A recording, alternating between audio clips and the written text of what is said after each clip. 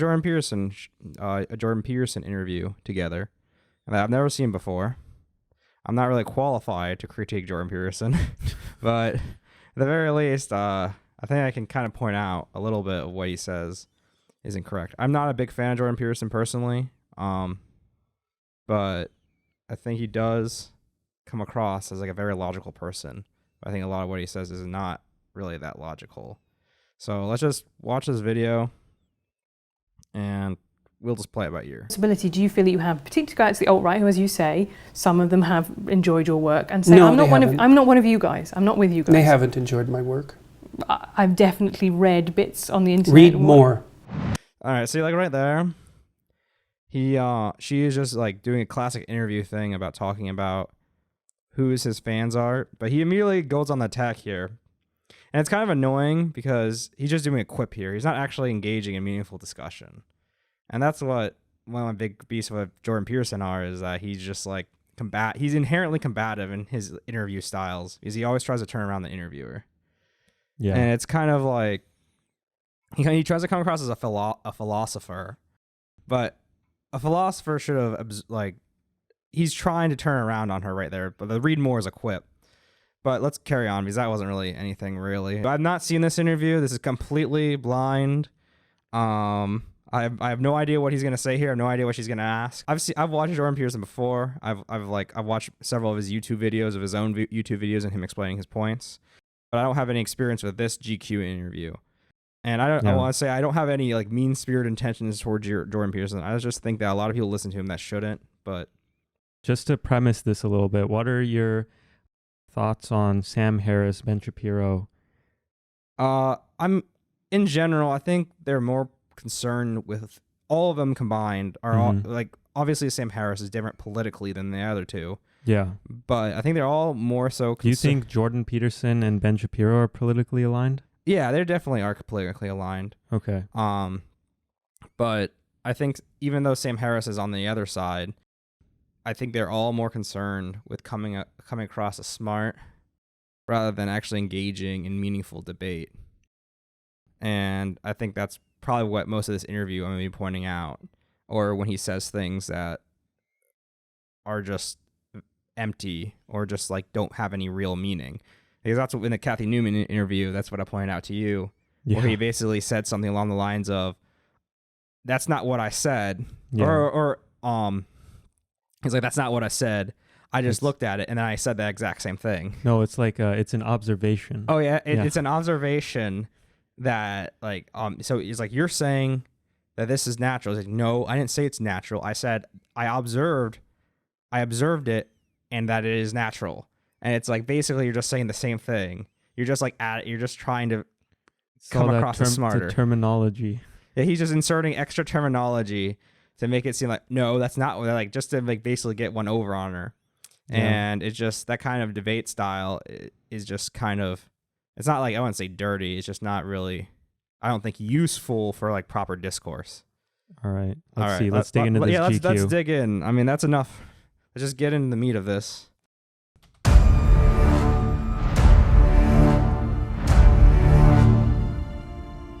Helen Lewis. You've sold Jordan Peterson. 2 million copies of 12 Rules for Life. You have 800,000 followers on Twitter, 1.4 million followers on YouTube.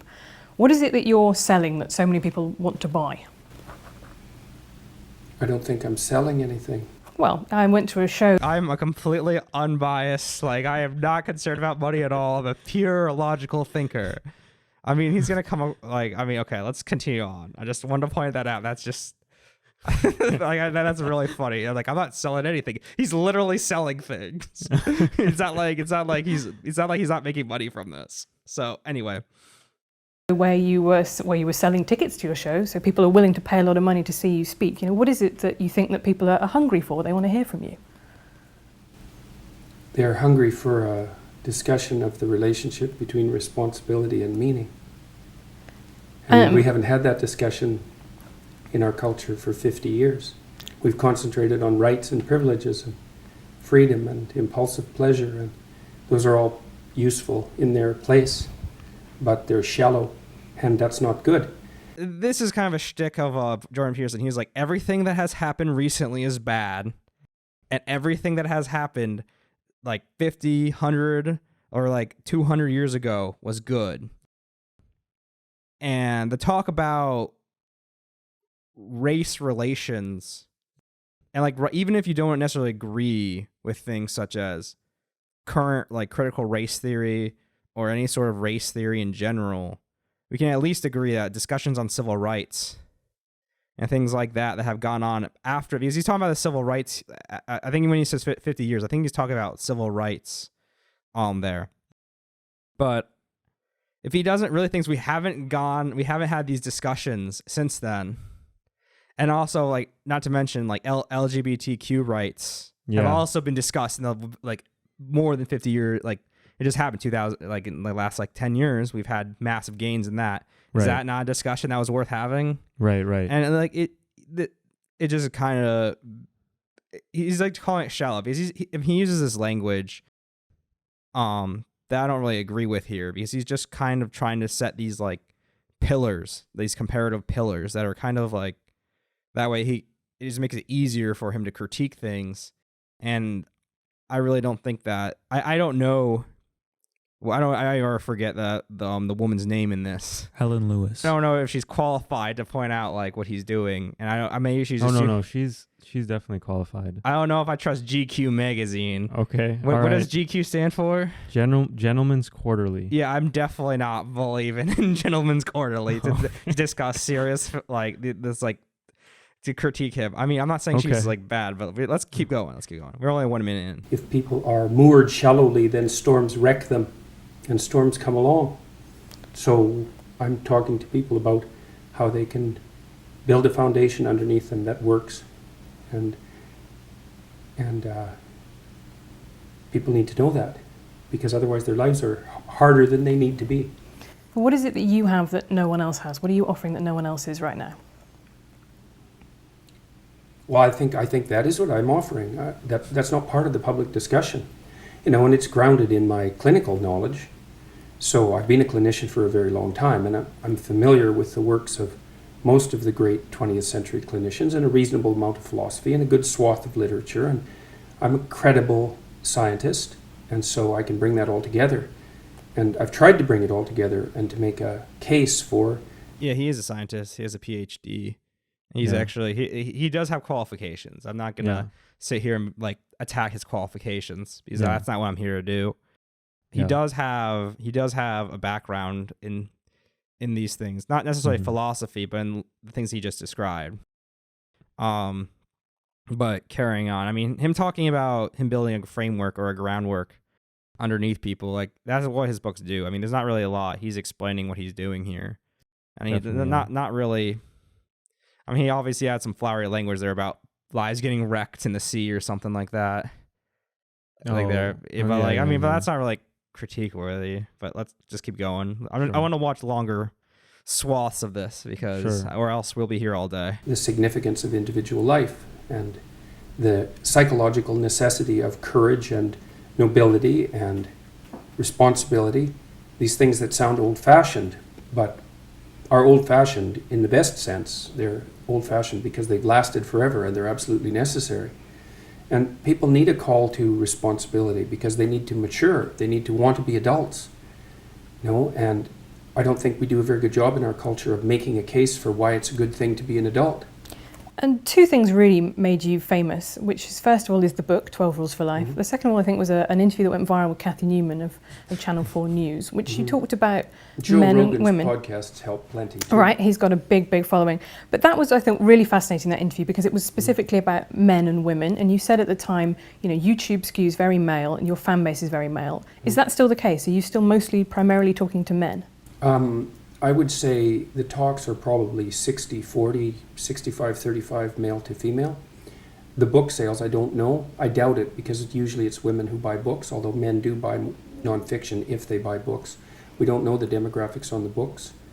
Right now, this interview is mostly like, you have commercial success. I'm hoping it goes into more detail about what he's talking about. But the book has definitely expanded my audience, I would say. And that's a good thing as far as I'm concerned. I mean, I never set out specifically to talk to men, my students for most years at university have been primarily female. I think most of my graduate students have been female. It might be about 50-50, but I think it would probably tilt more in the direction of female. So it wasn't something I set out to do. I think, though, that, as I said earlier, well, I can't tell how much of it is merely a consequence of the fact that YouTube skews so male. It might also be something to do with the call to take on voluntary responsibility. I'm not exactly sure why that would be more necessary for men right now. I think it might be because our culture confuses men's desire for achievement and competence with the patriarchal desire for tyrannical power. And that's a big mistake. Those aren't the same thing, even a bit. So, and it's very inappropriate psychologically and sociologically to confuse them. So. Well, one of the things I want to come back to is this idea. So that you say in the book, there is Talked about this earlier, like yesterday, about how men have come under attack in certain ways. Well, in his opinion, men have come under attack, i.e. that their desire for achievement, and I guess is like different from success and achievement. I forget what his exact words were, but basically their drive to achieve things is now bad, and it's causing like a movement against them. Because that's what he's talking. I mean, that's what, if you haven't read his book, like the 12 rules, I forget the rest of the title of the book, but he has a book called like the 12 rules of something. Yeah, something like that. Yeah, and it's kind of like a self-help book. Yeah, it is. It is a self-help book. A lot of the rules I don't agree with. Like one of them is, I forget how he exactly words it. Basically, don't let your child do anything that would make you hate them, which is like kind of weirdly worded. That might be a misquote, but I'm not gonna go too far into it. But essentially, he's talking about. Man, I agree with Jordan Peterson in terms of him identifying the problem here. A problem, like I think he's improperly identifying, but there is a problem right now where men have kind of lost their way in our society, where basically, if you think about, we talk about, like I said, I'm going to be talking about a lot of things we talked about yesterday because no, other people, is that if you think about women in the last 50 to 100 years, I mean, even 100, 150 years, women have had multiple chances to rethink their identity inside of, I guess, as Jordan Peterson put it, Western civilization, even though I don't necessarily agree with that term. And what makes you not agree with that term? Well, it's kind of hard to say, like, where does Western civilization end and where does it begin? Is Japan part of Western civilization now? Is China becoming more Western civilization? It's a way of almost Americanizing or Eurofying a sort of like movement towards certain things. I just don't agree with it. I mean, it can be useful in shorthand, but I just don't think it's a super accurate term. In any case, he talks about, but if you look at men really haven't had, if you look at a man from today to 50 years ago to 100 years ago, not today, but 20, I would say 50 years ago and 100 years ago, they were both basically, I'm not talking about what they were doing, but like kind of like what their role was, like breadwinner, major, like the major political force, like almost entirely the political force. And while women were obviously important in these time periods, the political power of men and their economic power of men was way, way higher, like in terms of relative power compared to women. And now we're having this shift. And Jordan Peterson has identified, and like men, a lot of men have, I think, in my opinion, have sort of been dealing with this sort of loss. And I think Jordan Peterson properly identifies that this is a problem. I just disagree with his solution that we need to look backwards. But let's keep moving because I don't want to get trapped on 4 minutes and 24 seconds. Masculine order and feminine chaos. No, actually, I say that those are symbolic representations of the two things. Right, okay. So why is order masculine? I think it's because our primary social hierarchy structures are fundamentally masculine. And that's not the patriarchy? Well, It's not the modern idea of the patriarchy, that's for sure. I mean, that's my idea of the patriarchy, which is a system of male dominance of society. Yeah, but that's not my sense of the patriarchy. So what's yours? Well, in what sense is our society male-dominated? The fact that the vast majority of wealth is owned by men, the vast majority of capital is owned by men. Women do more unpaid labour. Very tiny proportion of men, and a huge proportion of people who are seriously disaffected are men. Most people in prison are men. Most people who are... See, he's like, right now what he's doing, he's not willing to address the argument she just made to him. She was talking about like, oh, it's just a tiny fraction of men. So he's dismissing it. He's not actually he's just casually dismissing it there. And then now he's like, well, there's a greater number of men who are disaffected. Yeah. So he's changing the argument here. Yeah. And this is a real thing that you can see like people like Jordan Peterson and Ben Shapiro will do. Yeah. They will. So like, she made a very good point about a male dominated state, about men owning like most of the wealth and having most of the political power in most what we consider like industrialized countries. But he doesn't really have a way of arguing against that. So he sort of just dismisses it offhand by saying, oh, well, that's a tiny fraction of men. Even though those people still hold a massive amount of economic and political power. So do you think it is a tiny portion of men who hold a lot of economic power, or do you think men in general hold a lot of economic power? Well, if a tiny fraction of men hold a ton of economic power, it's the same thing as men holding a ton of economic power. Yeah. It's just the same thing. It's just like you're basically like, if you say, only one of these people own a massive amount of economic and political power. If it's a man still is owning it. It's still his viewpoint that's being imprinted upon the world. It's the masculine viewpoint that's being imprinted upon the world. So this is the problem. I mean, this is one of the big problems I think I have with a lot of these people is that they will do this when something very inconvenient to their argument comes up. On the street are men. Most victims. He is right about this stuff though, the prison thing and on the street, and that a lot of men are disaffected right now. He is right about this. That I'm not saying that he isn't right about this, but I don't think this is a good counter argument to what she was saying. I think this is a whole different type of argument.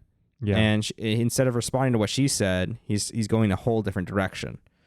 But let's continue on. Violent crime are men. Most people who commit suicide are men. Most people who die in wars are men. People who do worse in school are men. It's like, where's the dominance here precisely? What you're doing is you're taking... Where's the dominance here precisely? Exactly what she said 20 seconds ago. Yeah, so anyway... A tiny... But in the argument's sake, we've already moved past that point. He's already put a lot of space between that argument. Substrata of hyper-successful men. Okay, now he's to represent the entire structure of Western society. There's nothing about that that's vaguely appropriate. But I could say equally well that most rape victims... See... All right, and she takes the bait here. She fucked. I guess I can cuss. She fucked up here. He was talking about. She's going down to his level now. See, this is the big thing. This is how Ben Shapiro appear like to be super smart, and Ben Shapiro is actually really smart. I'm not gonna. And Jordan Peterson's actually really smart. I don't want to say they're not. But like they make argument. They're really good at this thing called rhetoric, which you probably have all heard. But basically, it's argument tactics. And he basically brought her down to a different argument by baiting her into this talking about women thing. And now he's going to start listing more facts because he probably knows more about this topic than she does. Because both Ben Shapiro and Jordan Peterson know a lot about these things they talk about and write about all the time. So he basically he also kind of dismissed there. It's like this hyper class that has nothing to do with like masculinity or anything. Even though these people are still the ones that are reflecting their political power and economic power and making an imprint on the world. He's almost trying to take them out of the equation as he doesn't want to discuss about them. And instead of ramming that point home, she should right now ram that point home into him. But instead, she's taking the bait, and now we're gonna watch her probably crumble. All right, let's see what happens. But let's see if my predictive ability is good or not, because I don't know. I might be underestimating her. I'll feel bad if I underestimate her here. In terms of women, terrible things happen to people of both sexes. And you could say that with perfect utility, but that doesn't provide any evidence for the existence of a male-dominated patriarchy. Well, it just means that terrible things happen to both genders, which they certainly do. But there are almost no... Yep. she just got destroyed there. But women who rape men, for example. So that is an asymmetry there in sexual violence. Well, yes, there's an asymmetry in all sorts of places, but that doesn't mean that Western culture is a male-dominated patriarchy. The fact that there are asymmetries has nothing to do with your basic argument. No, but you might This is a trope that people just accept. Western society is a male-dominated patriarchy. It's like, no, it's not. That's not true. And even if it has a patriarchal structure to some degree, the fundamental basis of that structure is not power; it's competence. That's why our society works. It's only when a structure degenerates into tyranny that the fundamental. Okay, right now he's talking about the reason. I hate pausing this much. Just go, yeah. Just go. go. The only way to do it, yeah. Yeah, I mean, there's a lot here, actually. There's a lot of substance. I was worried that this would just be, it's all about your books and everything. But right now he's talking about basically, he basically, he was like, it's a trope that male dominate. And like, he's using these argument tactics, like, i.e. you're arguing like something that's like popular. Like basically you're just arguing something that's popular. And I'm actually arguing for what's true. And I think people have this almost like this idea in their brain that like if you challenge a popular idea, you're somehow righteous. Like if you have that's why I think that the reason why conspiracy theories get popular is because it's like, you're like trying to bring the truth. You're a bearer of the flame of truth. And like, that's what he's basically equivocating himself to. And here he's also talking about, there was a lot to unpack there. I should have paused it sooner. But he was talking about our society is one based on competence, not power. Now, this is a very bold claim to make, especially when we have a lot of evidence to the contrary. In terms of, because he's arguing that people are rich and hyper rich, and people are successful in our society because of competence, not because of power. Now, we can talk about what he means by power here. But one thing that's important to note is that it's very easy to, like, if someone's born rich, that's power. I mean, I don't know if Jordan Peterson would agree with this, but to me, that's power. You have better opportunities than a poor person who was born into a laborer family, or born into an agrarian family, like someone who, like a farmer, or like someone who works in like a meat, a meat processing plant. And they have more opportunities, they have more power, they have the ability to succeed, and they have the ability to become more, like, you look at like the top 1%, and you look at, and not just the 1%, but you just look at the upper class. A lot of, they all came, it's not like they inherited all their wealth, but they were born in situations where they're able to more easily pursue their dreams. It's like you were saying about the zip code. Like you can just look at someone's zip code, you know? Yeah, it's fair. There are certain, if you look at a zip code, it's very easy to tell. You can guess with a degree of certainty where they ended up in terms of like socioeconomics, like whether they ended up in upper class or lower class or middle class. He's arguing that the people are hyper rich not because of masculine structures, but because of competence, because they're worthwhile. Now he might go back a little bit on this. He did give a little bit of a gray line there where he was talking about it might be slightly patriarchal. I think he said something along those lines, like, again, it's like 2 a.m., but slightly patriarchal. We did it live, but it's almost like a caveat. Like he's like, I didn't say it was completely like fine. It's like he almost had a fallback plan. But anyway, that's not really important. Let's continue on. I kind of diagnosed there what I wanted. Oh yeah, whenever you want to say something, just pause it. All right. See, I've never done this before. Relationships between people become dependent on power. It's not power. If you hire a plumber who's likely to be male, it's not because there's roving bands of tyrannical plumbers forcing you to make that choice. And it's the case with almost every interaction that you have at the face of our culture. You're dealing with people who are offering a service of one form or another, who are usually part of the broad middle class, and what you're looking for is the person who can offer the best service, and you can find it. It's not a consequence of being dominated by anything that's tyrannical. And then again, our culture, the Western culture, which is by no means perfect, and certainly has tyrannical elements like all cultures do, is the least tyrannical society that's ever been produced, and certainly the least tyrannical society that exists now. So where's the patriarchy exactly in all of this? Well, saying that it's the least tyrannical society is not the same as saying it's not a tyrannical society. That's exactly why I said it was the least tyrannical But that's society. what I mean. So you haven't debunked the existence of patriarchy then. You've said that actually now is better I don't for have to debunk it. women. You have to demonstrate its existence. Okay, well, let's go through it. I'm writing a book about feminism at the moment. Until 1919, there were professions that women were barred from. They simply were not allowed to do it. Until 1880s. Why would you blame men for that?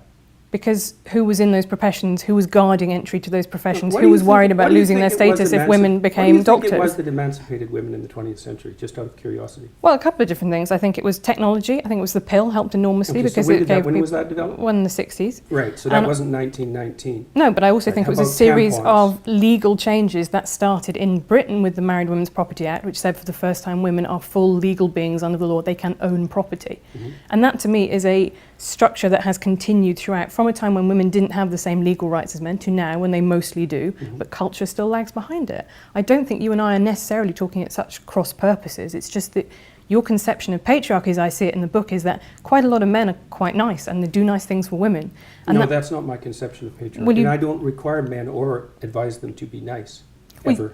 Well, you do talk about the guy who's the tampon king, the sanitary towel king of India, I right? wouldn't call that nice. Okay, I would what call would you- that brave. Okay, Did you read about his life when he was trying to develop that? yeah. God, it was absolutely miserable, and he did it anyways. And Right. he freed all sorts of women as a consequence. And I That's think that not was nice. That's courageous. That's noble. That's visionary. It's not nice. I think it is also He really likes to like Those words. nitpicky. Yeah, he's very he I guess that kind of thing just kind of like pisses me off a little bit. It's like she's just like they're just talking about by the by like oh this guy who did this like remarkable thing is nice. And he's like how dare you say that he was just nice. And then he goes on for I don't know 30 seconds giving all the adjectives about this guy. And it's just like you need to calm down. like give me a compliment right now. Dude, you're the best, man. Okay, give me a less great compliment. You're okay. You're okay, Will. I'm okay. You just call me okay? No, I'm the best. I'm exceptional. And you know what? I did things that you couldn't even imagine. That's what he's saying. And it's really I mean, there's not really a lot to like debunk. I'm not trying to bonk him here. I'm just saying that he's just taking this interview to a whole like I guess she's definitely going on the offensive now. So she's kind of like asking for it now. I mean, okay, maybe I shouldn't say that in that phrase, asking for it. But and so now I'm like kind of like all right, the gloves are off, and I think Jordan Peterson is going to continue to go about this, like how he's been doing this whole time. so nice. I think it is also something that is it is honouring your social obligations. I'm not so sure that that's a social obligation because many other people would have done it had it been a social obligation. He said what he was concerned about. He saw that his wife was suffering with her monthly period and had to choose between feeding her family. He said that in such like a he like paused. I was I was trying to think of the proper word, but and taking care of herself properly and chose to feed her family and thought he would do something about that. That goes way past nice, especially given what he had to suffer through to do all the experimentation that produced his eventual technology. So this whole patriarchy thing, I think you have no idea how pernicious and dangerous it is. Well, no, I don't. Okay. Now this is his thing. He's basically being like, you have no idea about how great this guy was, and then he's like, you. Okay, this is like something I guess that like grinds my gears. Is that he's actually let's finish this. I want to see her response to this. Then I'll dive in. I Men and really don't. women Go on. throughout history have fundamentally cooperated to push back against the absolute catastrophe of existence. A terrible death rate, the probability of chronic starvation, early death, disease, the difficulty of raising children with all the death that was associated with that. And to look backwards in time and say, all right, I'm not gonna let him finish because he's okay. So he basically just went on the attack against her. And I was like, you have no idea what you're talking about because you underplayed how great this guy was. And I don't think that was a valid thing to say because you weren't really you stopped discussing about the patriarchy the moment you started talking about this guy who I think developed the tampon. I'm not sure. what he exactly did. I mean, can't deduce it. Yeah. I'll probably look up later or tomorrow. But in any case, he's now moving on again. He's moving on again. He didn't give her a chance to respond to his accusation. You don't even understand the patriarchy. And now she's probably like kind of upset because they're like, if you tell someone you have no idea what you're talking about, that I can tell you like from personal experience, like from people telling me that to me telling other people that, which it's not only should you not do that to somebody, again, you get told it's just very enraging, and any sort of civil discourse is like going to start breaking down.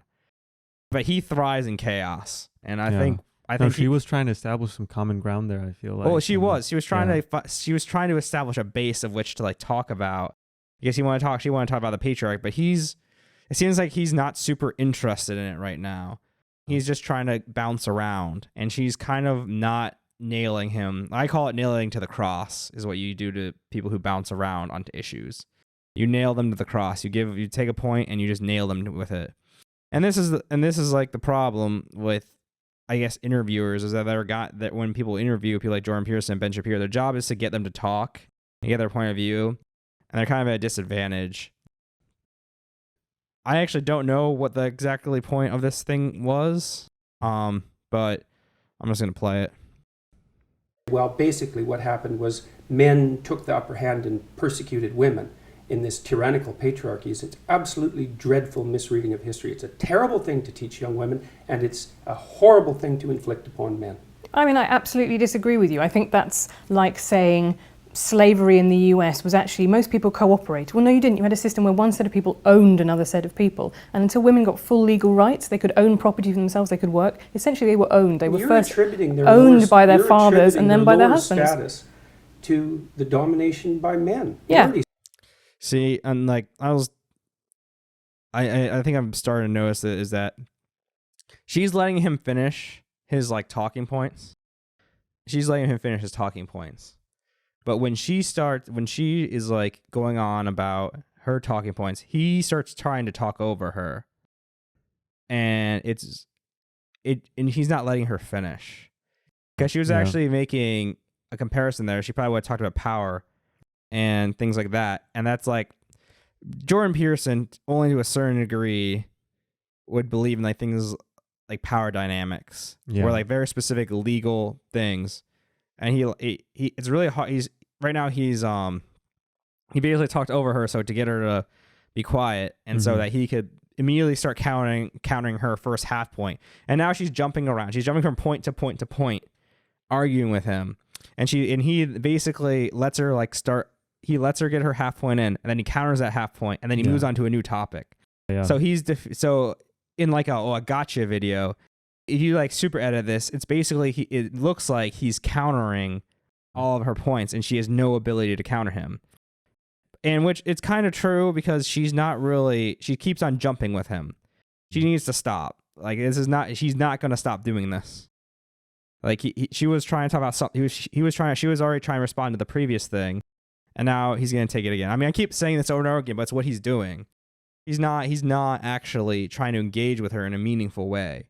He's just trying to say, you're completely wrong about your interpretation of these things, and that I'm right, and that he's not trying to like find some common ground to argue about. But in any case, you said that you thought that what emancipated women primarily in the 20th century was technological revolution. No, not primarily, but that's one of two. I think that's two things. Not primarily, eh? No, you don't think the pill was a primary force in the emancipation of women? I think or the invention of... See, here's another thing he's really good at.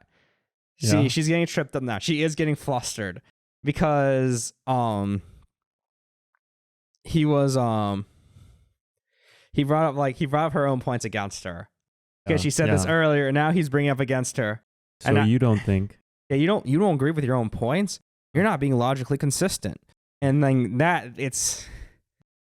I don't know how she's gonna take an hour and 42 minutes of this. I really don't. Like I couldn't. I would just. I mean, I'm not a saint. I would just walk off the stage. Could you imagine if everything? Like every time you spoke to me, I just was like, "Oh, you're wrong." Like go away. Of tampons, let's say, or the provision of proper sanitary facilities, toilets, and that sort of thing. You're thinking instead it was the action of courageous feminists in the 1920s that produced a social revolution that overthrew the patriarchy. That's your theory. Yeah, I think that's a foolish theory. Well, I'm very. She's right now falling to his provocations, as I would say. She's really getting bounced around here, and she's probably not even sure. I mean, I can't speak for her, but she's at a disadvantage here. She's an interviewer and he's an interviewee. Yeah, and I think, there's certain things that she has to play by. So, I mean, I think she's more afraid of him walking off than you know what I mean? Yeah, it's her job. Yeah. He's already been paid. Like she pisses him off. It's her ass on the line. Yeah. And So, she's playing fair. And I mean, I think they're doing the best they can in each of their situations, but I honestly think Jordan could be a bit more I don't know, like a bit more friendly. I don't know. Friendly is not the right word to use here, but I don't know. Civil is the word you're looking for. Yeah, like he's not allowing there to be common ground to be established. Right. And arguing about a single point. The initial attack was the fact that men are patriarchal because there was a class of hyper rich men at the top of the system, and that was the initial point. Basically dismisses it out of hand and doesn't really argue about it. And now we're to that's a foolish theory because she's been bounced around so much. Now we're talking about tampons and technological revolution. Now I don't know how we got away from modern day examples. Court here. I don't know how we got away from modern day examples of the patriarchy, but now we're back in the 1920s. It's like from where to where are we going? Like he's bouncing her around and he's beating her at every individual point, and she's just following him. And it's like it's kind of painful to watch. It really is, because it would be very easy to make a supercut of this, of him, quote, destroying a feminist, and I'm sure someone already has, actually. Probably, But let's continue on down the bloody march. Sorry to hear you say that, but I think, to quote you in the Kathy Newman interview, I think it's a multivariate, right? I think there are lots of different things that all contributed to women gaining full rights. Well, then let's not be assuming that Western society was a tyrannical patriarchy. Well, no, that's one of them, and then other... Yep. And then now she just conceded a point to him. She was multivariate, and she's like, all right, well, let's continue. Other things happened as well. So you have the pill, you have the dishwasher and white goods, labor-saving devices in the home. I think all of those were really important. But you also have things like campaigns for the vote. Yes, you also have things like that, yes. So how, when in a system that existed in England until 1918, when why would you even want to look at history like that? Like, what's your goal? Because exactly. I think the people who don't look at history are condemned to repeat it. And I think that He just bounced again. He just bounced out and was like, why are you even looking at these things in this way? What is your agenda? If someone accuses you of what's your agenda, it's like, oh, you're biased. And it's just completely, he's devaluing her opinion right now. I think she's biased.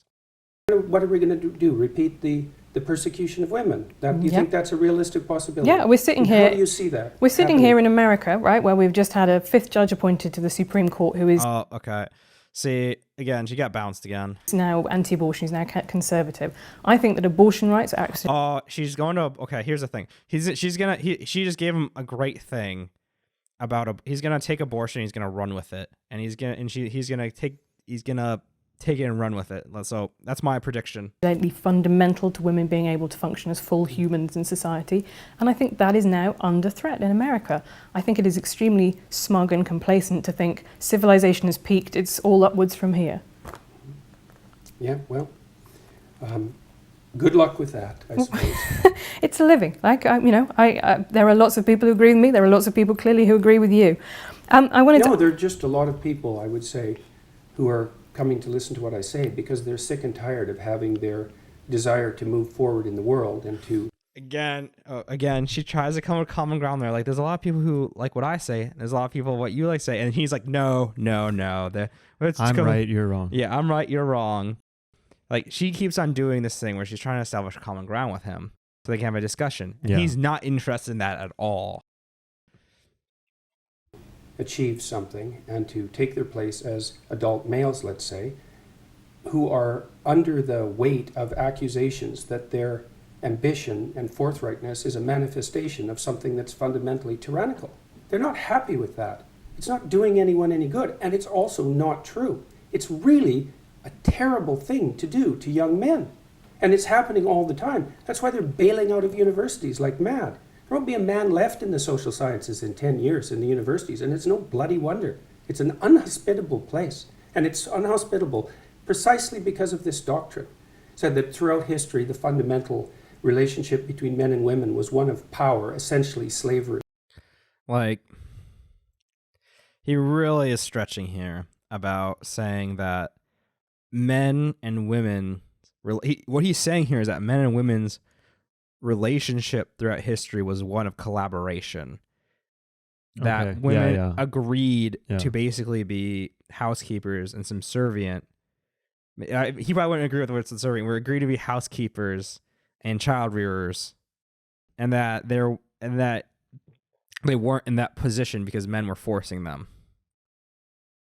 So it was by will, by choice. Yeah, it was by choice. Okay. Because right here he says the relation between men was one of power, and he's critiquing this. He's saying it's not this, and I think that's a big stretch. That's a real big stretch, considering women were denied basic political rights. It's like, fine, believe it if you want. It's not going to do your relationships any good, I can tell you that. So. Okay, well, we'll see how that one goes. I'm currently like another personal. I mean, dude, I'm surprised. I mean, God, I wouldn't do this anymore. It's just, let's see how your relationships turn out when you believe that men had power. I mean, married, but I'll raise it with him. I think the university's example is a really fascinating one, because you talk in the book about the fact that now women are a majority on 2/3 of college courses in the US. And I've also seen you saying, well, you believe in equality of opportunity, but not equality of outcome. Maybe women. It isn't only that I don't believe in equality of outcome. I think it's an unbelievably pathological wish and doctrine. Right, and it's very dangerous. History has demonstrated exactly how dangerous it is. Equality of opportunity is something that anyone with any sense. He talks about this a lot in his like, not podcast, but his YouTube videos. How he's really, really doesn't like equality of outcome, and I actually agree with him here. About you don't want people who are doing different levels of work to get the same reward, basically. But he is... Actually, I don't really have it. I don't know why I stopped it here. I don't really have a big point. I just want to point out that he talks about this a lot.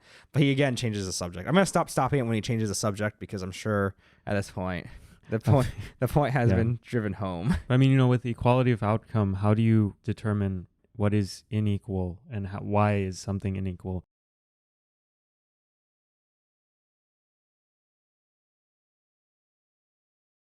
Well, yeah, it's hard to say. It's what exactly is like value of a work. Like what is, like, is Jeff Bezos getting an unequal return on him not working anymore because he like started Amazon?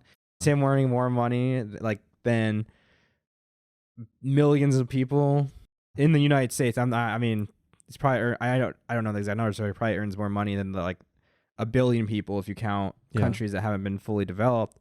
But it's just, I mean, that's like a whole topic we could discuss about that, but let's just continue on. I just want to point out this is something he talks about a lot, and like, he didn't run with the abortion thing. I was wrong. I thought he would. I thought he would. I was wrong. I'll admit when I'm wrong. He jumps. He jumped somewhere else. I thought he was gonna go with that and run into like, that's actually a abortion's anti-woman. Something that pro-life people will do is they'll say abortion is actually anti-women because it denies them something. He didn't go that direction. He could have also talked about how abortion is anti-men because it takes away the choice of men to be fathers. But I thought he was going to go in that direction, but he did not. So I will concede that I was wrong, and you can take that out of my paycheck. It's coming out. All right. Sense would support, but equality of outcome, it's So what's You your have to problem with be there not confused being... beyond belief to support equality of outcome. Okay, so what's your problem with there not being enough men in the social sciences?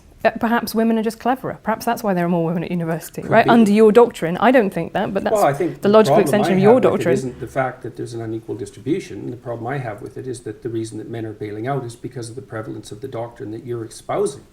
That's the problem I have with it. It doesn't matter that much. They will bail out. I don't see any way that the universities are going to redeem themselves in the next decade.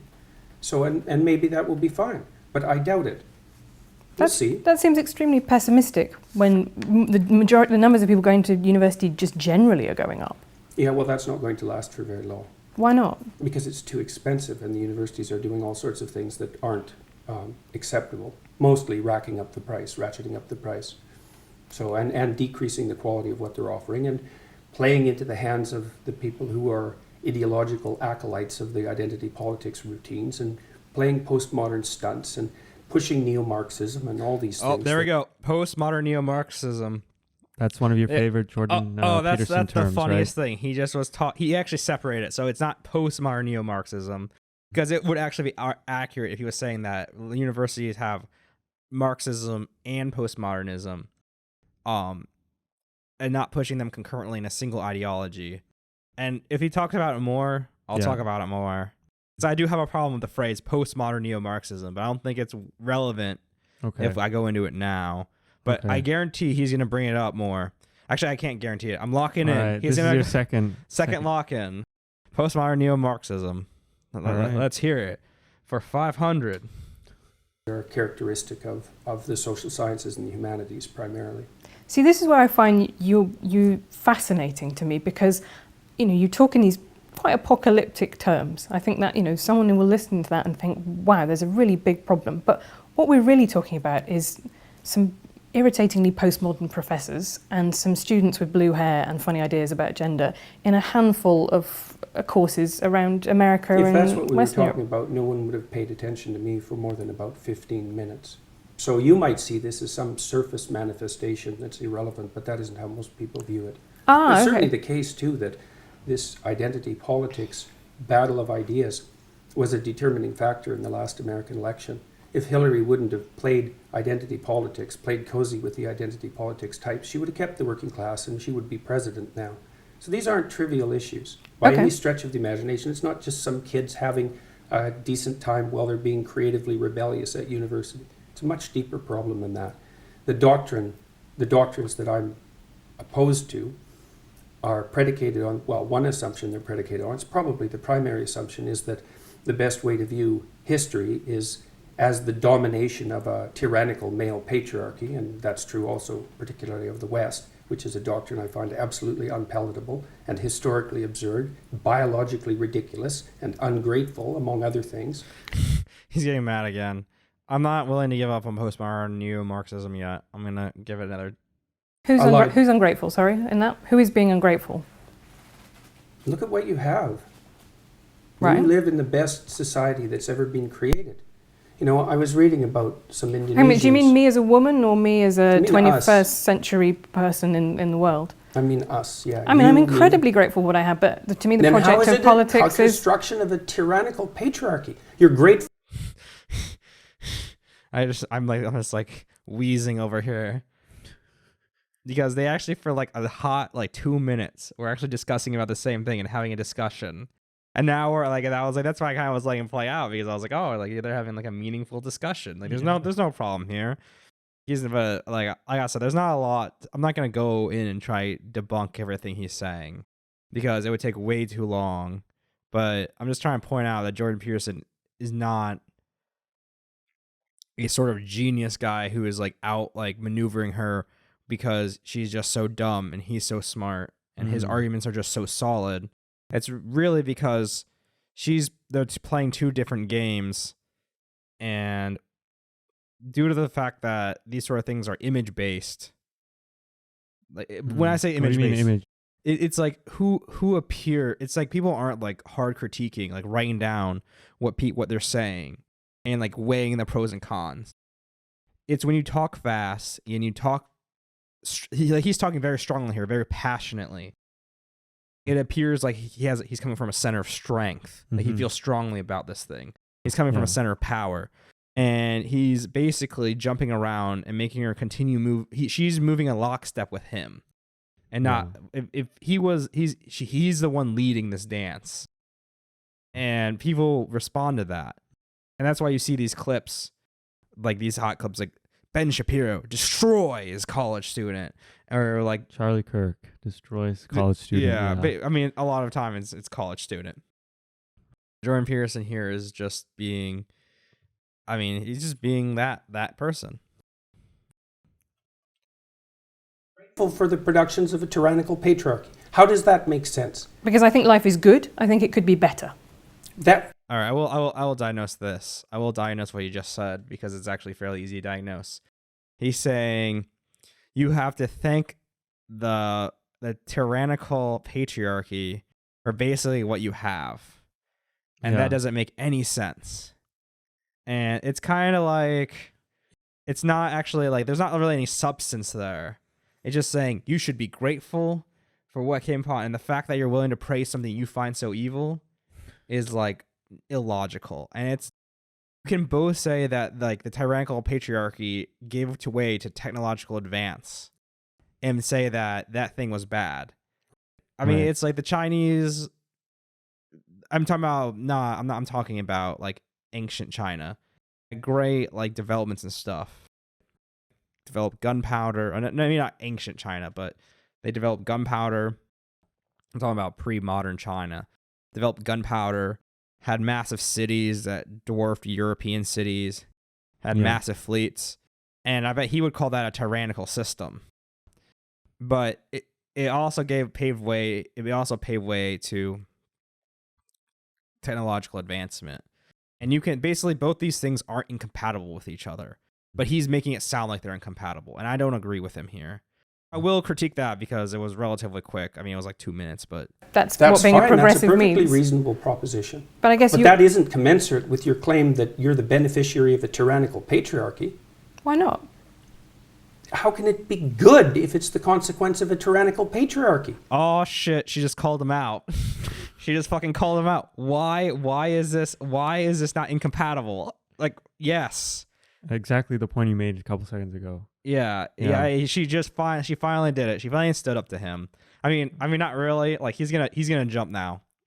Lock in number 3. I'll concede both my neo-Marxism. All right, so we got 2 things on the line now. Yeah, 2 things. Yeah, well, I concede the neo-Marxism. I'll take away that. I'll take 0 for 2, but he's gonna jump now. Tyranny isn't good, is it? I mean, that's the definition of tyranny. Something that isn't good, and yet it's produced all these things that you're grateful for. Like, doesn't that contradiction bother you? Where did what was good come from?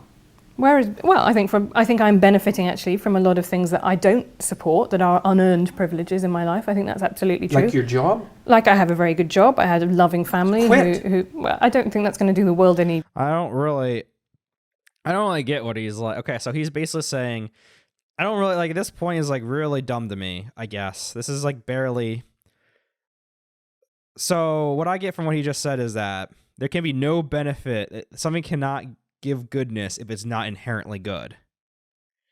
So I don't know why he's arguing the fundamental goodness, like, or something like, because it's very easy just to see that something good can come from something bad. I just don't understand why he's trying to argue this. He just said good. He's saying how can you possibly argue that good things that we think of as good technological development helped improve women's lives, just like how could you say that came from something bad? But that doesn't really make sense because it's something terrible can lead, like the development of the atom bomb indirectly led to development of, or I guess like more so the development of certain military applications that made it much easier to extinguish life, led to things like the development of modern aeronautics and like space travel and things like that. Like that's an example of like a system that produced bad things. Like the ability to extinguish all life in an instant, in my opinion, is a bad thing. Yeah. But it led to developments that eventually led to the development of the cell phone and things like that. They increase communication between populations and improve the lives of billions of people. So that's like an example of something bad that has led to something good. And right now he's arguing that it's like this sort of fundamental thing. He would say like, oh well, if we have, it can't be bad because, but he's trying to argue this, and it's kind of just not working for me, I guess. Good, is it? That's a hell of a fine rationalization for your privileged position. Oh well, fair enough. But if You could trade it off with sorry. He just like it was just like, you're privileged. Like you just like check your privilege. Yeah. You just check your privilege to a feminist. Like that's just really funny, actually. I mean, I don't agree with what he said, but it's really funny. Like if this was a comedy sketch, this would be great. like well, check your privilege, feminists. Check your privilege. Yeah, you better check it. Need to check it right now. Check it, you. check it, you button-down shirt wearing. Oh man, like this shirt. Where did the shirt come white from? Man. Did it come from the patriarchy? Yeah, did it come from the patriarchy? Like, Yeah. is that shirt patriarchy based? Yeah, 100%. It should be 100% feminist. It should be on the back tag. Yeah, gotta check. But anyway, someone who's less privileged. I That'd could. be a start. I could do that, but I don't want to, and I won't, and I don't think Why I should be not? expected to. Why not? Is it okay for you to occupy a position of privilege in the patriarchal tyranny? And if it is it because you're female? Or is it just because it's convenient? Well, let me tell you my political philosophy. I guess. all right. Now she's trying to redirect here. Yeah. She's trying. So she's kind of bouncing. She's bouncing off because he just said a lot of gobbledygook. I mean, he's trying. I mean, it's just basically like men-dominated women doesn't exist, and he's trying to say that what she believes is absurd, and now she's trying to clarify her position, and I don't think I'm not gonna lock in anything else. I've been like 0-3 today, but she's trying to clarify her position because she's not really understanding what's going on right now. And because I barely understand where he's going with it, because like I kind of zoned out there for a little bit because he just keeps on going back to the same thing. And the thing is, he keeps bringing her back here just to whip her more. And it's honestly, she's just letting him. But like I said, it's unfair game here. I'm a social democrat. So what I believe is that you should, if you have a good life, you should try and pass that on. I believe in a progressive redistributive tax system, for example. It was once said by Lord Mandelson in British politics, New Labour was okay with people being filthy. Like now she's giving like a history of her like political philosophy, but he's not going to touch that at all. He's going to go right for the throat with the redistributive tax system. I'll lock that in. Rich as long as they pay their taxes. Now, I'm kind of less okay with people being filthy rich. But what I Define do, filthy rich. well, I think I would leave that You're to... probably in the top 1/10 of 1% of people who've ever lived on the planet. That would constitute filthy rich by historical standards. Okay, but I'm not So sure that where I'm is going the to line exactly? be able to help the Neanderthals at All this right, point. I was wrong. He's going a completely different path here. Ooh, wrong on the abortion and the. I'm 0-4. I'm really tax bad. system. I mean, I haven't watched his in a while. I think he's just going after the last thing, or he's picking one thing out of that string, like and near. Well, that's the what he's end. doing. I'm trying to guess what he's going to do. Yeah. I'm trying to guess what he's Right. going after. Yeah. But he keeps on tripping me up, bastard. Just like he's just going a few past the one you were selecting. Yeah, because actually, you really identified there what he does. He picks one thing about like one thing in what you say, and then he harps on that thing for a little bit. Yeah, he harps on it and redirects it to that one thing. Yeah. And so you're now away from what you were talking about before. And now he's basically arguing. He basically is like, oh, the blurred line, like historically, you're super, super rich. And he's like, oh, you have no idea. Like, why are you talking about the 1 of 1% when you're actually in the 1% of like humans living today, and in the 1 of 1% of the humans living now ever. like these contexts, he's just gonna like restructure the context to like make it seem like, oh, everyone's filthy rich. Yeah, exactly. It's like you can't talk about filthy rich if everyone's filthy rich. You can't complain about the filthy rich if everyone's filthy rich. And he's used this tactic before, we've noticed as well. Well, yeah, he restructures the argument or to fit like his narrative. And she doesn't bring him back or try to call him out and beat him with it. She's just like trying to allow him to do what he wants. Really, by giving up some money. But this is my point, is that what I believe in a structure in which people who have had a good life and had lots of advantages should... See, she's not.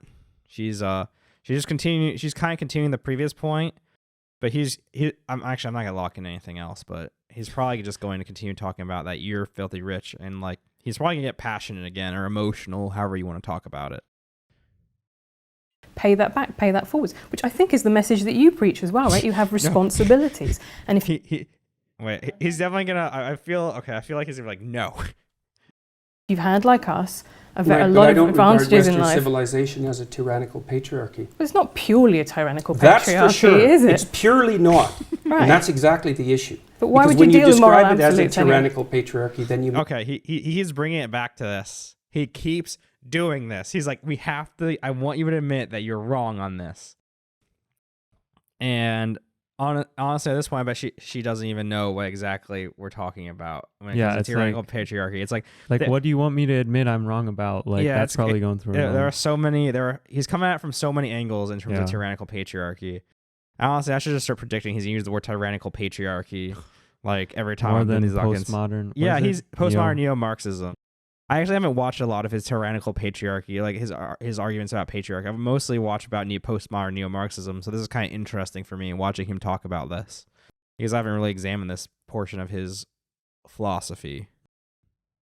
Make a case that it's purely that, and that's exactly what's ungrateful. It's not purely that at all. Why is saying that something has elements of this made the same as it is purely that? That isn't what's being said. Merely to define it as a patriarchy implies unidimensionality. And to insist that that's also tyrannical doesn't offer a balanced viewpoint at all. Well, I think that's probably where your disagreement comes with this, which is because I do not see it in that way. I do not see that as univariate at all. I see it as one element. Then why call it a patriarchy? Because it describes an overarching structure. Does it? Yeah. What if the patriarchy is fundamentally composed of women? Is it still a patriarchy? No, that would be a matriarchy. Would it? So let's say we take a patriarchal structure, like the medical profession, and we fill it primarily with women.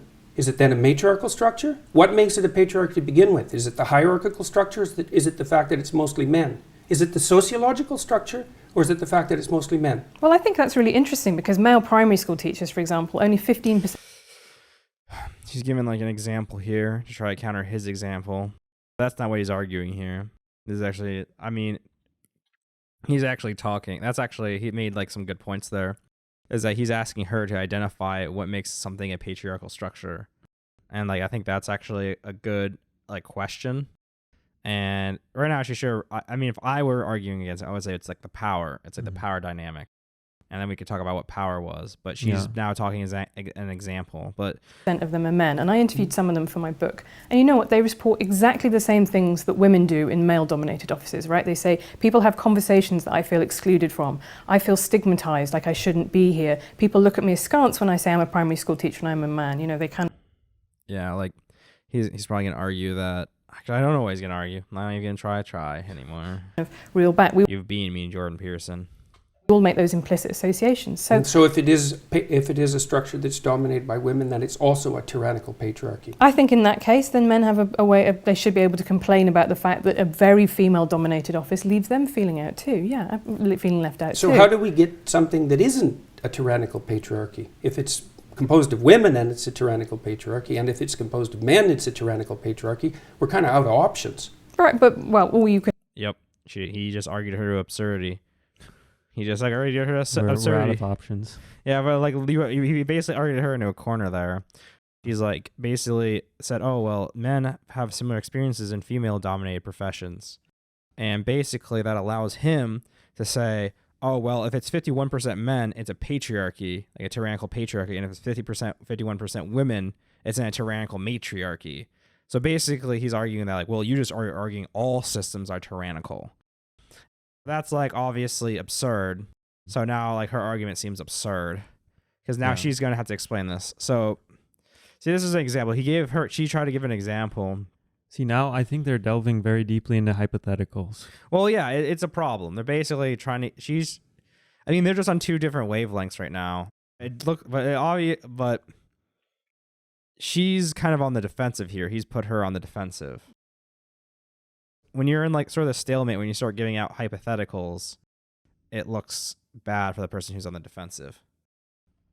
Have an office in which a blend of people of both So if sexes it's work. 50-50, then it's not a tyrannical patriarchy. No, not 50-50. I'm saying that people... 40-60. I'm saying that there is clearly, when there's only 15% of male primary school teachers, they do feel marginalised and excluded. So you think the defining hallmark of a tyrannical social structure is the predominance of one gender, and if that was relatively equalized, then all of a sudden it would be a free and open institution. I don't think that male primary school teachers are being tyrannised. I do think they are being marginalised, and I do think that they feel excluded and stressed by that. So what do you do about that? Well, this is what I mean. I think actually, and I'm surprised you don't agree with me on this, that actually having more male primary school teachers would be a really good thing, because boys... They're arguing about two separate things now, and he's kind of pointing that out. And like you Yeah. can see right now, he's just giving examples what's the perfect number Yeah. to eliminate tyranny, and that's kind of like just kind of funny. Like anyone watching this, I mean, I'm even laughing at it. She's like completely out of her depth right now. Like she doesn't really know how to argue against that because he's taking it to a place that she's not really confident to argue about. And she's like, "Oh, I thought you would agree with me on this," but the thing is, they're arguing about two different things. He's arguing that your argument's absurd because you're talking about there has to be like a perfect blend of like individuals. She's like, well, I'm just saying that there should be more male primary school teachers, but that's not what he's arguing. He's arguing that it's not a tyrannical system in the first place. Well, she's saying it is, but he's not saying that's not. He's just saying that it's absurd to believe that a perfect blend of male to females was what would eliminate tyrannical tyranny. And the fact that you believe that this is just kind of humorous. I mean, it is kind of humorous. It's like, oh, you're saying tyranny exists anywhere where there are 15% of one gender and 85%. Now, it could very well be the case that it's mostly that way, but it doesn't mean that it's necessarily that way. Need role models, actually, people, particularly boys who don't have a father figure in their life. That's really important for them to have a stable adult who shows them what it's like to be a man around the place. Could be, but you shouldn't achieve it as a consequence of preferential hiring. No, I don't think it would necessarily need to be preferential hiring. I think it would probably be about making that job, breaking down the stigma to entering that job. I think teaching is a really interesting example. It was seen at the turn of... I worked in daycares when I was 18, 19. Right. You know, there were no men in it. And how did that make you feel? I loved it. Yeah. You know, the kids, I used to wrestle with the kids, which of course you can't do now because everybody knows that would just be a catastrophe. And I used to draw them pictures of monsters. And again, it used to be better, and now it's worse. That's what he just said, basically. I mean... Did he say he used to wrestle with his kids, but he can't anymore? Yeah. And his reason for that? Why can't he wrestle with his kids? I don't understand. He's talking about his students. Oh, his students. He's talking about his students here. I thought he was talking about his children. No, he's talking about how you can't wrestle with his students anymore. And why would you want to... Have you ever had a professor who wanted to wrestle with you, Will? I had a wrestling coach one time who was also a teacher. Like a psychology professor. No, I've never had a psychology professor. I don't know. I guess this is like something that was a horrific loss. The fact that psychology professors can no longer wrestle their students. But again, it's just an example of his thing is like it used to be better. But in any case, that's not really, I'm not going to go delve too much into that. And they'd line up for that. And I liked working with kids quite a lot. And I didn't care whether it was female dominated. I've been in female dominated my professions my whole life. Right, I think... I haven't felt marginalized as a consequence. Well, then you have been lucky, and I have talked to people who have might be luck. The opposite. Might be careful conduct as well. Explain that more to me. Well, why would you assume that it would be luck? Well, if I say that, there is a statistical analysis and I've talked to a broad range of people and, you would always expect outliers at either end. Some people have had a really terrible time, some people have had a really brilliant time. Yeah, well, Everybody else in the middle. One of the things that I've strived to do is not to become resentful Well, okay, that's very good. I have to say that your Twitter feed does not give me that impression. You come across as somebody who takes criticism very much to heart. Is that true? I don't think you have any grounds for that suggestion. I mean, you've seen my interviews online. If I was someone who took criticism at heart, I'd be in a lot more trouble than I am now. In what way? Well, I've been criticized endlessly for 2 years. I've been in scandals. I've probably been in, I don't know how many scandals in the last 2 years, and had unbelievably contentious interviews with journalists online, on TV, on radio, in podcasts. If I was someone who couldn't tolerate criticism, the evidence for that would already be clear. Twitter's a strange social network. I've kind of pulled myself away from it. So it's not an easy place to conduct yourself with as much grace as you might. And I think it sort of rewards impulsivity because maybe it's because of the constraint on characters or something like that. So I think that people tend to show their worst on Twitter, and some of that's a consequence of the structure of the technology. I think I certainly agree with you. I think that's something that we agree on there. I think people are rarely at their best on Twitter. No, and I pulled myself away from it quite a lot in the last month, mostly to see why. I kind of kept an eye on Twitter, all the social media networks for the last few years. I just want to point out they finally agreed on something. The Twitter. He disagreed with the fact that he was selling something. Let's just point out that at the very beginning he disagreed with her that he was selling something, even though he sells books and seminars and right, presentations and like all sorts of things. But they finally agreed. Twitter is a toxic place. Let's just take a moment and recognize Twitter as a toxic place. Let's just take a moment of silence here. All right, that's enough. But that's enough of a moment of silence, that 1 millisecond. But in any case, yeah, it's funny that, I mean, I just wanted to point that out. They finally agreed on something after 24 minutes. 24 minutes in. They finally... Never too late. Never too late. Partly to see, well, I'm trying to monitor what's happening around me, I suppose, is probably the right way of thinking about it, and to see if I'm making mistakes and how they might be rectified. But I don't think Twitter's been good for me, and I don't think the reply function on Twitter is useful, and I think the fact that so many people on Twitter are anonymous is not a good thing at all. Do you think you'd be less angry if you went on Twitter? That's something I think quite a lot. I would be He's going to say, I'm not angry. Come into contact with less things that annoyed me on a daily basis. Oh, I think there's no doubt about that. Yeah. I think that's definitely... I really need to stop predicting what he's going to say. ...the case. And I've talked to other people who've pulled back from Twitter and experienced the same thing. I don't know what it is exactly, but there's something about Twitter that seems to really heighten the desire of people to be provocative.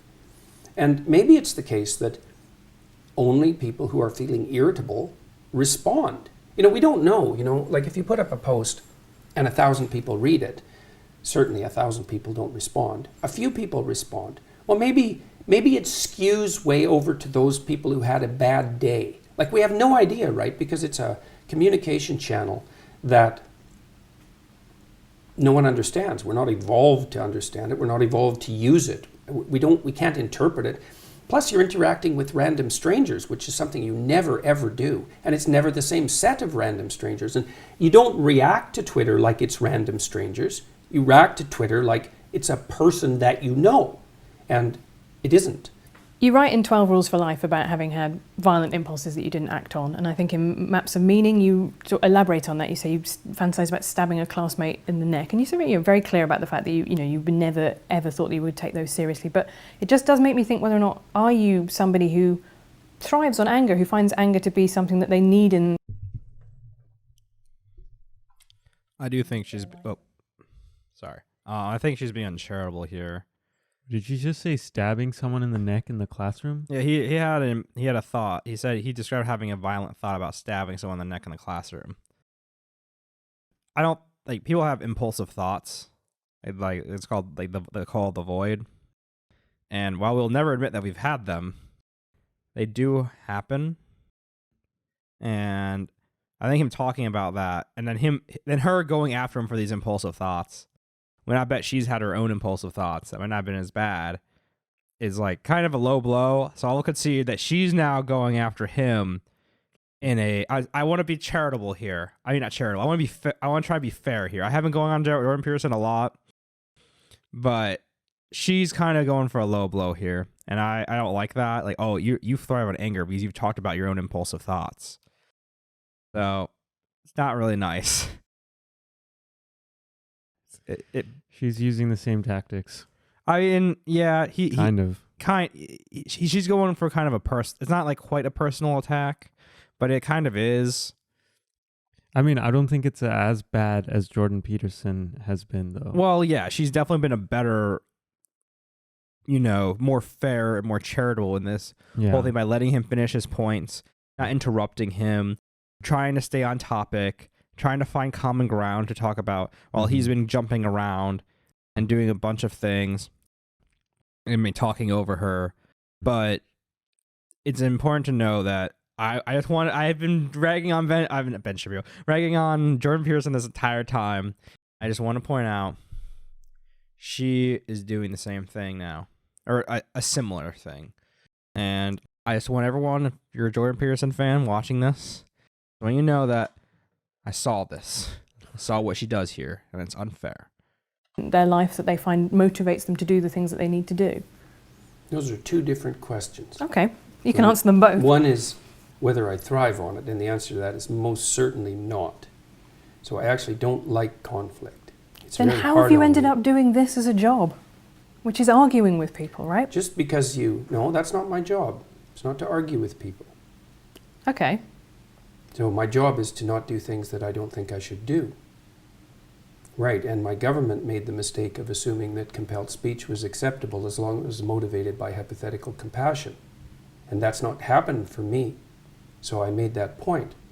It wasn't because I wanted to or because... He's talking about the fact that the Canadian government has taken some lengths to prevent people from using certain slurs or misgendering people. And he's talking about this is the reason why he's been compelled to act. And I do agree. I'm a huge free speech advocate. And I do agree that censoring these words or censoring people that offend people is wrong in almost every sense of the word, short of like threats. Now, obviously, there are problems that come with this. I'm not going to say free speech, like total free speech, doesn't have its problems. Anyone who argues that total free speech doesn't have problems doesn't know what they're talking about. There are there are pros and cons to each sort of level of freeness of speech you grant. And the way he's arguing it is that he's saying that I have to. I mean, I was watching, but he was saying a lot right there. But I think he was basically arguing that government feels that compelled speech is the way to go, and I feel compelled to, and I feel the need to rise to this provocation. Because I enjoyed it. I don't really like conflict. I'm actually a rather agreeable person, which is partly why I'm a clinician. And so I find the constant conflict exhausting. But that's not the issue. You're not morally obligated.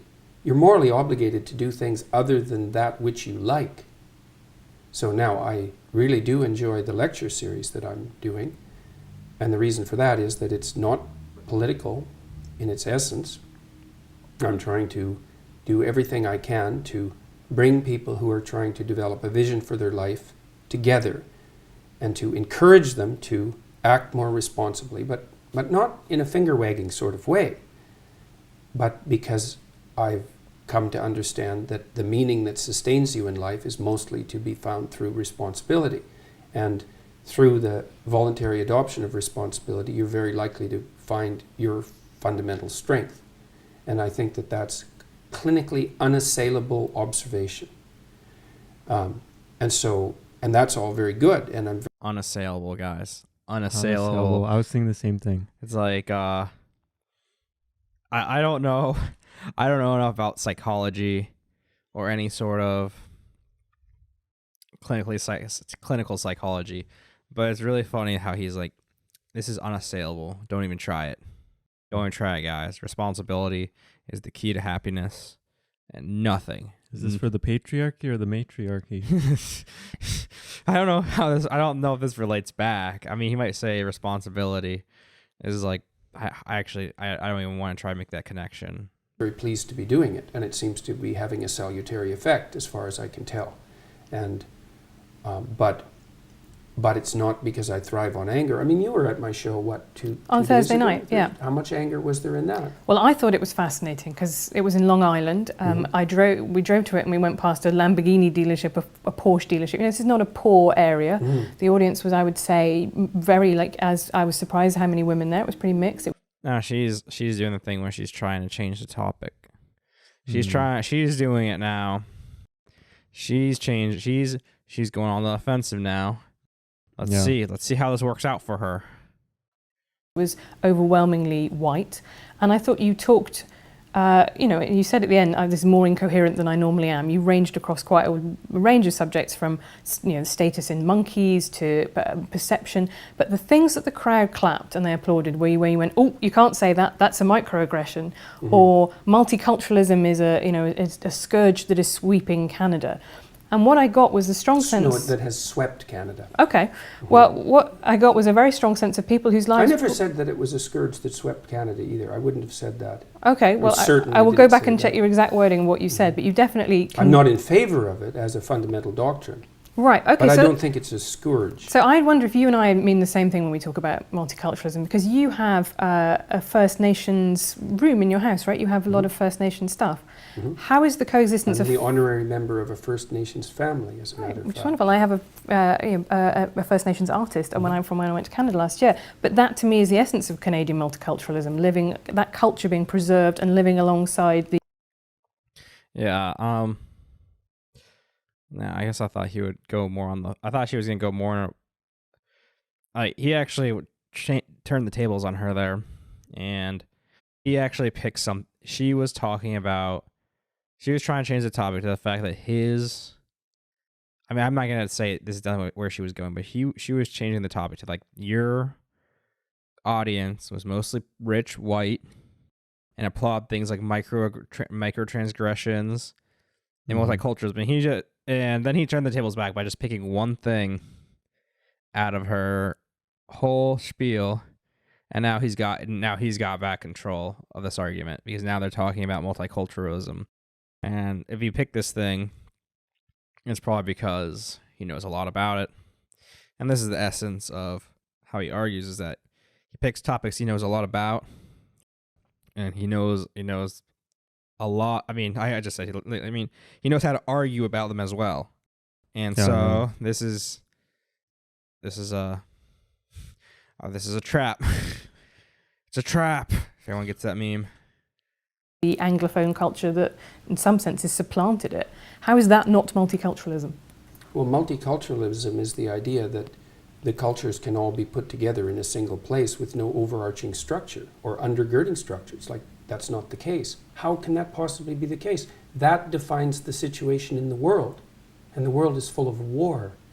So how can that possibly work? If you're going to bring people together, and they're going to exist together in harmony, they have to be playing a game that everyone plays, that everyone knows the rules for. It can't be 10 different sets of rules for different people. That isn't going to work.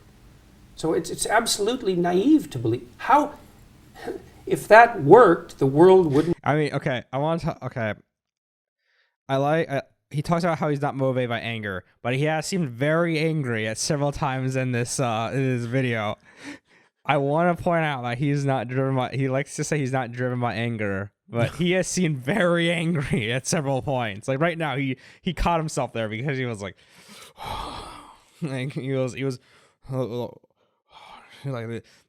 like, how could you even think this? Now, have you seen there's one video where I think he broke into tears. He was actually discussing a very emotional subject. I don't want to like paint Jordan Peterson as like a argument robot. Right. He actually has gone through a lot of life-changing events. Like he has an addiction to ketamine. He checked himself into rehab, and I believe he went to Russia for like an experimental treatment. and it went poorly for him.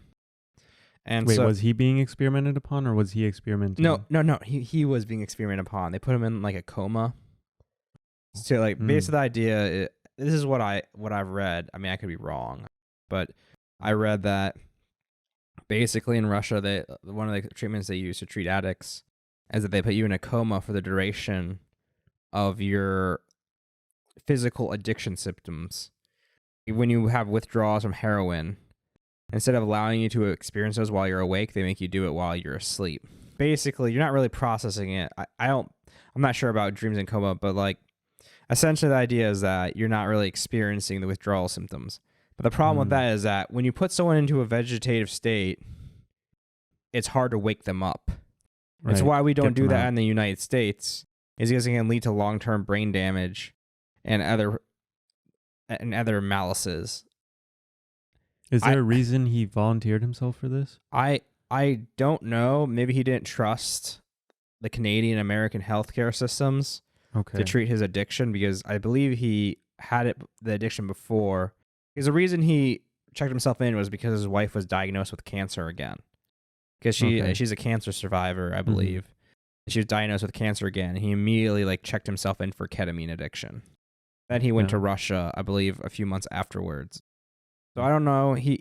I don't really know if I know he's a believer in alternative lifestyles to a certain extent, because I know his daughter advocates for a meat-only diet. I've heard that, and I believe he has been on record saying that he only eats meat. So, which is obviously you shouldn't do that. That's debatable again. I'm not actually. We don't have time to argue about the pros and cons of a red meat only diet. But essentially, he believes in alternative. He might have a tendency to believe in alternative lifestyles. Might have been a part of the reason he went to Russia for treatment. But I want to finish this point that he's trying to make. Be full of war. Well, before we had, multiculturalism, we still did have war. In fact, war is, as Steven Pinker, I'm sure you read what Steven Pinker says, this is the least violent time in human history. So something that's a consequence of the patriarchal tyranny. Well, if you think that the patriarchal... Oh, he brought it up again. I feel like I'm going to pause it every time he brings it up again. Tyranny? Yeah, he was talking about patriarchal tyranny. He just brought it up yet again. Patriarchal tyranny. Like, I swear, he's he's just beating a dead horse at this point. He's been eroded over the last 100 years. Maybe that's what it's down to. Maybe you could give some credit to it for that. I actually didn't say that the patriarchy had been eroded. Well, because you don't believe it exists in the first place. Fair enough. But my definition of multiculturalism is citizenship-based, right? So you can be both Canadian and First Nations. You can be both Quebecois and also Canadian. But that means that everybody in the multicultural milieu is one thing and another. Right. But they're all one thing and another. Yeah. Yeah, well, our Prime Minister said, well, there is no Canadian identity. It's like, well, okay, what is it that unites us? Well, nothing. We all protect our cultures. It's like, well, that leads to war. Okay. Now, it doesn't only lead to war, obviously, but unless you have people operating within a shared framework of perception and value, they can't. He's actually right about this. As much as I don't hate him, but as much as I dislike the idea of, as much as I dislike a lot of what he stands for, he's actually right about the fact that the idea of we have to keep all our cultures separate from each other. Like this is what my opinion. Obviously, there might be people who disagree with this, and this might even be considered a conservative opinion. But the idea is that we have to keep ourselves like separated and like segmented our cultures. Why? Well, I mean, that's what he's arguing against. That's what he's arguing against, and culturalism doesn't necessarily lead to this, but the idea that we need to preserve all our individual cultures in their entirety, and that we need to completely isolate ourselves from all other influences. For example, think about what's it called? Appropriating culture.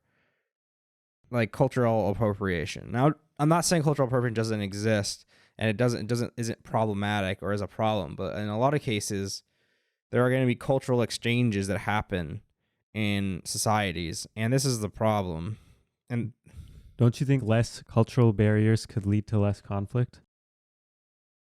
Well, yeah, that's what I'm saying, is that you want cultural exchange. And that's what he's kind of saying here, is that it's fine to preserve your traditions, but by not trying to establish a communal identity, it in like certain countries can lead to conflict between different groups. So, I mean, it's kind of hard to pin down exactly what multiculturalism is, because I think it's kind of a loosely defined term, but I think I do agree with him. He's saying that everyone has to play by the same like legal rules, and and like there has to be a certain communal identity. You can't just have every single culture group in Canada think of themselves not as Canadian and think of themselves as Quebecois. I think they say Quebecois. I've never heard that term before because I'm not really versed in Canadian politics. Just having everyone be their own thing and not Canadian, I mean, that will lead to like separatism and like conflict. So you need to establish a communal identity. I just want to point that out, that I think he has a point here, but considering I've been shit talking him for like hours now, I don't want to come across like, I mean, there's a lot of shit talk about Jordan Peterson. Let's not pretend that there isn't, but he does have some points. Cooperate and compete peacefully.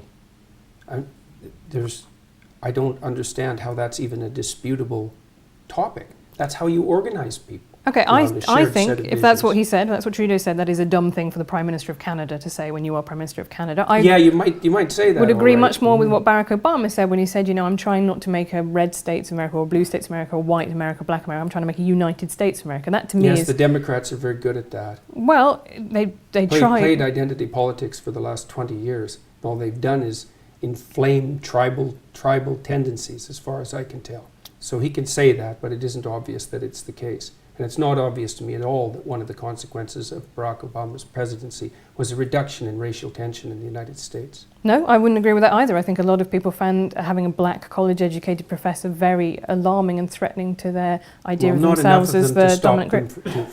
To stop them from voting for him twice. No, that is very true. But again... It's fundamentally true, right? It's really the crucial issue at hand here. No, but he built a big coalition. Yeah, I mean, Jordan Peterson's arguing that, well, I mean, white people voted for Obama, and it was because of white people voting for Obama, like, he got elected. But the thing is a lot of white people didn't vote for Obama, and it's not because he was black, but there were definitely a certain percentage of Americans who would never vote for a black president. Like, they would never do it. Like, and maybe you would argue, like, and I don't think you can say the inverse either.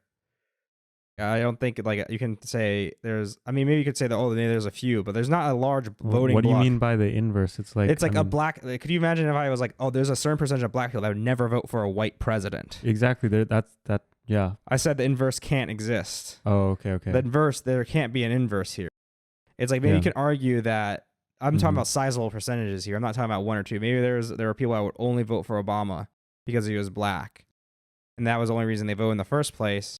But I think if we break down the percentages, or even like the raw numbers, you're going to have a much higher amount of white population who isn't going to vote for a black president. And it also probably coincides with the fact that they're also conservative. It's no surprise that people hold, I mean, this is going to trigger a lot of people, but people who hold what I would consider traditional, like racist values tend to be more conservative. Like in terms of Ku Klux Klan, I would say the Proud Boys.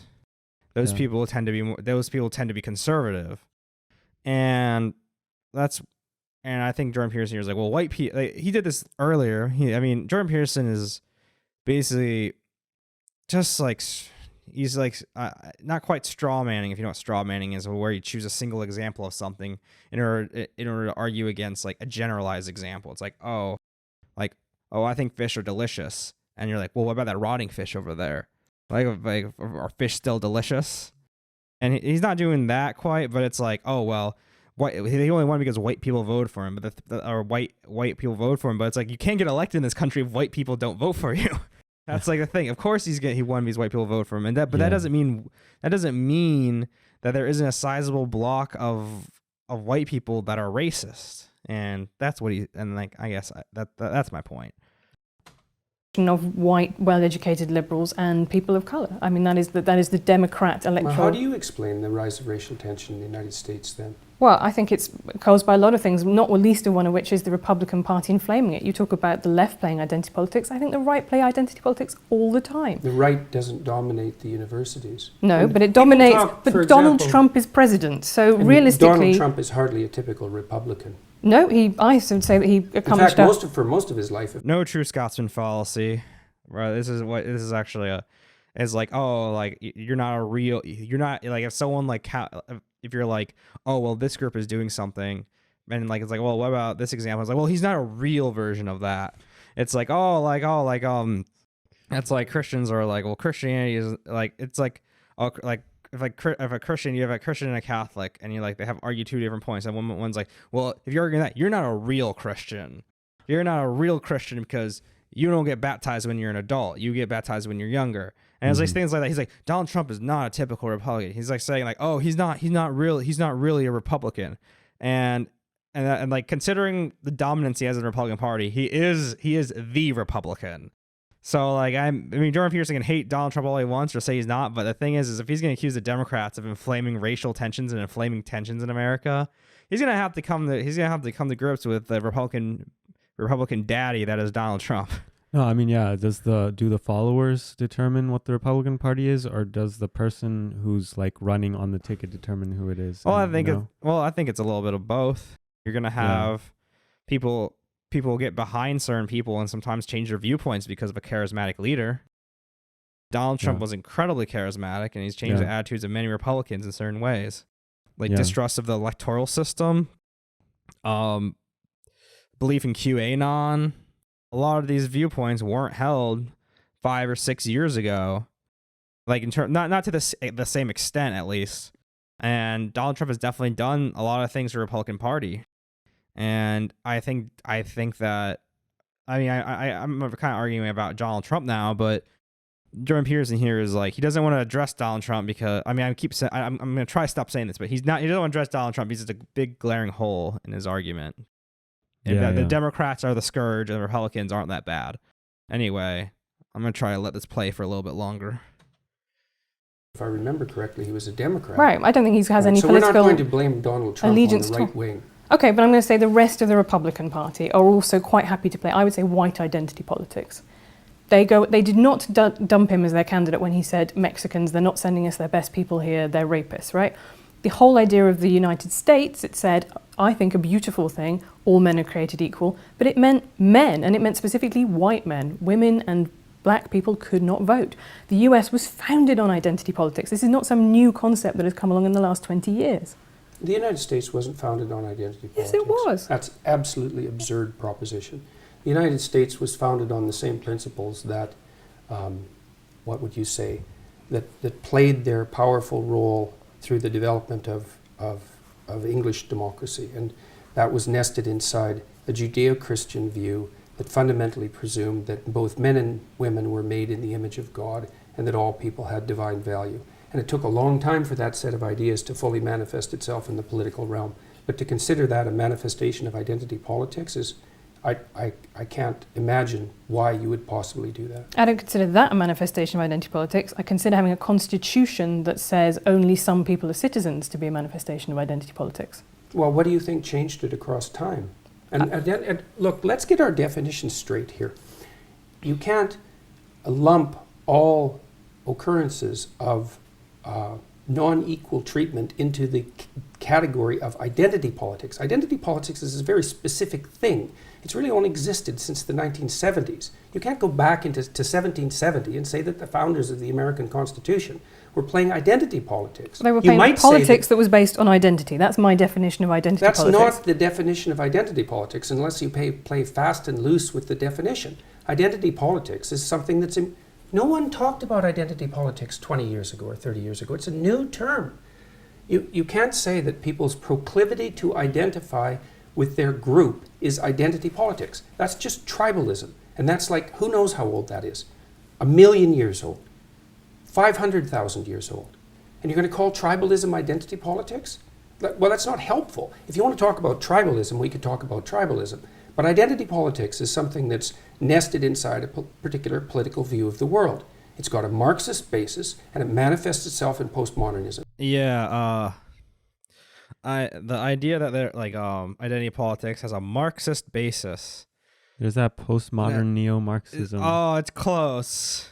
Like a Marxist basis. So that's a very interesting take right there. I'm just gonna go into a little bit about it.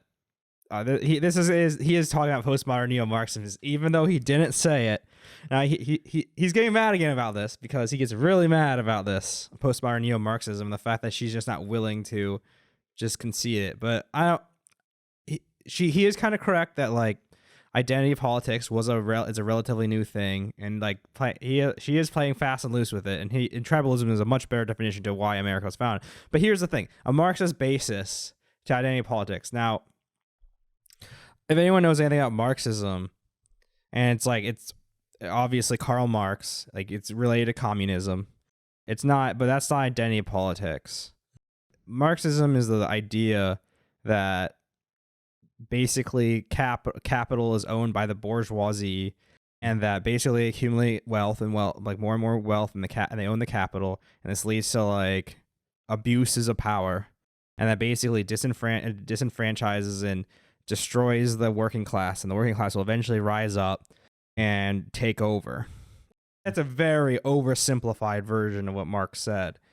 But the thing is that if you want to argue that is a version of identity politics, and then again, he's the one playing fast and loose with the definition, because that idea came way before the 1970s, 1980s, and definitely postmodernism does not have a bit. And then so postmodernism, meanwhile, is a movement that came as a critique to things like Marxism and what we would call things like John Locke, we've talked about, David Hume, some like well-known Kant, Hegel, these philosophers who talked about there's a way that we could logically or empirically, like through experimentation or through pure thought, be able to understand the world and make an ideal world. And postmodernism critiqued these ideas.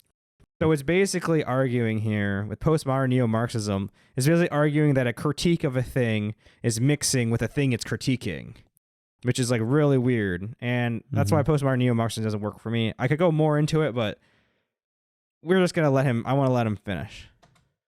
And it emerged in the American France first in the 1970s, and then has swept through the American universities and increasingly the rest of the West since then. That's identity politics. If you want to talk about tribalism, that's fine. I'm not a fan of tribalism, which is why I don't like the identity politics types. And I don't care if they're on the right or the left. I think the right-wing use of identity as the primary marker for human categorization is as reprehensible and dangerous as it is on the left.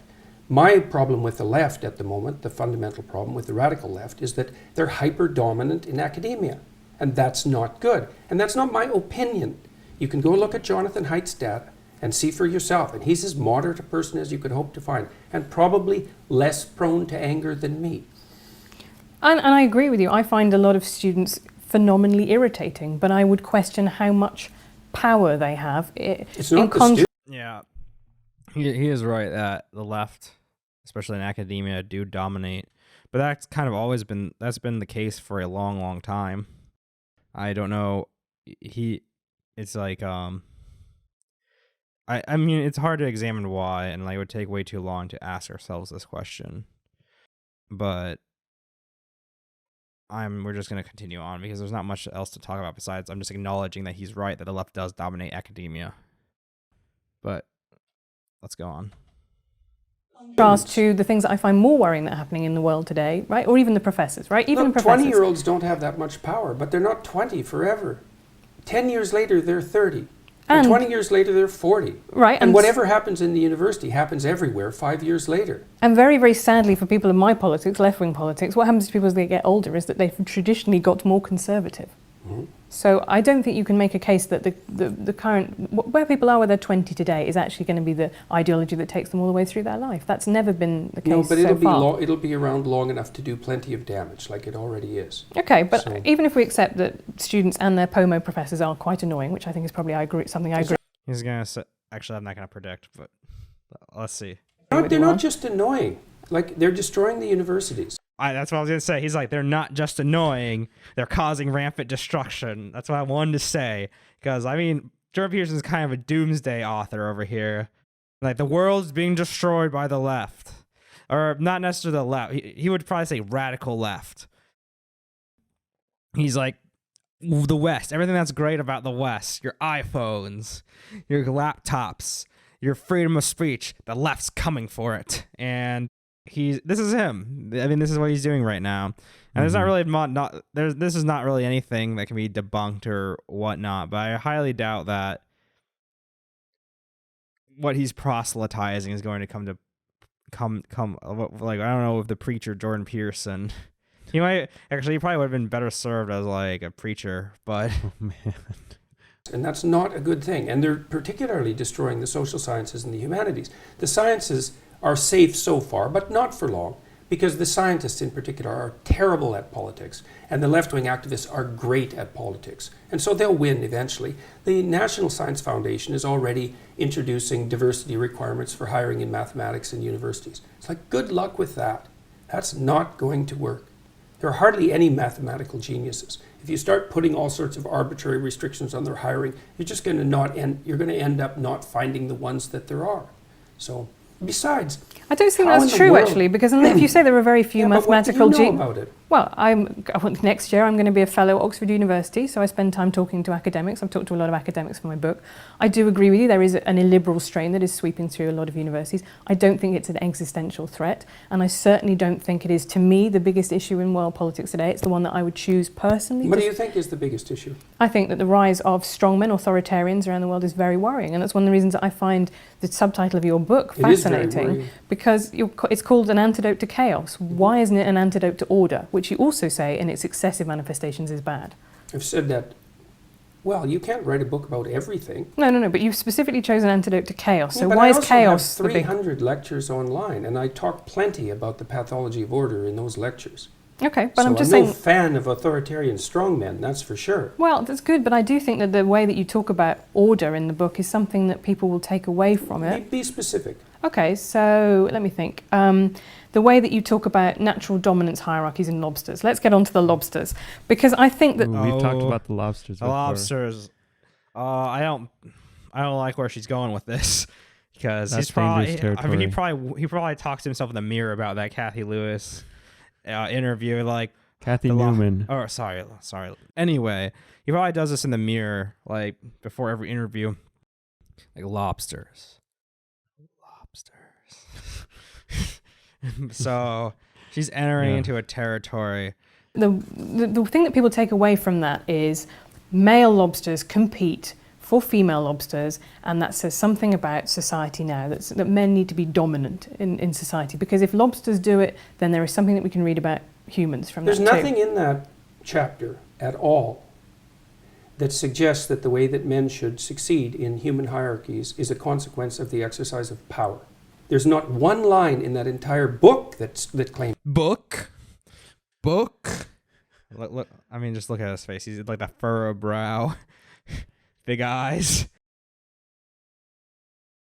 He's I'm a victim. I'm a victim. Stop victim blaming me. In any case, let's continue on the lobster path, because she doesn't know what she's talking about here. I mean, that's kind of unfortunate. She probably, I don't know, this interview has gone off the rails a long time ago.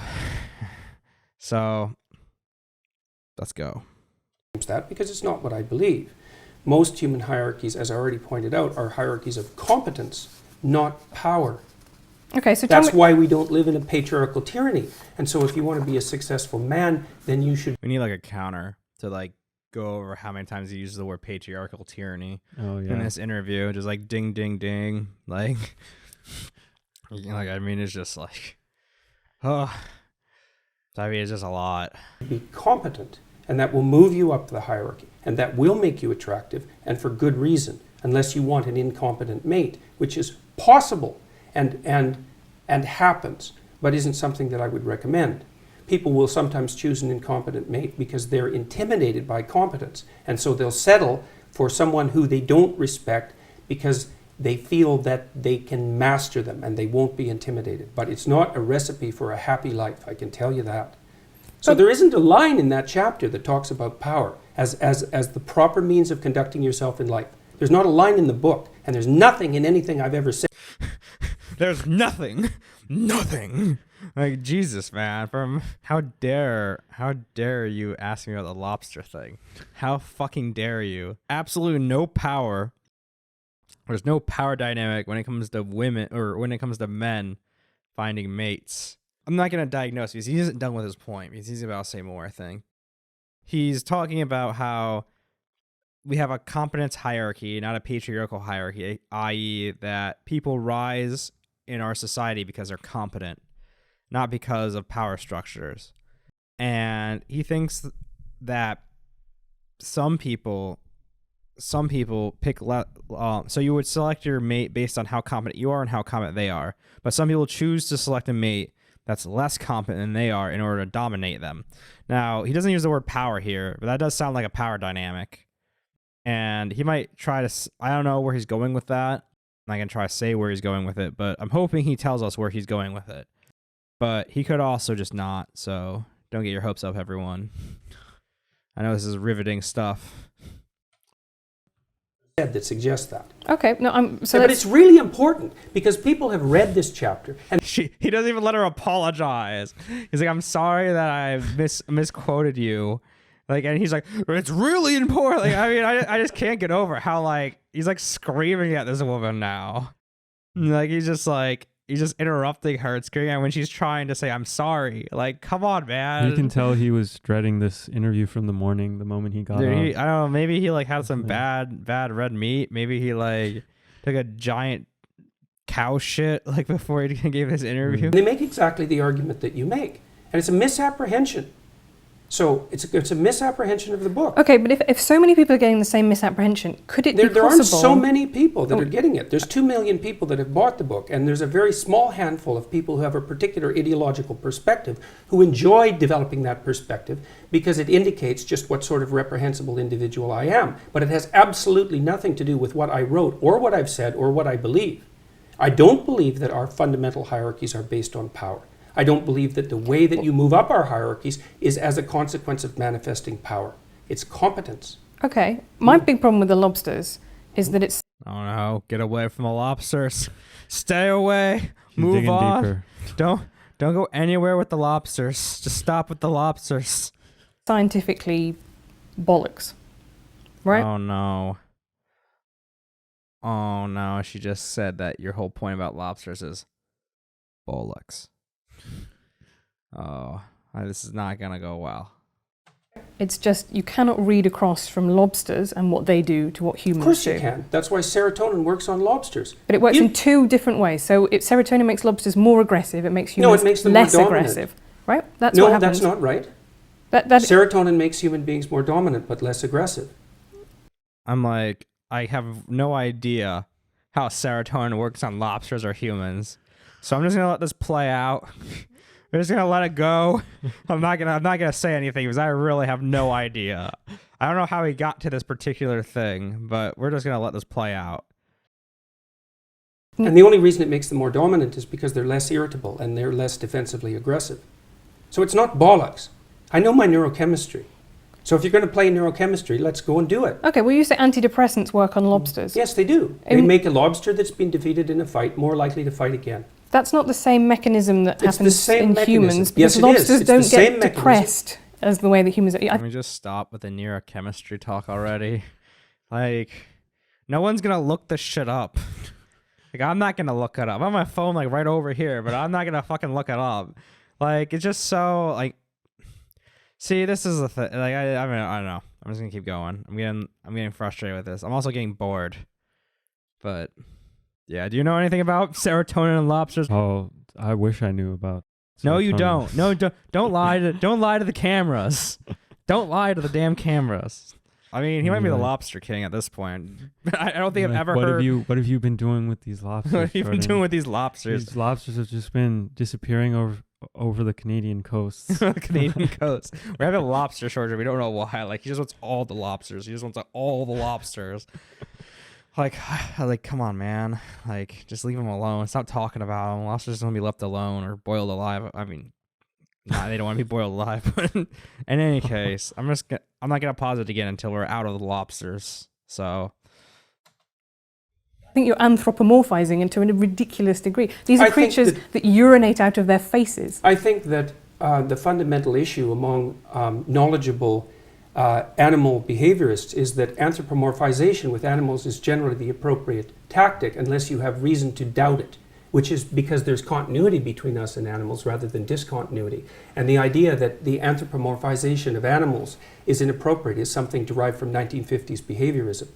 The highly trained affective neuroscientists and people who study motivation and emotion as well as neurochemistry know perfectly well that there is biological and behavioral continuity across the animal kingdom and way down into the kingdom as well, which is exactly why I chose lobsters, to indicate that there is so much continuity in the systems that allow us to estimate status position that we share it with creatures that are a third of a billion years old. And the reason that I made that argument was to put paid at least in part to the absurd Marxist proposition that hierarchical structures are a secondary consequence of Western civilization and free market economies, which is as preposterous a perspective as you could. I don't really think. Well, he is correct that Marxism talks about. He is correct that Marxism does talk about how hierarchies. Because Marxism ideally. Basically, all hierarchies are dissolved, and workers basically work in a sort of commune. That's where the word communism comes from. But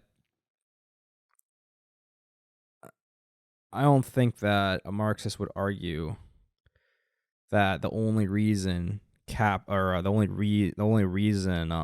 hierarchies exist is because of capitalism.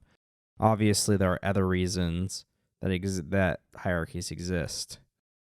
But in any case, I just want to point that out. But we're going to continue on because he's getting off lobsters now, which I'm really happy about. I don't know if you can abolish hierarchies.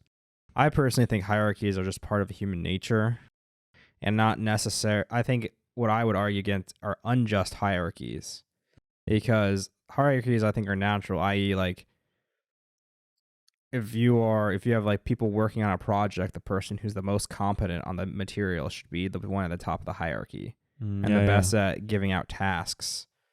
I think I would more so argue. I don't think that people would typically argue against the hierarchical structure in general. I think people argue against unjust hierarchies, like hierarchies are based on sexism or racism or nepotism. But I don't think that we're gonna get to that point. I don't think that's what's gonna happen here. Right now, he's just saying hierarchies exist and they should exist. And I don't think she's gonna tackle what about are there unjust hierarchies and talk about that, because that would be a really good topic to talk about with Jordan Peterson here. But I don't think we're gonna get there because right now I think that she's just really concerned about beating him to death with lobsters. But he's the lobster king, so she's outclawed. Possibly develop about anything. Hierarchies are a third of a billion years old. You can't blame them on the West or men or capitalism. And we're wired for hierarchical perception in ways that you can hardly possibly imagine. Even our ability to rank order a set of objects seems to be tightly linked to our ability to assess the relative status of people in our social milieus. So, and the biochemistry is very, very similar, and the reason we know that is because most of the drugs that are used on people are first tested on animals. Now, it's not often animals as primitive as lobsters, but it is plenty. So a lot of what we know about neurological structure, for example, is a consequence of studying the flatworm, which is a much more primitive organism than the lobster. Continuity is the rule. Okay, so what can we learn from killer whales that live in matriarchal pods, often led by... She definitely researched this before she was talking about it. She's talking about. She was like, she just brought out that. She just brought out that orca matriarchal pod thing just out of nowhere. This is not going to go in a productive direction of like talking about just hierarchies versus unjust hierarchies. So let's continue on. A grandmother, someone who's been through a menopause. Why isn't that an example that you've picked to talk about in the book? Like, okay, here she's just being really nitpicky. She's like, why did you choose the male dominated lobsters as opposed to the orca. And she's like, I am gonna go predict something. He's gonna say something like, I could have picked any thousand examples. It doesn't matter which one I picked. It's because lobsters say the thing that ideologically you want to talk about, which is your belief that there is a kind of Marxist ideology. How do lobsters say that? The point that I was making with lobsters, I just said what it was. That hierarchies have been around for a very long time. But who genuinely, really, today is arguing, apart from maybe 3 mad Marxist academics, that there is no such thing as hierarchy? Hierarchies They're not arguing exist. that there's no such thing as hierarchy. Or there should be no such thing as hierarchies.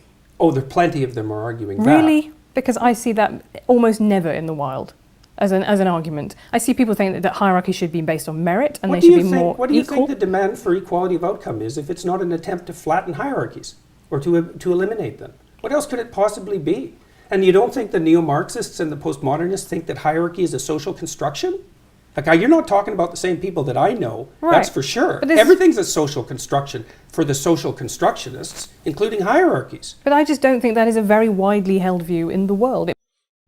We are actually getting into, she is actually making good points here about how she doesn't see people are actually saying, she's willing to interrupt him now, which is nice, but I'm like pointing randomly, but she needs to interrupt this guy more. Like, he's over there getting pissed off and drinking his water. And she's interrupting him now. And she's making a good point here, is the fact that it's not a really widely held view that hierarchy should be collapsed, like, by academics. But let's see, and he's saying it is. So, I mean, honestly, I mean, there's not really a way to evaluate this. It might be among liberal arts universities. 20% of social scientists identify as Marxist. Where's that statistic from? Look it up in Haidt's work. Okay. I'm interested. I know. I've checked it out quite carefully. Yeah, but I'm perfectly Marxist. It's also important to note, not all Marxists are the same type of Marxists. There are some that not necessarily believe in the complete abolishment of like hierarchies and then turn into a commune. Marxist covers a very broad set of people, and not all of them disbelieve in the idea of Marxism. So it's important to realize that this is a stretch. He's making a stretch here. And I mean, this is what he kind of does a lot, is that he's trying to make a stretch here. But she doesn't know enough about Marxism or Marxists to say that kind of thing, probably. I mean, she is giving him a little bit of trouble here. Valid statistic. I don't have the reference at hand. Yeah. So it's 1 in 5. Okay, and the number of conservatives, or even liberals for that matter, in the social sciences and humanities is not only vanishingly small, but getting smaller. And you think the social constructionists believe that hierarchy is built into biology? They're not very good social constructionists if that's what they believe. And the postmodernists and the neo-Marxists are radical social constructionists because they wouldn't believe that human beings are infinitely malleable and that we can be recreated in whatever image the ideologues might want to recreate us in if they didn't think that. And it's much more prevalent than you're admitting. I mean, there isn't a competing position on campuses except among the evolutionary biologists and the evolutionary psychologists, let's say, and they're under complete attack. They're certainly next on the chopping block as far as I can tell. I've been warning them for the last 2 years. Social constructionists don't like evolutionary psychologists and they don't like biology. And I really don't understand why, except that it interferes with this idea that human beings are infinitely malleable and stops them from being able to blame hierarchy on. I like his facial expressions here, actually. He's like gazing widely, like I don't know. It's got like crazy eyes going on right now a little bit. But I think he's talking about mostly about biologists and transgenderism here, about how he views that biologists are under attack for like maybe not recognizing that transgender exists or something like that, which I actually don't know what he's exactly saying here about evolutionary biologists being under attack. But I'm saying I don't know a lot because I mean, he's just talking about random statistics in academia, and I'm not in academia. I have no idea. I mean, really, this is just a lot of. I mean, this is just part of his doomsday preaching. He's just saying they're everywhere. They're going to destroy the world, or in his case, destroy the West. They're gonna cuck everyone, and it's all over. Yeah, and that's what he's saying right now. That's what it is. And like, I mean, this isn't really like a philosophical argument. He's just kind of saying things, and I mean, I really don't know. I don't really want to go any deeper into it because it's not really worth it.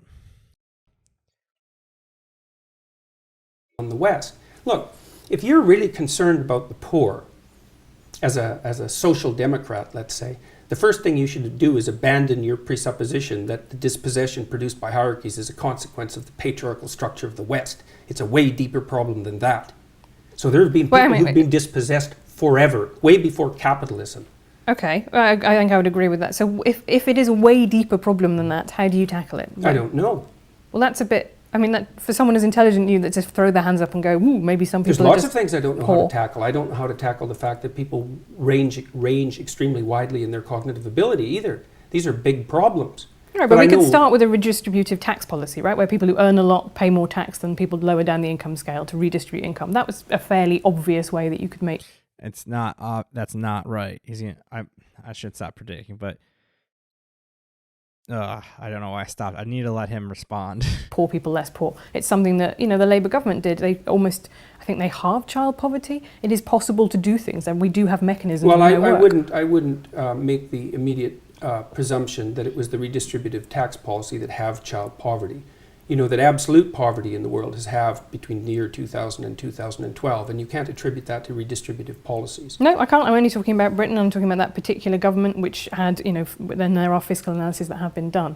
But I think, let's move on from lobsters. I mean, That chapter is about people becoming responsible and competent, not about them becoming like dominant and powerful. Okay, it's not that at all. But my problem with it is I think you got criticised by a lot of marine biologists, right, and by a lot of geneticists. I think for one. Okay, well, I can name it. P.Z. Myers is one who's criticised you. Adam Rutherford, who's former editor of Nature, has criticised that chapter. There are, that is not. But what I think is fascinating is that biologists dispute the fact that most organisms organize themselves into hierarchies, and that the fundamental biological mechanism for the regulation of hierarchy is the serotonin system. That's not disputable. Now, you can find animal organizational structures. That's not disputable. Okay. That's not disputable. My opinion is not disputable despite her naming two people that criticized and said you were wrong. It's not disputable. It's important to know that while he is a clinician, he's not a neurochemist. He's not. He doesn't have a degree in brain development, or he's not an evolutionary biologist either. And he's like, my opinion is not disputable. My take on the matter is not disputable. I mean, this is almost as bad when people are like, the science is settled. I don't like that because. Okay, well, what else would you expect him to say in this situation? I would say that he said. I think he would just say that I have sources that I do, but saying my opinion is absolute and it can't be contradicted is such an elite for him. He criticizes elitists so much. But what he just said is hella elitist. That's not disputable. I mean, I don't know enough about things, but the things there's no way to dispute what I say. It's and then sure, there are some things that maybe you can argue that are not disputable, but about I considering he has been criticized by, I would assume the two people she named were credible biologists. I would assume, maybe I'm wrong, I could be off base here. But he does. I think he's done this a few times. He's saying, it's foolish to even think that I'm not right, or it's foolish to think the way you think, and it just comes across as very elitist to me. I think that's the thing. He likes to criticize people that do that. When he does it himself, it's he has no self-reflection, and it's just he's just trying to assert himself in this conversation as a dominant force, which pisses me off. Dominance. It's not about dominance, Will. Yes, I mean, again, he talks about this. He doesn't. Competency. I just don't want to know why I guess maybe his worldview just completely collapses if he admits that dominance is a possible player in human dynamics. He's competent. He's competent. He's just so competent, guys. He's really competent. He's so competent that not disputable. Animal organizational structures that vary from that, what would you call it, fundamental pattern. But the existence of variance isn't proof against the existence of a fundamental pattern. Like, I don't know how you can sit there and be skeptical about this. If you know the literature on hierarchical structure, you understand that across the entire animal kingdom, animals tend to organize themselves into hierarchies. But and that the neurochemistry but very of the hierarchy different is types of serotonergic. hierarchies, right? So Well, there's a you have, pattern. and That's chimps, why we know they're hierarchies. Right. Yeah, but like you say, the pattern as if that, The hierarchy is the pattern. Right, okay, and that's fine. So chimps have one very obvious social structure, and bonobos have another It's not one. as different as people have made it out to be. No. The bonobos are a lot more violent than the Right, than and they're the, not hippie Rousseauian- monkeys. And again, this is just nitpicky bullshit right now. Like right now, they're just arguing about nothing. Honestly, just kind of stupid. It's like, oh, we're now just picking examples. And honestly, it's just like, this conversation to me is kind of petering out here. There was some like real meat in the first like 30, 35 minutes. But now they're just kind of throwing examples at each other. And like, I hope it gets better. It's kind of getting boring. Right. Observers of the bonobos have admitted. Okay, but nonetheless, you say that as if those little details don't matter, as if there can't be such a thing as a hierarchy that is much worse than another hierarchy. That's my I'm problem not with saying it. that at all. There's clearly hierarchies that are worse than other hierarchies. Right. Baboons have terrible hierarchies, for example. And I'm saying tyrannical hierarchies aren't my cup of tea. Right. That isn't the point I was making. No. The point I was making was that hierarchies can't be blamed on capitalism or the West. They're built into our biology. The neurochemistry is so old. The real question that has to be asked here, can unjust hierarchies be blamed on capitalism? That's the question that needs to be asked here. And that's the discussion. Do you think? Yeah, unjust hierarchies can be blamed on capitalism. Most social systems are going to give rise to some sort of unjust hierarchy or other. So then Jordan Peterson would say, where do you draw the line? What's just and what's unjust? Oh yeah, that's where he would get down to nitpickiness. That's what's happening right now. And basically no one's invalidating the other person. I mean, you can come up with like a million examples of different animal hierarchies. And it's just like, it's not getting anywhere. But again, she touched it a little bit. She touched it a little bit earlier. But she's not going there now, I don't think. She's trying to move on, but he's just making sure that his point's solid here. But again, let's move on.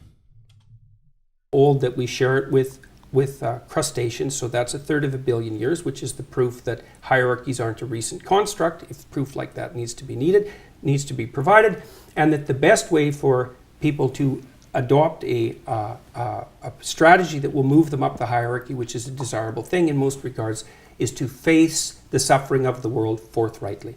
That's what that chapter is about.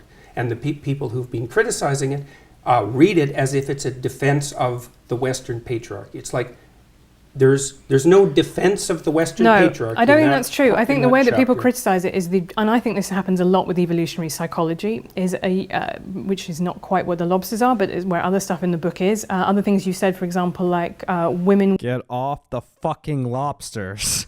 Like, I swear to God, if I see, like, can we just move on? Like, you've lost. Like, I'm sorry, but it's like, just move on. We've been talking about lobsters for 10 minutes Baboons, whales, what else? Yeah, like, let's just move on. You try to move on. I know he keeps bringing you back. Now he's just going to beat you over. Like, we're just saying the same things over and over again. And this is annoying, I guess. I can't really control my emotions right now because I'm kind of tired. But I'm just like, I'm getting annoyed. I'm getting bored. And I'm just like, come on, just stop talking about the chapter about the lobsters. Women wear rouge because it reminds men of ripe fruit. Right, well, for a start. Why do you think women wear rouge? I have absolutely no idea, but... Right, we moved on. Women wear what? Rouge. I have no idea about the dynamics of why women wear rouge, so... What is rouge? It's like blush. Oh, I see. Okay. Blush. Okay. I believe if there are any women out there and I'm wrong on that, feel free to correct me because I'm not well versed in female beauty care products. You need to text Bridget. Yeah, I need to text my girlfriend and be like, "Hey, what the fuck's rouge?" I'm trying to critique Jordan Peterson. I need to know what rouge is. All right. In any case, I will right, tell that's really not a very good answer. Well, yeah, you said before there were lots of things you don't know the answer to, but I'll tell you Yeah, one but thing. I'm not Most criticizing your perspective on this. You're criticizing mine, so I'm presuming Okay, you but let have me- an alternative idea. Why do you think women wear makeup? Why I do you think there are an they wear enormous makeup? number. Let's go back to why women wear rouge, because it reminds men of ripe fruit. Okay, first of all, not all ripe fruit is red. I don't think. I think it's about some sort of psychological thing where men see ripe fruit and are happy because they're not going to starve to death.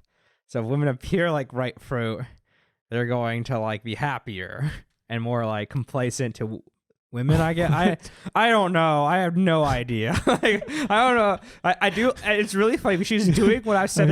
Are you turned on by ripe fruit, Will?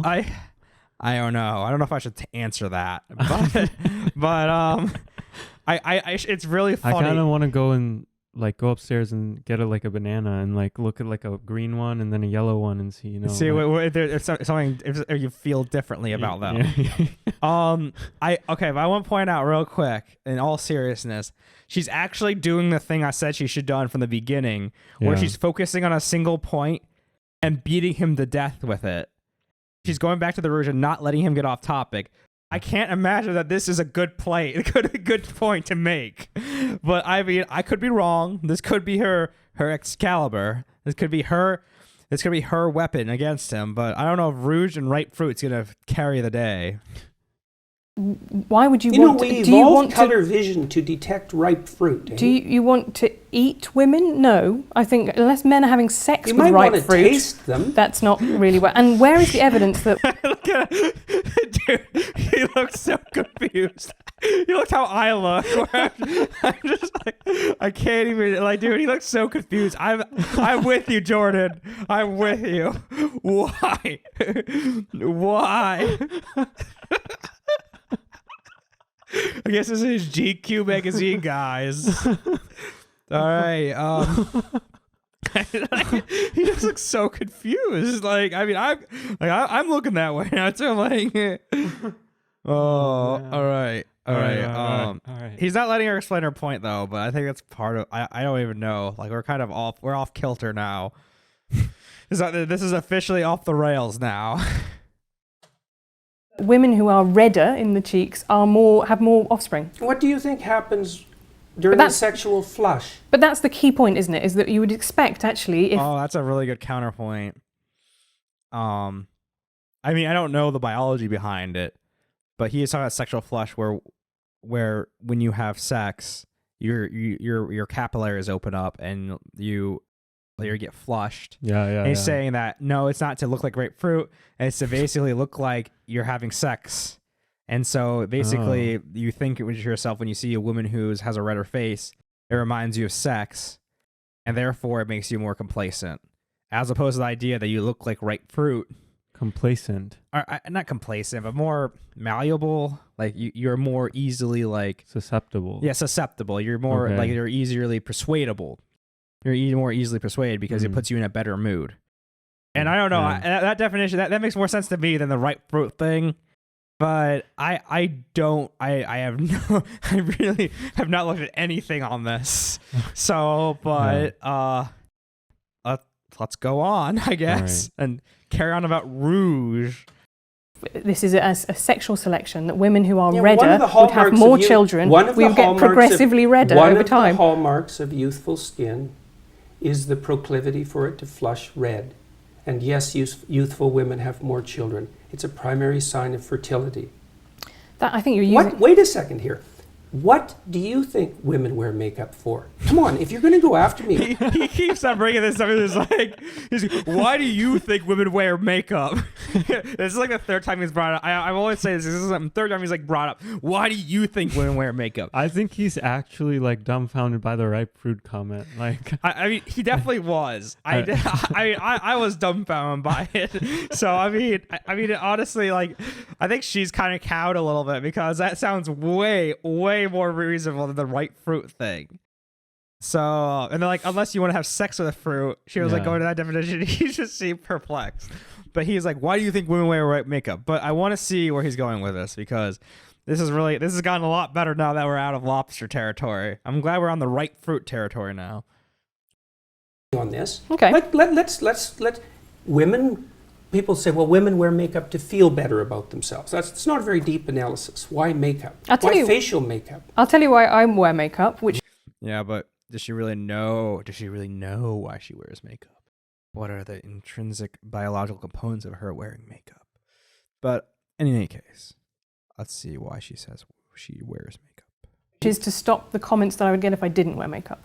And my gender, I always say my gender is low maintenance, right? I don't feel particularly like a woman inside. I don't really know what that would mean. But what I try and do is try and look, you know, in the same way that you get black women who talk about the problem with natural hair, is it's seen as unprofessional, right? And as a woman, if you don't wear makeup, that is seen as a political choice. That is seen as something that, you know, you are... So you wear makeup to protect yourself from what? From tyrannical judgment. men? No, but tyrannical women as well, I would say. I think women very harshly judge each other's appearance, and there are very good reasons for that. It's probably because they've learned that from oppressive men. No, I don't think so. I don't Why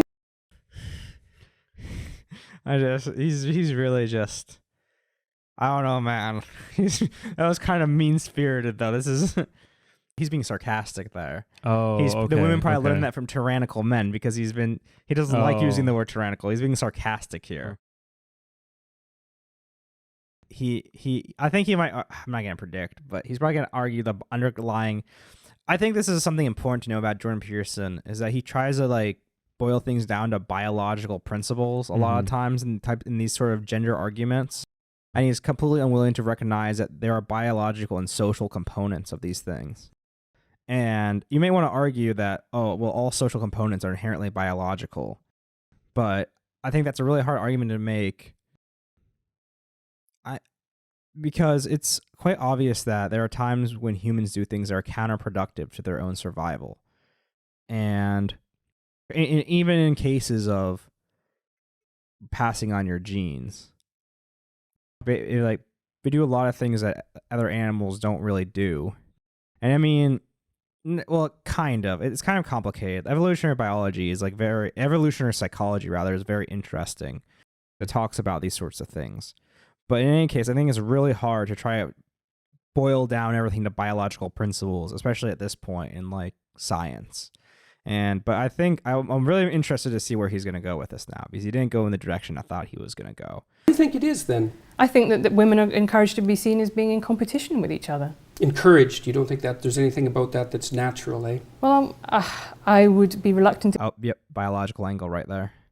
He's going to talk about how women are trying to better compete against each other for a better mate. To get into that, because I think you could talk about intrasexual competition. I think that's a very big deal among the social sciences and evolutionary science. It's not my particular competence.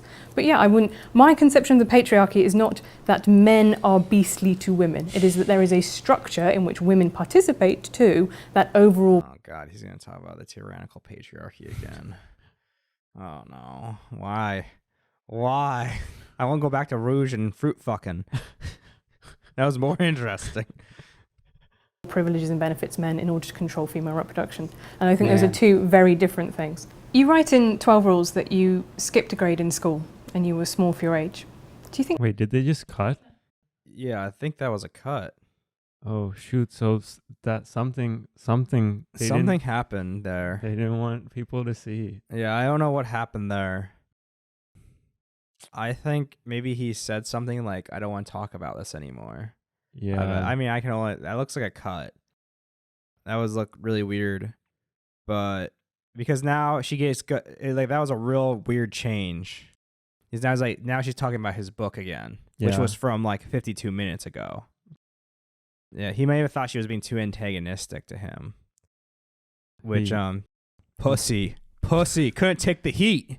But, no, really, I mean, she was coming back and harping on that patriarchy thing a lot.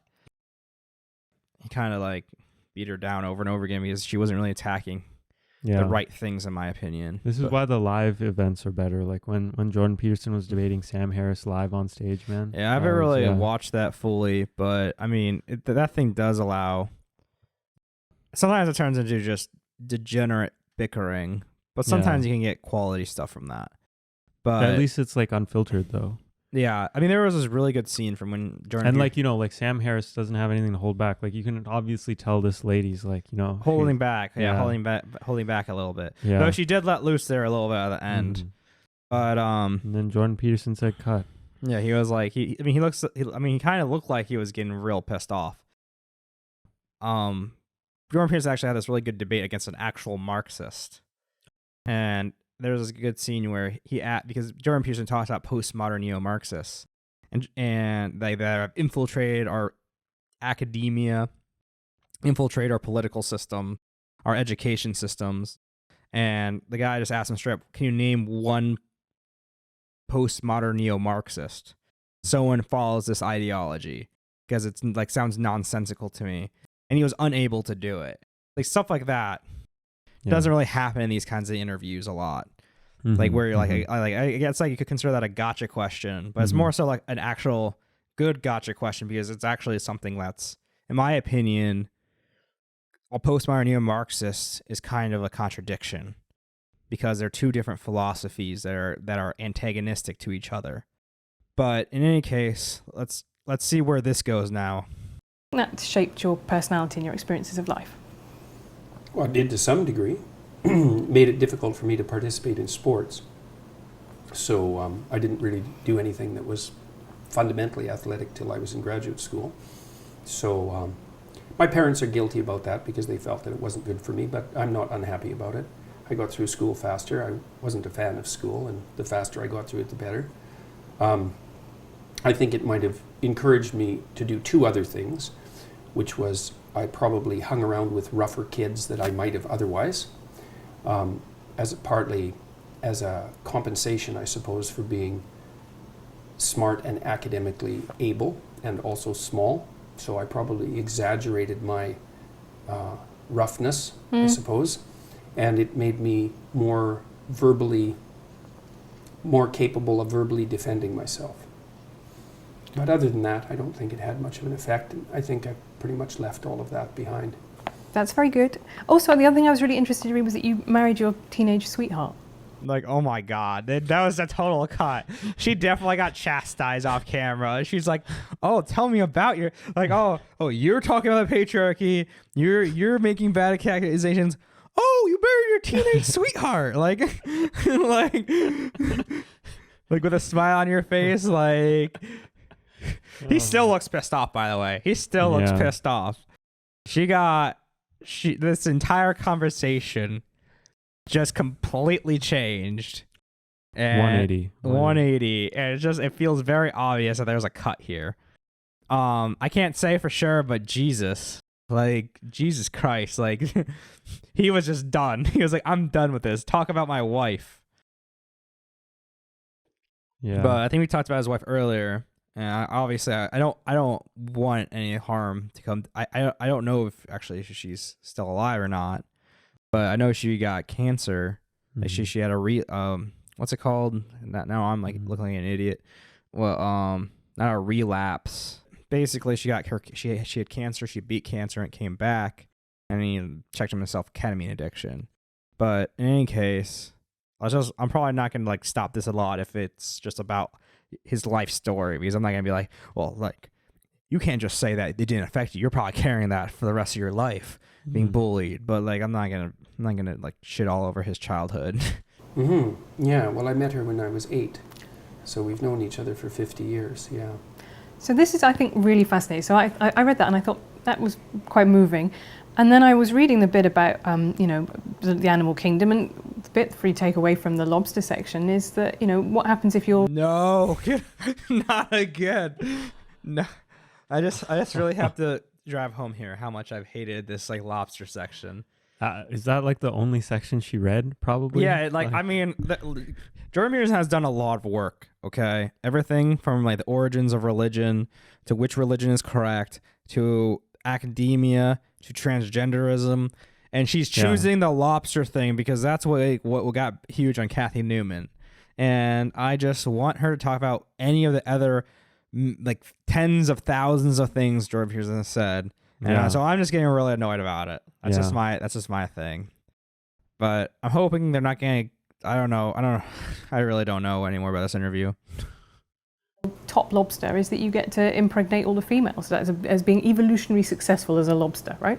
That's proclivity towards polygamy, which is one of the things that pulls on human society. Right, and you're now the pretty big lobster, and yet you are monogamous. You're faithful to your wife. You don't, you. I don't know why we're going this direction, but we're getting away from lobsters now, so that's I'm happy about it. You don't want to go around impregnating every woman that you see, right? No, one woman's enough trouble. Right, so I think that's to me that was really interesting, because that's a way in which we are very obviously very different from animal society, and to me we're not that different. I mean, there are plenty of societies where exactly that happens. Right, but you've been able to overcome that biological urge, right? And so in the sense that maybe there are other biological urges, such as men's propensity towards violence, that might also be overcome. Well, it's not self-evident that you want it to be overcome. I mean, you don't know what goes along with it. I mean, obviously, first of all, defining violence isn't that straightforward.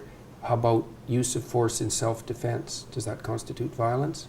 I think to me that's a separate category of violence. I think well, self-defense. But it's not that easy to distinguish them. Like if you're, what you want to do with a child who's aggressive is socialize them so that they become sophisticated in their manifestation of their aggression. You don't want to inhibit it. You certainly don't want to socialize little boys to be more like little girls. That's, first of all, you don't know how to do it to begin with. But second of all, it's not an advisable strategy. So. Well, I found that really. Okay, so he's cutting off. Okay, what he's doing right here, I think is mistaken, is that he's thinking that the urge to be violent is biologically based, and that small boys aren't developing their violent tendencies due to being socialized that way already, and that these violent tendencies are inherent to their being, basically. And I think that's a mistake, because I think there's plenty of research out there that shows that when children are treated a certain way, they manifest different personality traits. For example, if you spank your children, the children actually turn out to be more violent, and turn out to be more likely to be involved in domestic abuse incidences, and be more likely to solve problems with violence. I think he's just making a very arbitrary cutoff there, and then he's talking about raising them as little girls, which I don't think that raising men in a less traditionally masculine way is necessarily a bad thing.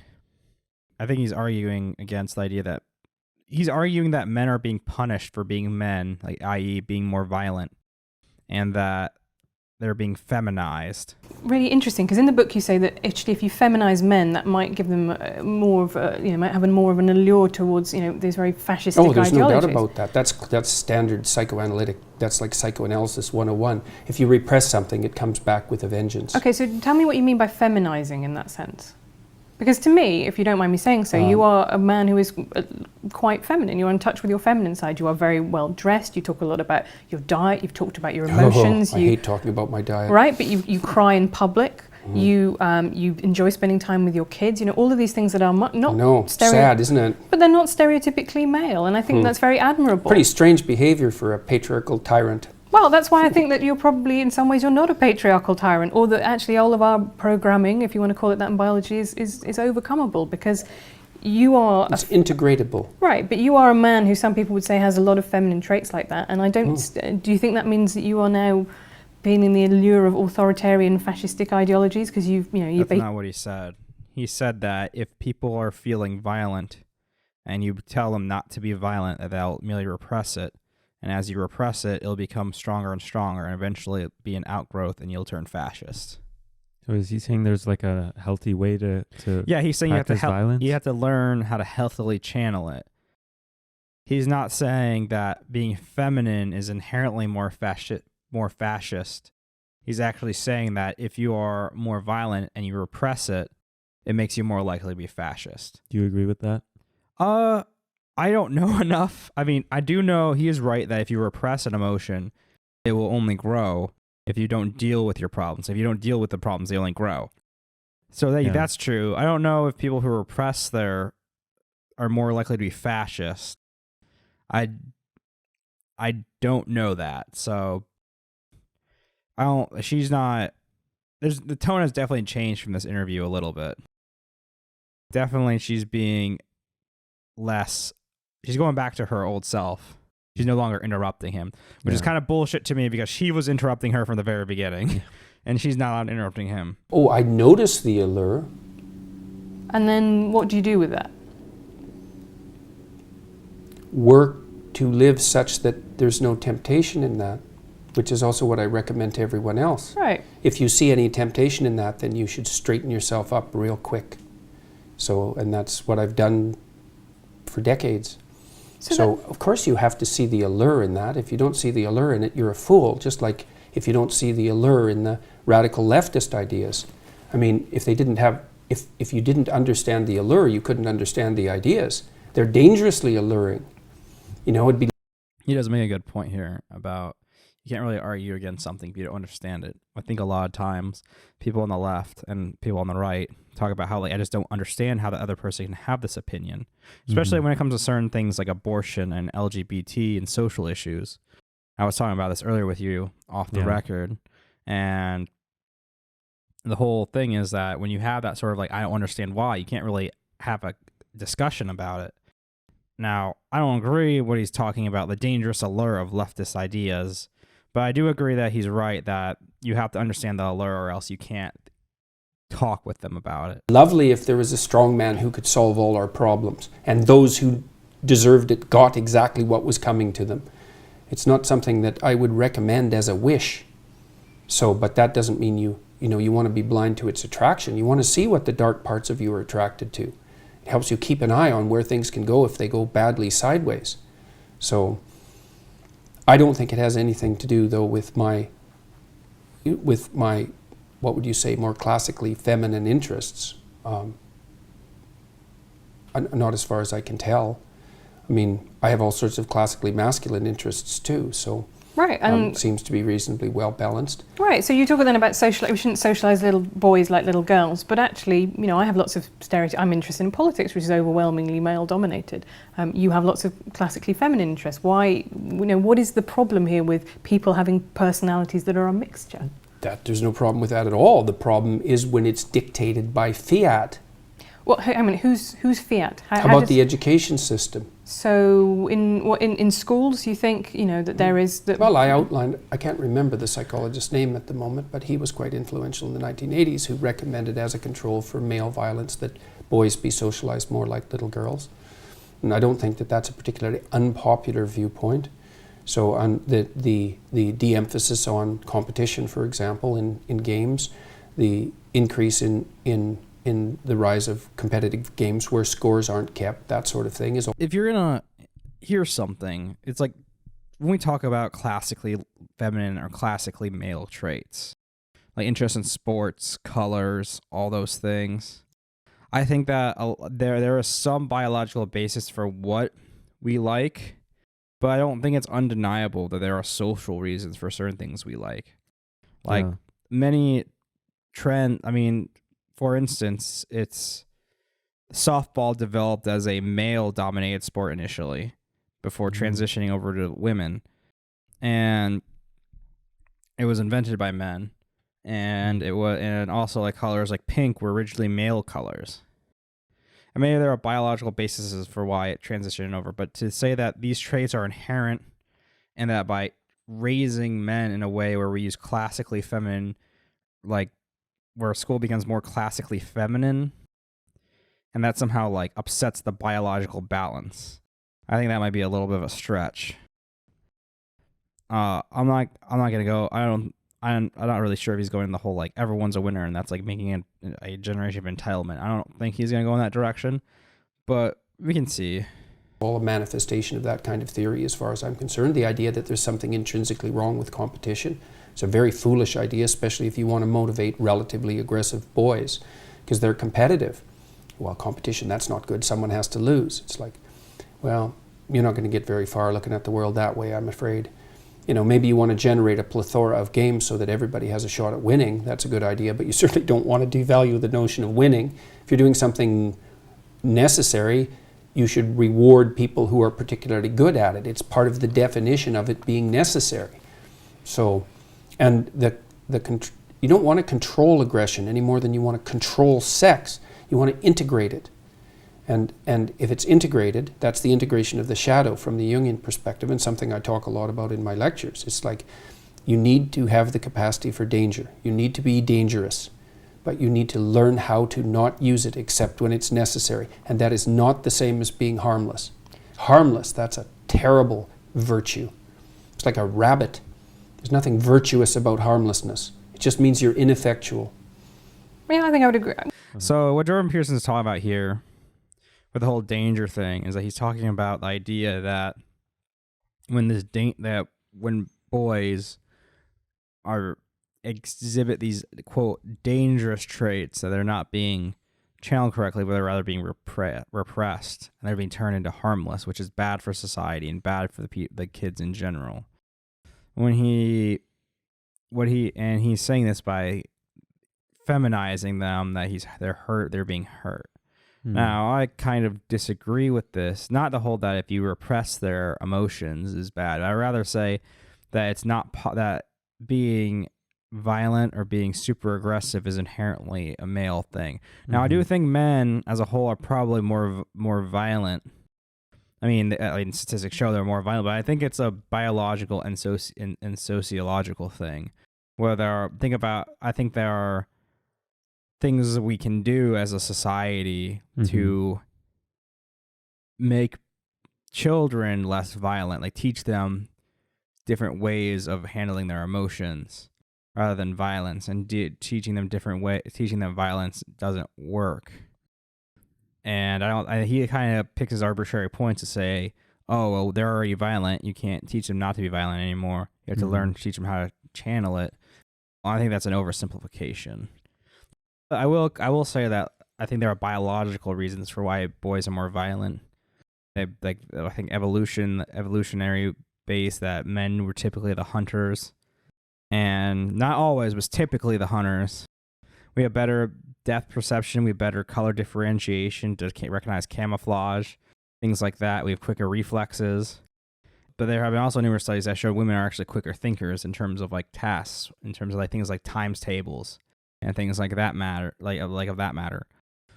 But I think that he's completely willing to ignore he's ignoring the sociological implications that cause men to be violent, and just say it's completely biological.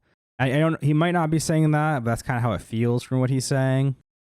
And we're like, I don't know how long we've been doing this, but it's starting to blend together.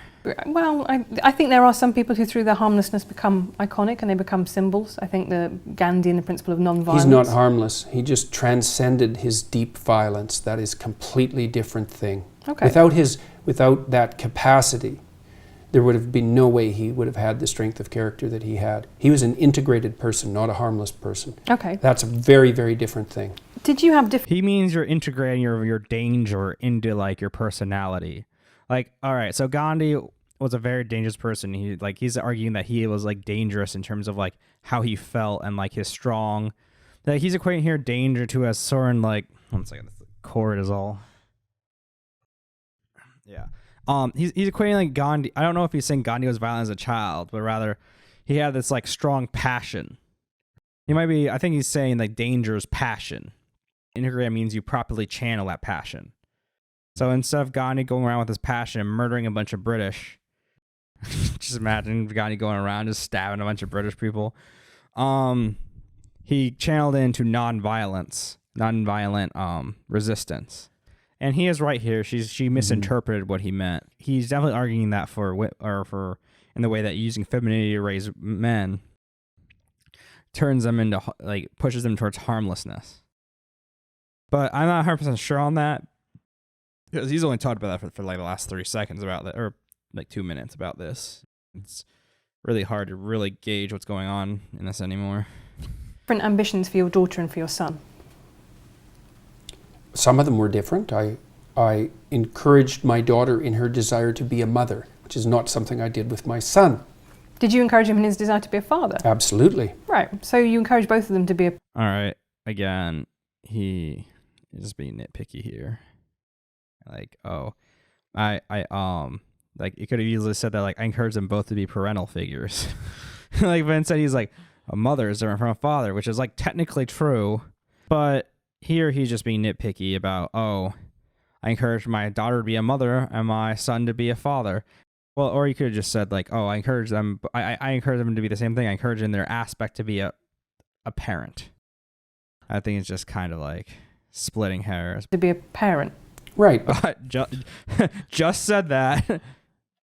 But those are different. Yeah. I believe. And yeah, I mean, and in some sense, I think it's harder for young women because, of course, the problem of integrating family with career is a more complex problem for women to solve.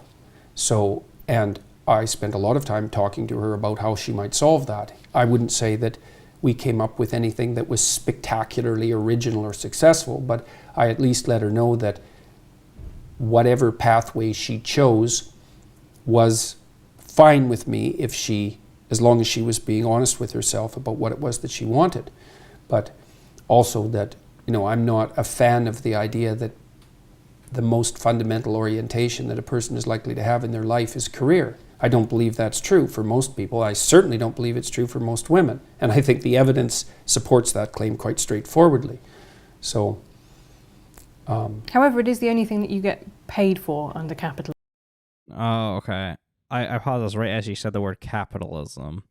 And I think she's going to talk about unpaid labor here when it comes to mothers. But he was saying that women are more fulfilled by family life. I think he was arguing that family life is more integral to, like, fulfillment for both men and women. But he was saying more so for women. But I'm not going to, like, nitpick that. Capitalism. Right? he just, dude, that laugh was like a gas, like, I don't know, that's like a ghost laugh. It is the only thing that you get paid for under capitalism. You're so funny there. Whatever her, I really feel bad. I forgot her name, but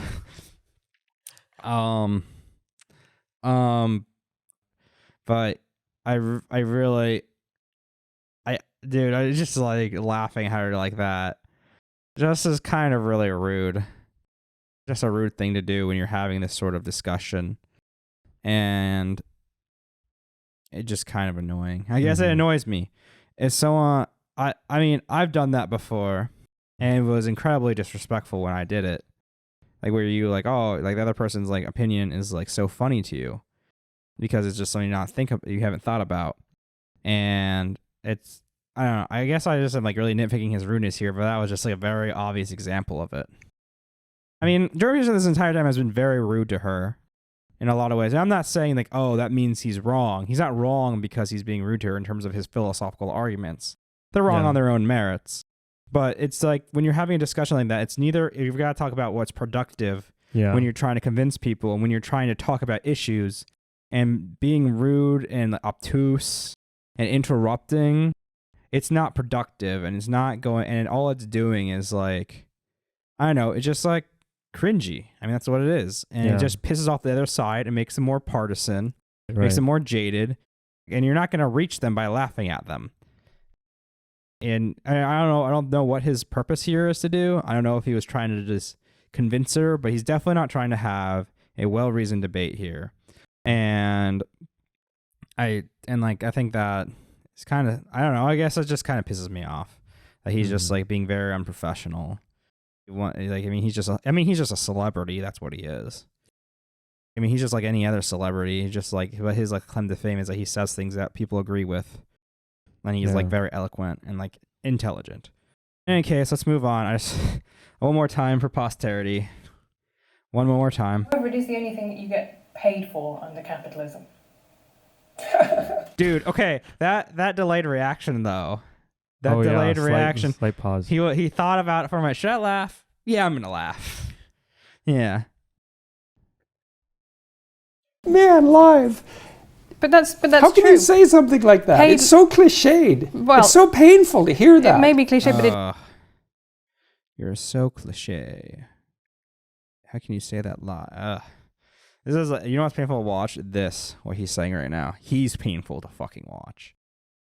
This is like, oh yes, the idea that, you know what, let's see what she says.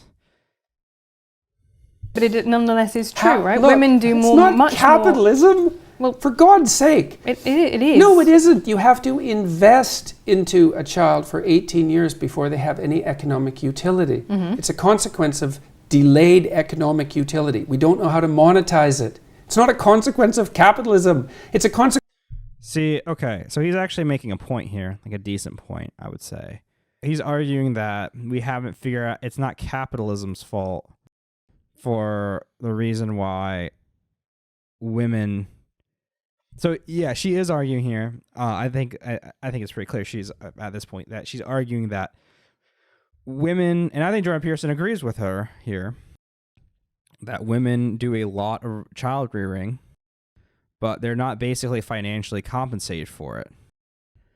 So in the law, in terms of divorce and things like that, the law has tried to like examine it. Like when a father who like works for a company and like the mother raises like 2 to 3 children, and then he divorces her after all the children are raised, she gets something called alimony. I'm sure there are plenty of memes about, oh, like the hotshot lawyer has to basically pay his entire salary to the woman because all she did was be a mother. But that's like kind of like she basically invested her time and her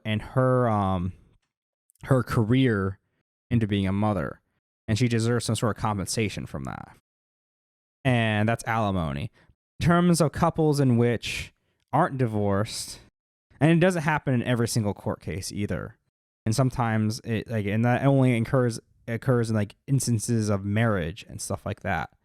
That there is a problem with women sort of being economically disadvantaged by the fact that they are basically the main child rearers. And I think they would agree. And like, see, he didn't have to laugh at that. What he's saying right now is fine. He's saying, I mean, we can argue whether it's capitalism's fault or not. I'm not going to do it because I don't really know, and I feel like I would just be like shooting in the dark. He's saying that we don't have an idea of how to monetize. Like, how do we like compensate women for that? We have no idea how to monetize. Like how do we like figure out how much like that woman should be paid for the child that she raised? Like, we have no idea how to monetize that. And he's saying that's the reason why women aren't being compensated. It's not capitalism. And honestly, he's probably correct on that. It's not capitalist's fault. But I think this sort of thing happened even pre-capitalism. And I think he makes a good point here. But he didn't have to like laugh at her. I guess I shouldn't be so like touchy about this. So I guess it's just like, I guess I'm #triggered.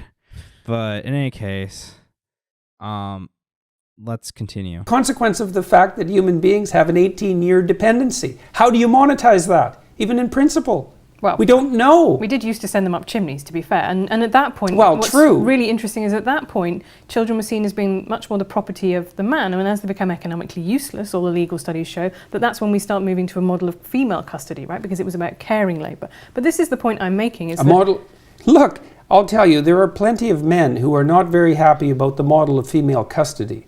And that would, include the, 85% of men who are essentially denied 50-50 custody when they divorce and have young children. So I wouldn't think that one of our major problems, or at least a major unidimensional problem, is the proclivity of men to foist off the custody of their children onto women. There's certainly another side of that argument. There is, and I do think that actually a lot of anger has been generated by the way we have in Britain anyway. He does make a good argument here about that, but that's all I'm going to say about the fact that men are by and large denied 50-50 custody. And that is a good argument, but I'm not going to go too more deep. I just want to say that that is a problem, and that statistic is true. But I'm just going to let this continue on. We have in England and Wales, we have an adversarial fault-based divorce system, and that's something that's changing. But what it does is encourage people to come in on day one and say, if you want to get divorced, you're going to have to make out a case that the other person has been a bastard. It doesn't matter, because if you move to a non-fault-based divorce system, then all that happens is the fault shifts to who should get custody. So it doesn't remove the acrimony by any stretch of the imagination. It just shifts it to custody of the children. What he's talking about here is the fact that in the United States, you have a no-fault divorce system, meaning you don't have to make out a case that blames the other side you don't have to have a reason to get divorced in the United States. While I don't know about the British legal system or the United Kingdom legal system when it comes to divorce. If what she's saying is true, that means there's a fault basis to mean you have to prove there's a reason for your divorce, and the other person is like a problem. But I guess Jordan Peterson is saying that during divorce, the no-fault divorces doesn't solve the problem of custody, because it merely means that. Actually, let's let them finish, then maybe I'll talk about it more. What's happened in Canada. Right, and in Britain we actually talk about access rather than custody, because it's the idea is not that you own the children, it's that you actually want to be able to see the children and spend time with them, and I think that's really important. But fault-based divorce is something that increases the chances of couples having a bad divorce, right? That's the problem, is it sets people against each other from the start. They have to go into court and contest that the other person has done something wrong, which is not a great base on which to start then an argument about what you're going to settle. You think people should be encouraged to divorce even if no one's done anything wrong? No, I think that having to prove that in a court of law is not something that is going to lead you to a better arbitration about settling money and settling, access to children. I think that's the point. You have a ridiculous situation where couples who say, well, actually, we've just grown apart. Nonetheless, unless they want to wait 5 years or 2 years for separation, they have to go in and plead unreasonable behaviour to get a divorce and start splitting up their assets. That's the joy of no-fault divorce, is that you don't have to make those contested cases. You can simply say, our marriage is no longer working, and part ways without going into all of that acrimony. That seems quite sensible to me. It also seems quite naive to me. Well, I've seen very few non-acrimonious divorces. They're very hard on kids. So I don't think anything that makes them easier is a very good idea. It might be good in the short term, but it's not good in the long term. Unless you don't think that marriage is a useful institution. And if you think that it's part of the patriarchal tyranny, then you... Ding, ding, ding. Motherfucker. Sorry. I'm just like, look how happy he is to say that word, by the way. Just look how fucking happy he is. But I think he's going to talk about marriage now. And he might be, I don't know about Jordan's pure opinion on this, but I know several people, like conservative, I'll use this term, conservative philosophers will argue that the mere idea of divorce is actually bad, and that maybe we shouldn't allow couples to divorce, or may not allow, but should try to discourage divorce as much as possible outside of criminal behavior such as like violence. Because I've heard that opinion made before. I want to let him speak, because I'm not going to try to predict what he's going to say. You might think that as well. So, but it's a very useful institution, mostly for kids. So I agree that I'm married. Modern marriage has a lot to recommend it. I do also think it is a patriarchal institution. It is literally... Of course you think that. Well, because you think virtually everything that occurs in our society is a patriarchal institution. And it's easy to think that, because then you only have to think one thing. You have a one-thing answer for everything. You could let it's part of the patriarchal institution. I don't think you're obeying the rule that says maybe treat people as if they have something worth hearing. So I'm not making a case for the patriarchal tyranny. I don't think you are either. I think that you're making a case that's like a universally cliched case for the patriarchal tyranny. I don't... I think maybe that's one of his rules on the 12 rules, because she said you're not following the rule that you should listen as if everyone has something worth listening to, but he just like completely just brushes it aside, and it is just like, I'm just carrying on, like fuck you. I want to talk about the patriarchal tyranny. That's what I came here for. It's what I'm gonna do. I don't see too much of you reflected in your articles at all. Why do women change their names on marriage traditionally?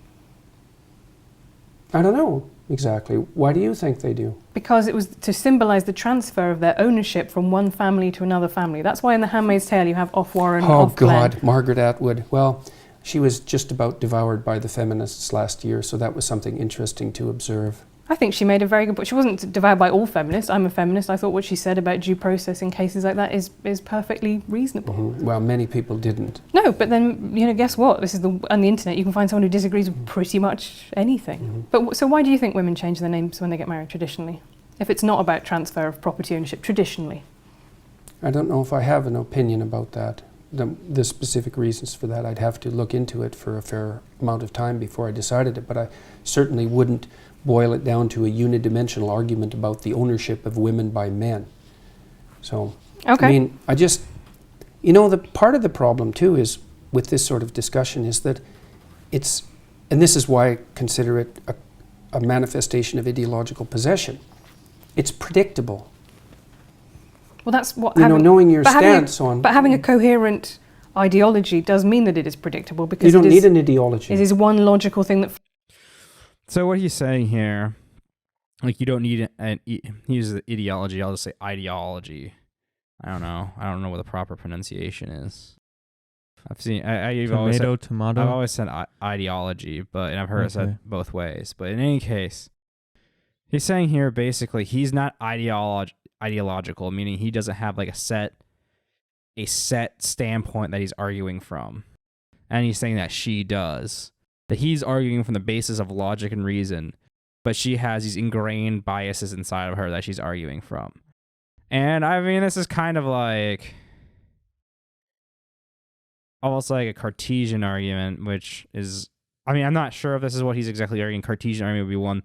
Descartes was one of the first modern philosophers, what you would call from the modernist perspective, that talked about how you are able, if you are concentrate hard enough and try hard enough, you're able to isolate yourself from your biases.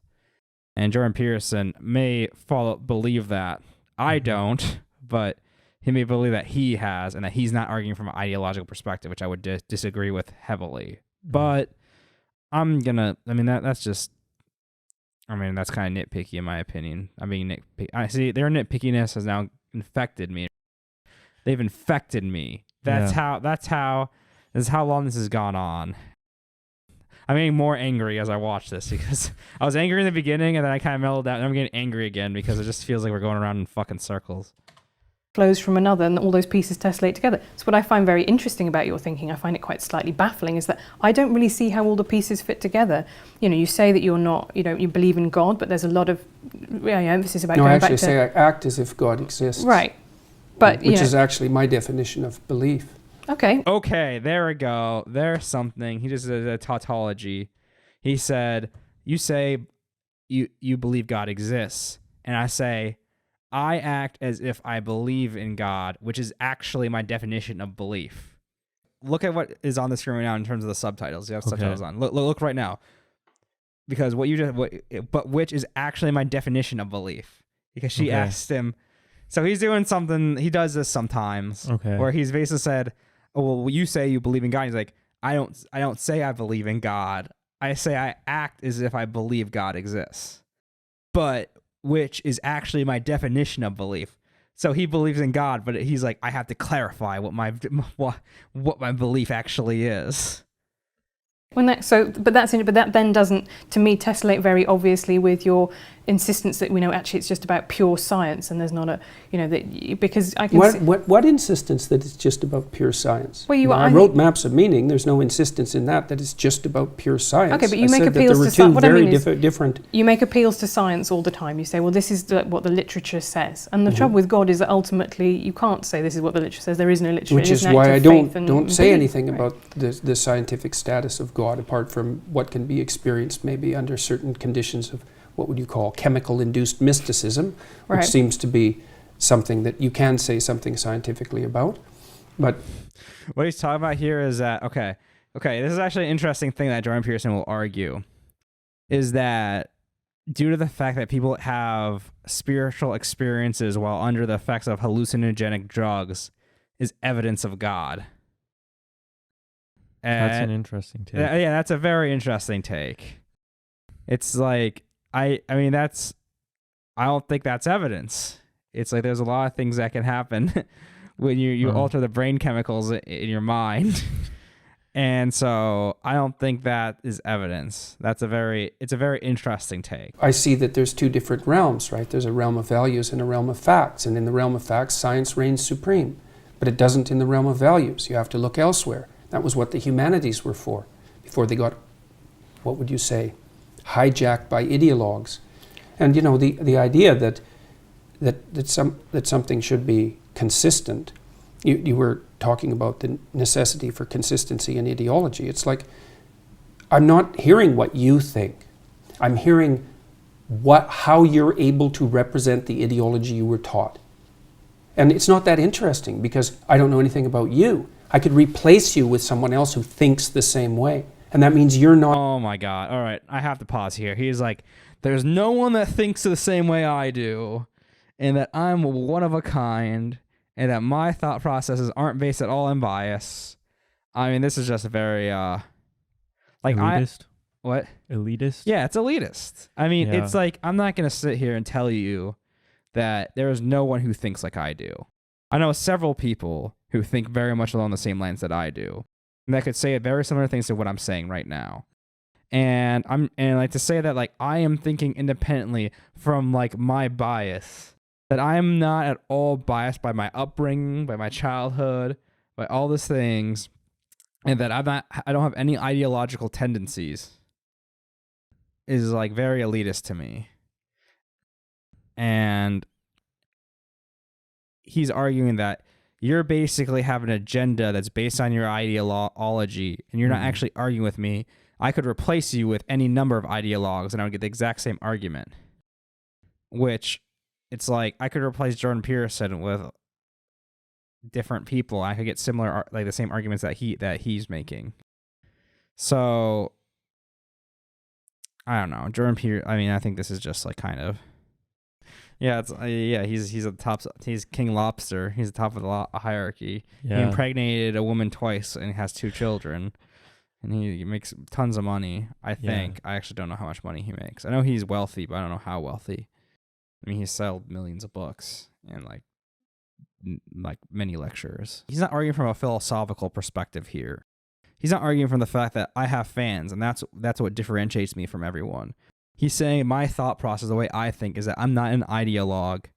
I don't have my thought process, which she kind of walked into this one, saying that it doesn't seem like your thought processes and your opinions are coherent when you combine them together. And he's saying, well, that's because I'm not an ideologue and someone who insists that everything must be completely, which, I mean, maybe I'm a little bit confused by this argument. Like because I think that your outlook on life should be coherent, i.e. you should not try to like have conflicting opinions. But I mean, humanity is rife with this kind of thing. Like you have one opinion. Like people say they're Christian, for example, but they don't like follow Leviticus. So, but anyway, I think we should carry on. I think I wonder what her response is, because they have that cut and she probably isn't allowed to like back talk them anymore. Not here. That's what it means. It's not pleasant. So you're not integrating the specifics of your personal experience with what you've been taught to synthesize something that's genuine and surprising and engaging in a narrative sense as a consequence. And that's the pathology of ideological possession. It's not good. And it's not good that I know where you stand on things once I know a few things. It's like... Okay, I didn't want to stop till now, but he's like, I know a few things about Jordan Peterson, and it's fairly easy to predict his stance on numerous things. He's like, it's not good if I know a few things about you that I'm able to predict how you feel about specific things. But Jordan Peterson isn't like somebody who has vastly differing opinions on things compared to like traditional conservatives. He's actually quite similar and very similar in numerous ways. And like he's definitely, I'm like 80% sure he's pro-life. He's very pro-Western civilization. He believes in God. He believes religion's a good thing. He believes that redistribution of wealth, or redistributive tax rate, like a progressive tax rate, i.e. rich people are taxed more, is bad because of equality of outcome. And it's like all these things like are easily figure outable. Like that, I don't know if that's the word, figure outable. But a lot of those things you're able to figure out. Solvable. Yeah, solvable. Sorry, my brain's barely working at this point. I mean, I don't know how she's going to respond to this, because he's just basically attacking her whole worldview right now in like a very broad sense. And it's like really hard to respond to that. It's like your entire worldview is wrong. It's like, how do you respond to that? It's like, well, I disagree with you. It's like, what do you do with that? I'm probably just going to wait till it changes subject again because I don't think this will be a relevant thing to critique. Why have a conversation? I already know where you stand on things. I bet you don't know where I stand on all things. I would hope that was true. Okay, let's talk about transgender issues. That's fun. What do you think I think about transgender issues? I suspect that you think that gender expression, gender identity are fundamentally social constructs, but I could be wrong. No, I believe that there are definitely some biological differences between the sexes. We've observed them. I do believe that gender is a hugely powerful social structure that we've built on top of that it is... He's going to say, why do I keep doing this? I keep trying to predict what he's going to say. You know what? Fuck it. I'm just going to let him finish this conversation and change topic, then I'll discuss what they're going to say. Largely, but not entirely socially constructed. I think when you look back through the history, you know, biological differences have consistently shrunk. Like we were talking in the 18th... They haven't in Scandinavia. They've magnified. Okay, but we were talking in the 18th... That's actually an important exception because Scandinavia has gone farther than any other area, the Scandinavian countries, in establishing egalitarian social policy. And the differences in interest and career choice and personality between men and women have grown as a consequence, not shrunk. Which is exactly the opposite of what the social construction is predicting. But also just suggests that they're malleable, actually, rather than fixed. Well, of course they're malleable. No one would ever suggest otherwise. Right. So that's what I mean. So I think they're it's not malleable in the direction that the social constructionists presume. As you flatten out the sociological landscape, you maximize the biological differences. No one saw that coming. So they're malleable, but they're only malleable in a certain direction. Yeah, I know it doesn't make sense. All right, Yeah, you're right. You recognize that. I wasn't going to talk about these. I was like, you know, we've discussed a lot already, but I was going to wait until we get to a point. And you might think, well, it's a handful of... It's important to note that in some Scandinavian countries, the gender differences have actually decreased and that he's cherry-picking data here. So I just want that to be known. Right-wing scientists who are pushing that. It's like, no, it's not.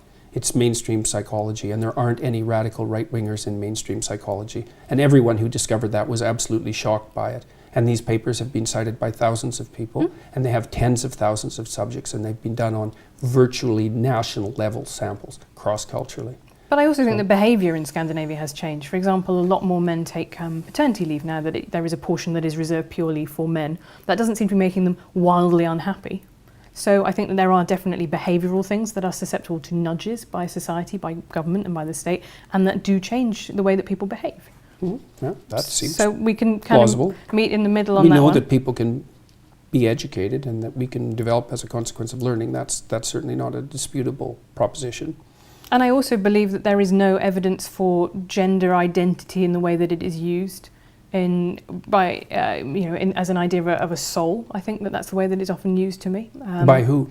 By transgender activists. Yes, well, I think talk about having a female soul, and that to me seems strange. I don't see how you can... Something like biological determinism. Right. Which is very... It's one of the things that's so perversely amusing about these sorts of arguments is that, well, but I attribute it to the lack of demand for logical consistency as a consequence of postmodern thinking. You can believe one thing when it's convenient in one situation and another thing when it's convenient for another. So we're in the perverse position where if you're a man born in a woman's body, that's biologically determined. But if you're a woman born in a woman's body, that's socially constructed. It's like, okay, good luck with that theory. Right. I don't believe you can be a man born in a woman's body or a woman born in a man's body. What I believe is that there are some people who feel alienation towards their bodies and they want to remove body everybody parts. Feels that. Right, but they feel it to such an extent that clinically the best treatment for them is to transition and live as if they were the other sex. Yeah, well, I don't think that there's any evidence that that's clinically the best treatment. We certainly don't know enough to make that presupposition, and I think we're playing with fire assuming that that's the case. The long-term outcome studies certainly don't demonstrate that. So it's not so. I would make a very big distinction there between adults and between children. Yeah, I don't know that the evidence supports Jordan Peterson's evidence or statement there.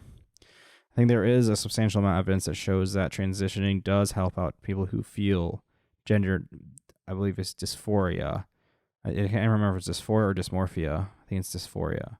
I think That would be a good distinction to make, right, yeah. but I think we are very quick to diagnose and treat children in a way that I find, and not waiting for the research, and that I find concerning. Yeah. So, yeah, well, the lawsuits will put an end to that in about 15 years. So there's one place that we have found from which that is something that gets me a lot of hate, right? I'm sure it does. A turf and a bigot for that. So right. I don't think that's.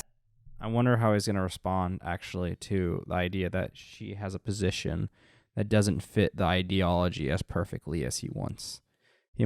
That's what I'm wondering, how he's going to respond to that, or if he's going to respond to it at all. That's something that you would have been able to predict, I think, because that is not now the orthodox feminist position. I agree completely. Oh, isn't that good? So congratulations. We've all learned something. Hour and 13 minutes, he finally conceded that she wasn't an ideologue. So, yeah, so he shouldn't have been arguing this whole time that she had an agenda, and that she was saying things that were foolish, that she was just being he should apologize for all those accusations, and he should say I'm sorry, but let's wait for him. I'm sure that he's just about to do that. Mm-hmm. I just wanted to talk quickly about Me Too movement. Mm-hmm. Tell me your reaction to what's unfolded over the last year. I won't put words in your mouth. You tell me. Well, there's certainly no shortage of evidence for reprehensible sexual behavior on the part of people who can use power to get away with it. So that's not so good. The Me Too movement, I suspect it probably did some good things and some terrible things. So, all right, I like how he makes sure to show he concedes that, it could have done some good things, but it's done terrible things. So let's see what these terrible things are, because I'm sure he's about to tell us. And I'm still waiting on that apology, Jordan Peterson. So I would say that there's a dangerous proclivity to abandon the concept of the presumption of innocence. So in university campuses, for example, we're moving towards a preponderance of evidence model. I'm not very happy. Oh, this is actually something I agree with Jordan Peterson on. If he's talking about what I think he's talking about, which I will wait for this to be over, this segment, I will explain if he doesn't explain it already. Very happy with that model. I think that's a very big mistake. The presumption of innocence is nothing short of a miracle, and we abandon it at our extreme peril. So I'm not happy with that. I think the believe the victim idea is something that only a fool could conjure up, because it opens the door to unbelievable opportunity for manipulation. I think that I would disagree with you slightly on that, because I think what that means is what people are arguing for is don't instantly dismiss or disbelieve the victim, right? Which is a very different. No, that's partly what they're arguing for. There's thing. Plenty of people who are arguing for the fundamental attitude to be believe the victim. So some people are arguing to not automatically disbelieve the victim, which is a perfectly reasonable thing to argue for, but that isn't where it ends. So okay, climate change. Okay, well, I mean, I'll just say here, I agree with Jordan Peterson here, and she doesn't really contest him here, because what he's saying is actually, I mean, she could argue with him here, but she didn't, because there's this movement in university campuses towards, there are different standards of evidence in common law, specifically, like the systems that both Britain and United States and Canada are all under. And I won't go in super detail, but basically the idea is that with criminal law, you have a presumption of innocence, i.e., you have to prove beyond a reasonable doubt that that person is guilty of that crime. So it's hard to say, basically you're 95% sure that person did that thing. And this is important so innocent people just don't get locked away for no reason and destroy their lives. And what he's talking about is that university campuses are changing to the idea of a preponderance of evidence standard, which is 50. This is done mostly in terms of monetary compensation, i.e., I broke your window with a baseball, and and you want money to repair your window. And so basically this is obviously a oversimplification here, but basically you only need, for preponderance of evidence, there's no assumption of innocence. With criminal court, because you're only paying a monetary fee. You're not losing your freedom. You're not losing your rights. So basically you'll have to prove like 55, 60, or even 51. And he's saying like in university campuses, we're swapping from the presumption of innocence and the reasonable doubt standard to, i.e., if we believe 51% of what the woman is saying, we're willing to kill the reputation and the entire career of the man. And I agree with him that is too extreme. I agree with him there. I am not saying that women don't deserve to be believed, but I'm saying abandoning the idea of being willing to destroy a person's life over 51% is not worth it to me, because it opens the door to so many other terrible things. And I don't think the Me Too movement necessarily leads to that, but I do think there are those who are willing to advocate for that. And I think those are the problem. We can argue about the exact numbers of who believes what, but I do think he's right that it opens the door to that sort of argument. But it's not the Me Too movement. This argument has been going on long before the Me Too movement. But I do agree with that.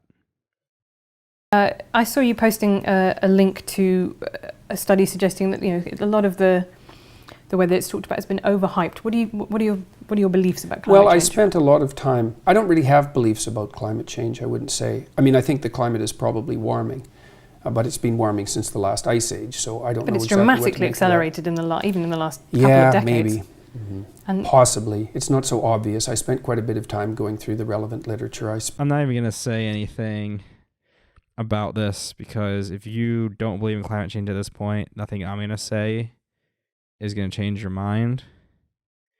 And nothing... He's been through the data, man. He's been through the data. And he's a smart guy, so, yeah, even though he's not a... He's a clinical professor with a degree in psychology. It's like, yeah, you definitely have the qualifications for this. I mean, I shouldn't say like something like that. I'm just saying that I shouldn't argue like that, like, oh, he doesn't have the qualifications. But anyway, I mean, that was a bad argument, I will admit, because just because someone doesn't have the degree doesn't mean they're not able to like analyze something. But I think it would be inconvenient for his ideology.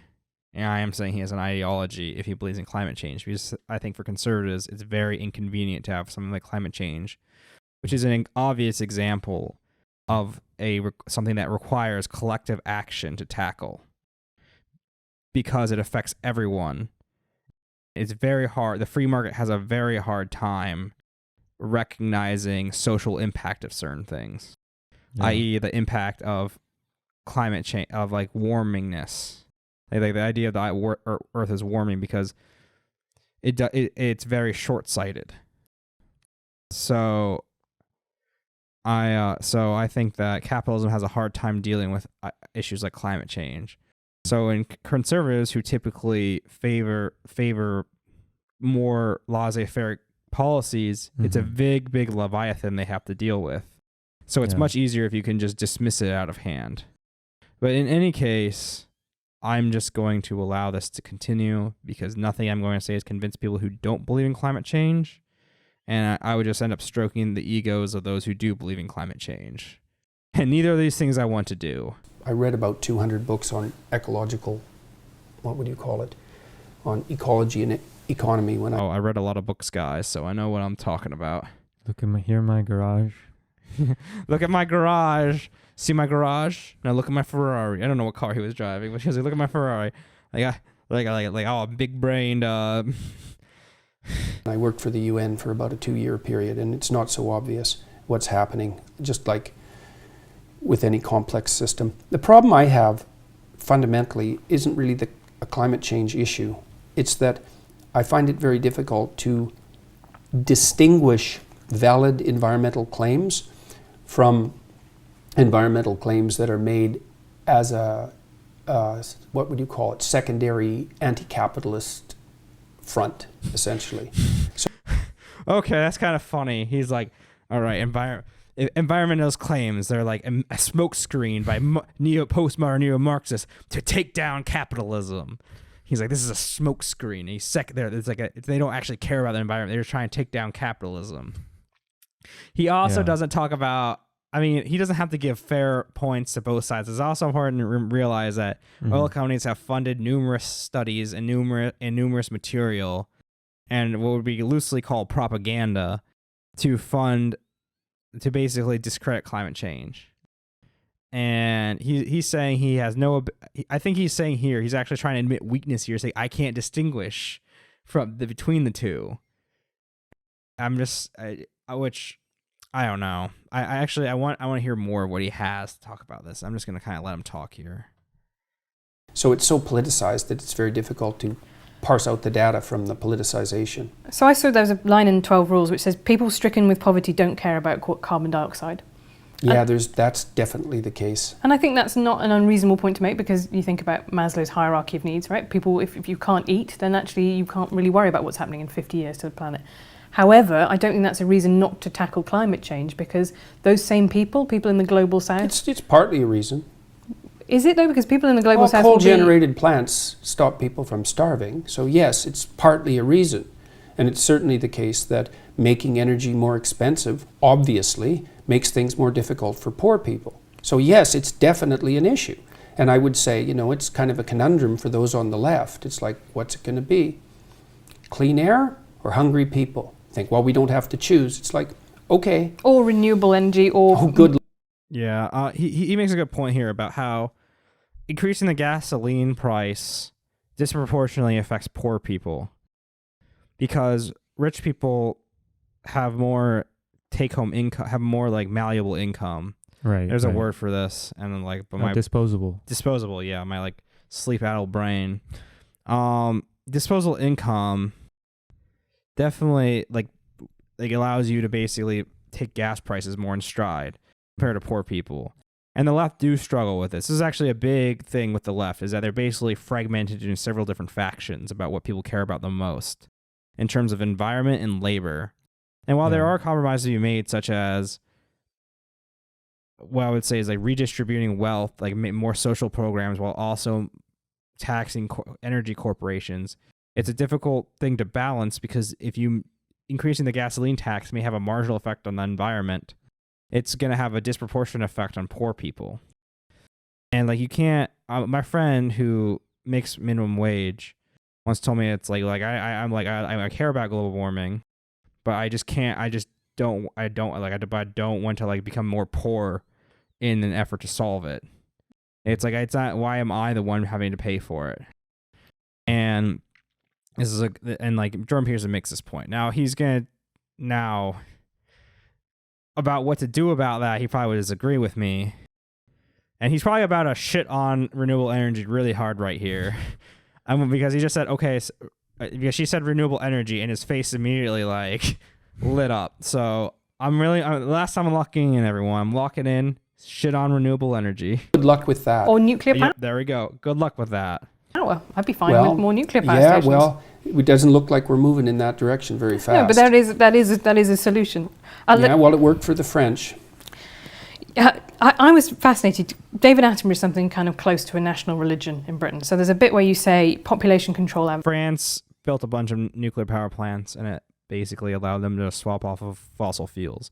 But Jordan Peterson is pointing out that people have a huge fear of nuclear power due to like things like Chernobyl and like those sort of things. Even though that nuclear power is actually one of the safest types of power generation. It has led to less deaths than any other type of power generation net. Though it's also probably because it's one of the least used types of power. But nuclear power is and should be part of any sort of renewable energy plan. Now, while it shouldn't be the only thing, you can't solely rely on nuclear power for their reasons. Liberals need to look towards it, in my opinion. I think the left has definitely tried to leave it behind, and I think that's a problem. Control advocates like him, you confirmed to Eric Harris, one of the Columbine killers. Why then is it virtuous to propose that the planet might be better off if there were fewer people on it? And I found that completely boggling, that you have elided their population control through people not being born and the mass slaughter of people who are already alive. It's the motivation that I question. Right, tell me more about that. Well, what kind of statement is the planet would be better off with fewer people on it? First of all, there's an easy solution to that. You could leave. Unfortunately, much the best efforts of Elon Musk, that is not yet an option permanently. He's talking about killing yourself. Or do you mean No, that committing isn't suicide? what I mean. That's what I meant, yes. Called it. If you're very concerned about your carbon footprint, there's a very fast solution to that. So, and I think it's disingenuous to, well, it's the other people, or maybe it's the people who haven't been born yet. It's like, this is also the problem I have with much of the environmentalist movement, is there's a powerful stream of anti-human sentiment that motivates it, and masquerading under the guise of virtue on a planetary scale. It's like, could be. I mean, it's not like we're not fouling our own nest, you know. But that's why I'm fascinated by where you come from, is because the book, you know, is so much about things being in balance and harmony, right? And order and chaos outweigh each other. Well, what overpopulation has done is got to the stage. Who says we have overpopulation? Well, I think that it's very difficult to see under the current model of fossil fuel-based capitalism. Sorry to use that. She's using the C word again. Sorry to use that word. I know it upsets you. But just prod them there, you know. But that is what you when we run out of fossil fuels. Yeah, yeah. It's not the problem running out of fossil fuels. Is that we basically pollute everything so bad and we warm the planet so much that it becomes uninhabitable. Fossil fuels won't run out, and he's going to point this out, I think. Like, that's not going to happen anytime soon. that's not going to happen. Well, it will happen. Yeah. Because there is people have been saying that's going to happen for 50 years, and now the United States is a net exporter of fossil fuel. Right. And so no one saw that coming, did they? But it happened. And you're right, that might be the case, but at the moment I would say that, you know, China is putting up new coal-fired power stations, you know, by the bucket load. Yeah. It is entirely possible that the stuff that the developed nations... I don't think this is a worthwhile conversation to have between the two of them about whether fossil fuels will run out, because neither of them have enough information to tell that. I just think this is a useless conversation. I keep saying this, I'm going to try to let them play for a while and just not really talk. Nations did, that now developing nations did, you know, and now well, doing to make themselves they'll richer. get concerned about clean air when they get richer. That's what the data indicate. Once you get GDP up to about $5,000 per year, people start to become concerned with environmental issues. So if we make people rich fast enough, I don't think so. It'll happen too late for some things. It looks like we're going to top out at about 9 billion. I think we can handle that. I think probably one of the problems that'll beset us in 100 years, assuming there are even creatures like us around in 100 years, is that there'll be too few people, not too many. You know, the projections top out at about 9 billion. It's only 2 billion more than we have now. There's every reason to assume that we can cope with that, especially given the rapid decreases in poverty around the world at the moment. There's a bit of a bottleneck. There'll probably be some more extinction. What we're doing to the oceans by overfishing doesn't seem very smart, but we've only been aware of our role as planetary stewards since 1960, I would say. And we're not doing too bad for people who just woke up to the fact that we're actually a planetary force. And I don't think that we're overpopulated. I think all the arguments that all the people who made those arguments in the 1960s, like Paul Ehrlich, I think he wrote The Population Bomb, predicted mass starvation by the year 2000. He was absolutely and completely wrong. No, we've been very lucky with things like golden rice, for example, and genetic engineering of crops. I think that's... Yeah, it's not luck. No, it is. I agree. There, you know, human ingenuity is a huge part of that, definitely. Right. Well, and more people, you know, more ingenuity. You know, and Bjorn Lomborg, who I really admire, this skeptical environmentalist who's actually gone a very long ways to trying to figure out what we could do at a planetary level that would actually be useful and productive. His research has indicated the best possible investment isn't carbon tax. It isn't cessation of utilization of carbon-based fuel. It's probably investment in early infant care around the world, especially in developing countries. Seems right to me. He's done the analysis very carefully. One more area that you've talked about that's caused controversy is gay parenting. You've said the devil is in the detail and you want to see more studies on that. What do you think might be the adverse effects of having same-sex parents? Well, I don't think we know what modeling is optimal for children. That's really the issue. I mean, I suspect that 2 parents are better than 1. Suspect, right? I don't know. 1 parent is definitely worse than 2. We know that. But we don't know what exposure to role models, say, is necessary for the continuity of maternal behavior or for the adoption of functional gender roles. We don't know any of that. And so that's the variable, obviously. No one knows what the consequence of being raised with two people. Yeah, forever the skeptic on this part. It's like he's very sure about a lot of things, but this he's like, I don't know about gay people raising children.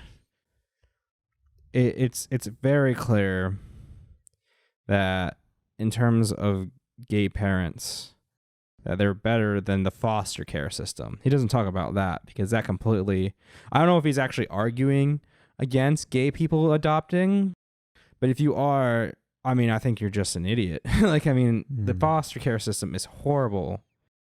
I don't like to shit on things, but it's in terms of outcome of a child, in terms of whether they're gonna end up in prison or become addicted to something or health problems.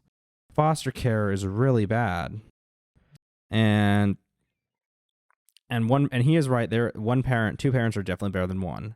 I'm not trying to shit on single parents here, but it's just a statistic fact. If you have two parents who are both helping a child grow, they're going to have more resources. It's just a numbers game. And it's not always the case. This is just trends. A single parent can do better than some two-parent households. Mm-hmm. It's just a trend. I'm not saying every single parent's worse than two parents. I'm not saying they're working less hard. I'm just saying statistically, you're probably going to be better off with two parents. And I definitely would argue that two parents are two gay parents are definitely better than the foster care system. I'd also probably argue that two gay parents are probably better than a single parent. And there are some studies that show that gay parents exceed and do better than straight parents in some categories. And I think the data's out on I think the jury's still out on that fact. But I think here he's just being overly skeptical for his own ideological reasons. But I think he's selectively skeptical of things, which I think most people are. I think most people are selectively skeptical of things. Things that fit their worldview, they're not very skeptical of, but things that don't fit their worldview, they're incredibly skeptical of. Mm-hmm. And now he probably would say he's not. I think he is. I think a lot of things he's talked about, he's incredibly skeptical of the patriarchy, but he's not very skeptical of that the United States is a mostly merit-based, Western society is a merit-based thing and not nepotism. So I think this is him just being overly skeptical here. Of the same sexes, maybe none. But so there doesn't seem to be any evidence so far. That's all the literature review suggests that there were a couple that showed problems, but they were in coupledoms that had already broken down, right? So there is no evidence. Maybe there will be some found, but at the moment there is no evidence that there is any problem with having gay parents. I never said there was. Somebody asked me, I believe it was a question if there was a problem, what would it be? It's something like that. You can make a very strong conservative case for gay marriage. I think. Not that I would necessarily be motivated to make a conservative argument. David Cameron, our former Prime Minister, said, I support gay marriage because I'm a conservative. Yes, right. So, it's obviously homosexuality it's been around forever. So what's the appropriate social response to that? Well, conceivably, bringing as many people as possible into something approximating the same game. I think you could make a reasonable case for that.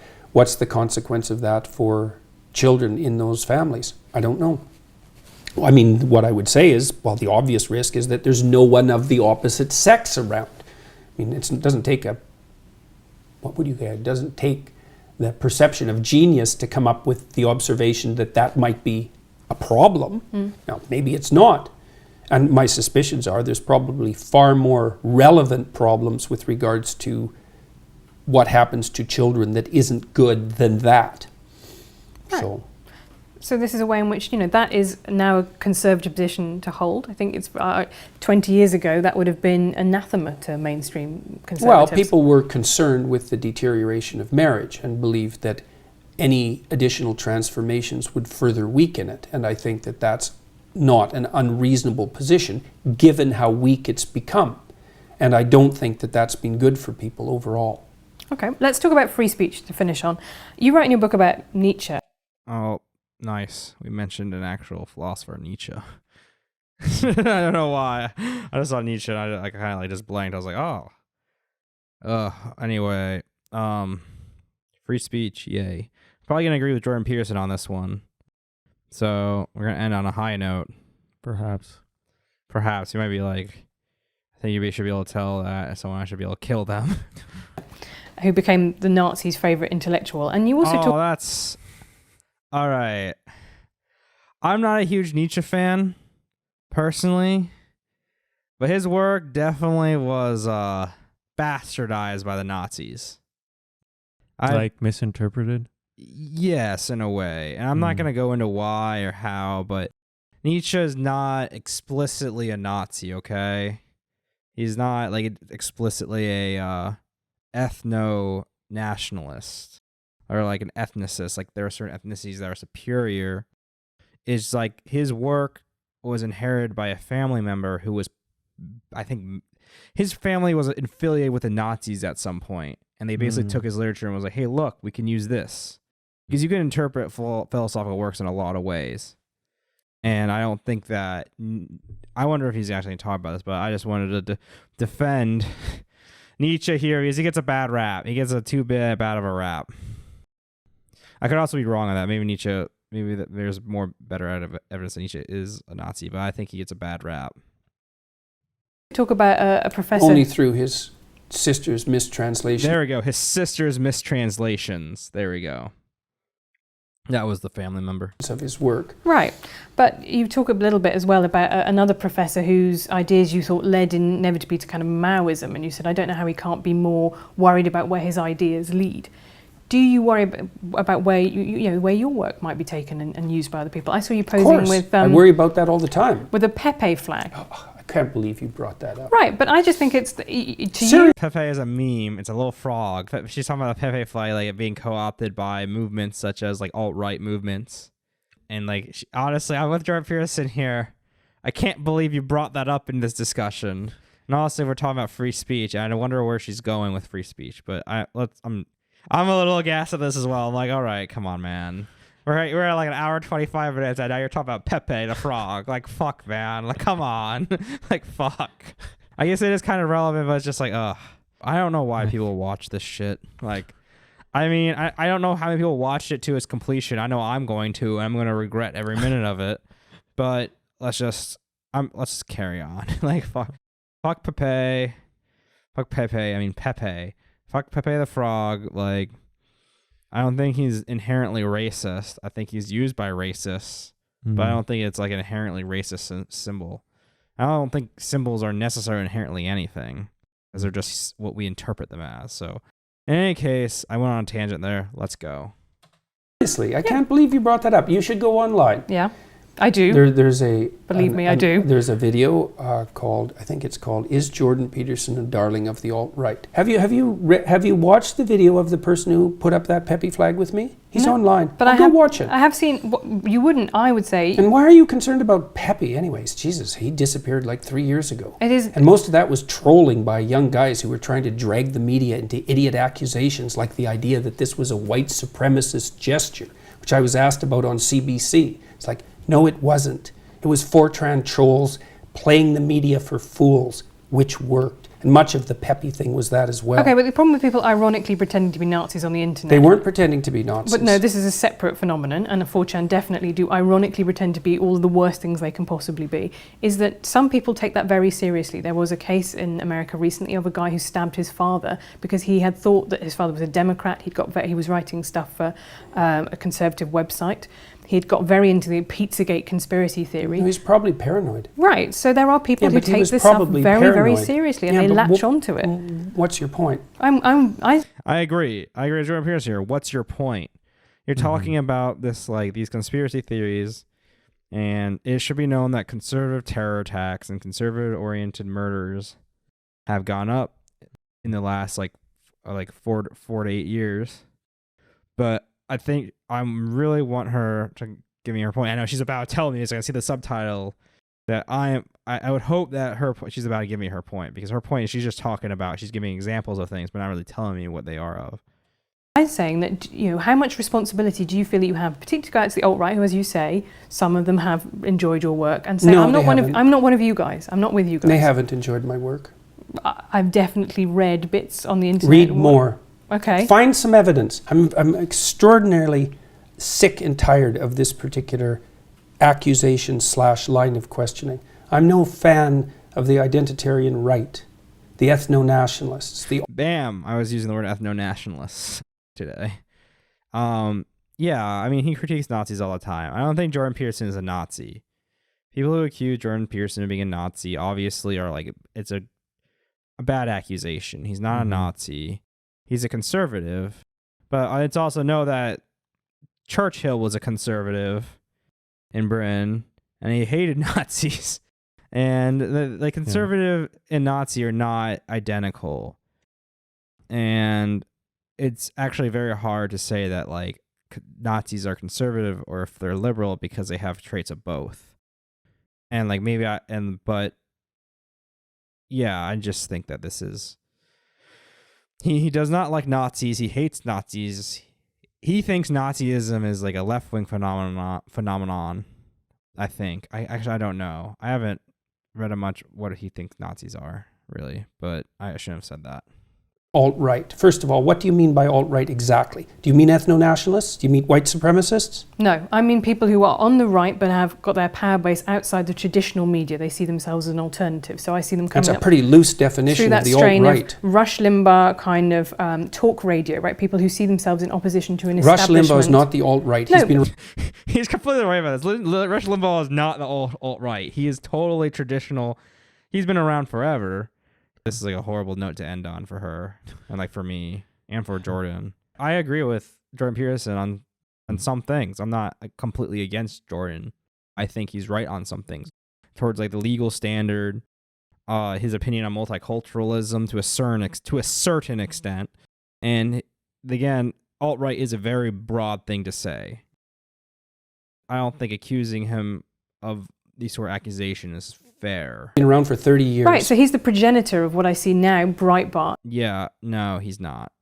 And things like that are the new media version of that very old media. Well, let's format. define what constitutes alt-right first. For me, they're ethno-nationalists. They tend to be white supremacists. And generally, when people tar me with an alt-right epithet, the reason they're doing that is to associate me with those people. They don't like me. And the reason for that is that I've made it very clear, not only in my videos, but on Twitter, that I don't like them. I don't like their anti-Semitism. I don't like their use of identity politics. I don't agree with their aims. I think that their notion is something like, well, if everybody's going to play identity politics, we're going to play it too, and we're going to win. And I can certainly understand that motivation, but I think it's a bad game all around. And I think the only reason that I was ever associated in any sense whatsoever with anything to do with the alt-right was because it was extremely convenient of the radical leftists, who I fundamentally... I disagree with his thing here that it was like a slam attack. I think Jordan Peterson definitely has been touted by alt-right people, like ethno-nationalists, to a certain degree. But I don't think it's like they use his arguments a lot of the time in terms of like the Western culture being superior. Like they use those arguments and hoist Jordan Peterson up in that way and think he's right about that. But I don't think he endorses them. So it's like they like Jordan Peterson, but he doesn't like them.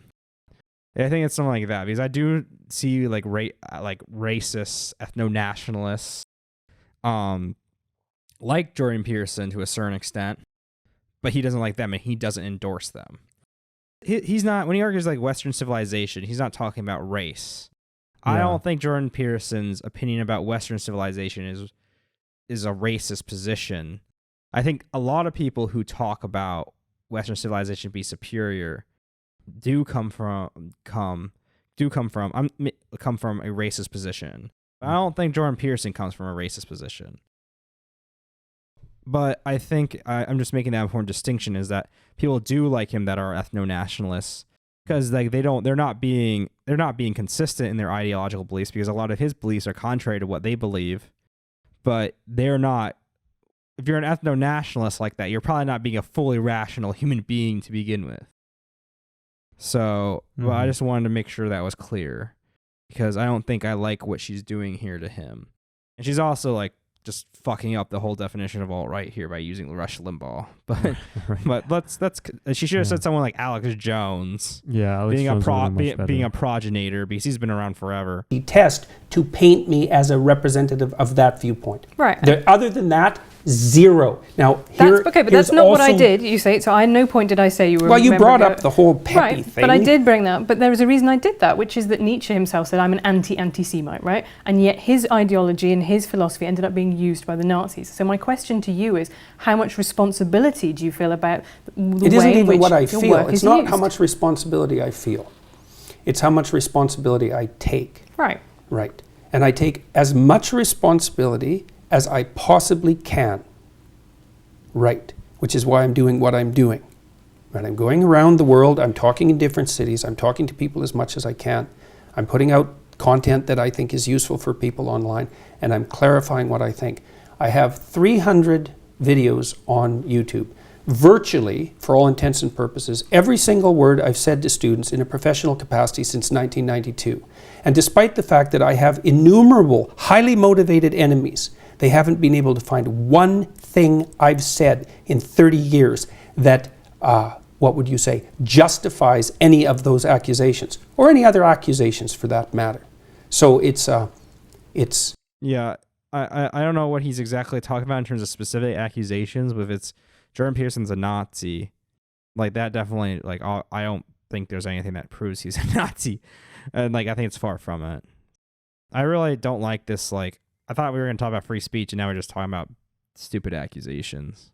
It's kind of annoying because I thought we were actually getting into something interesting, and like I got to talk about like, oh yeah, something very obvious that Jordan Peterson is not a Nazi, which is obvious to me, but maybe not to other people.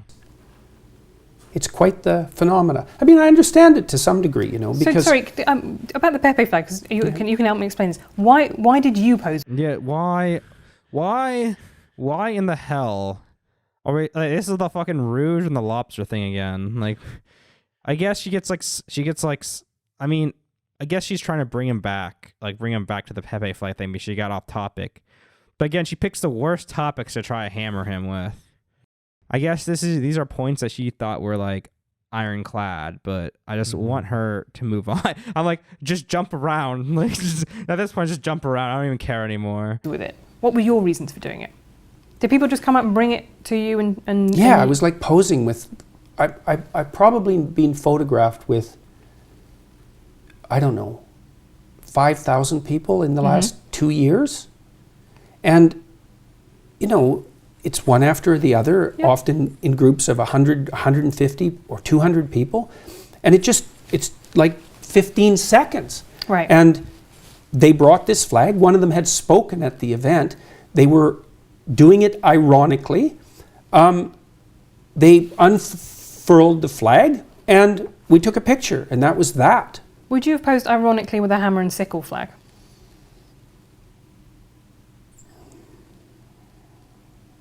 I don't know under the circumstances what I would have done. I have all sorts of Soviet art in my house. Right.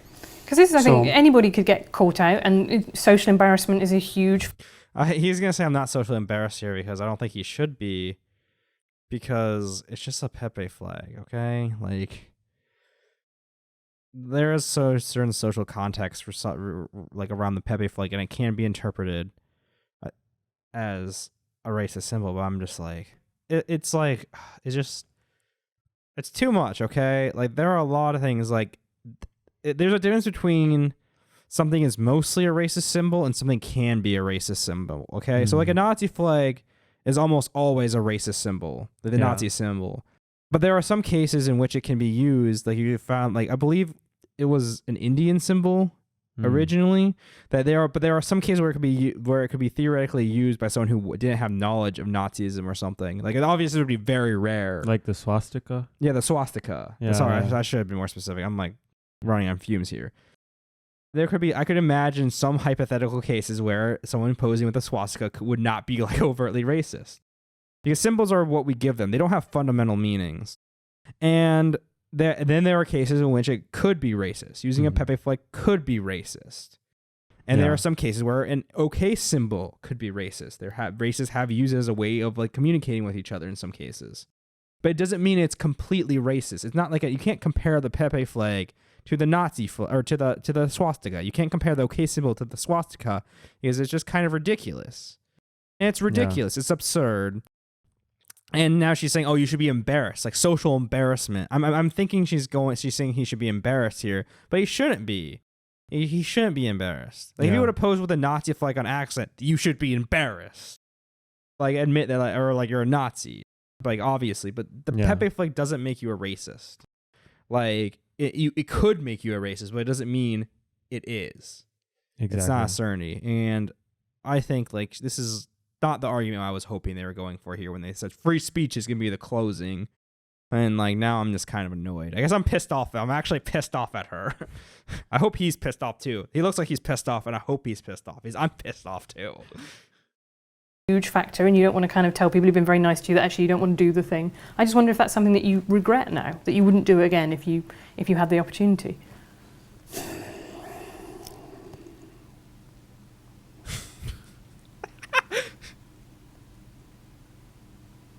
Well, I don't think it did me any good.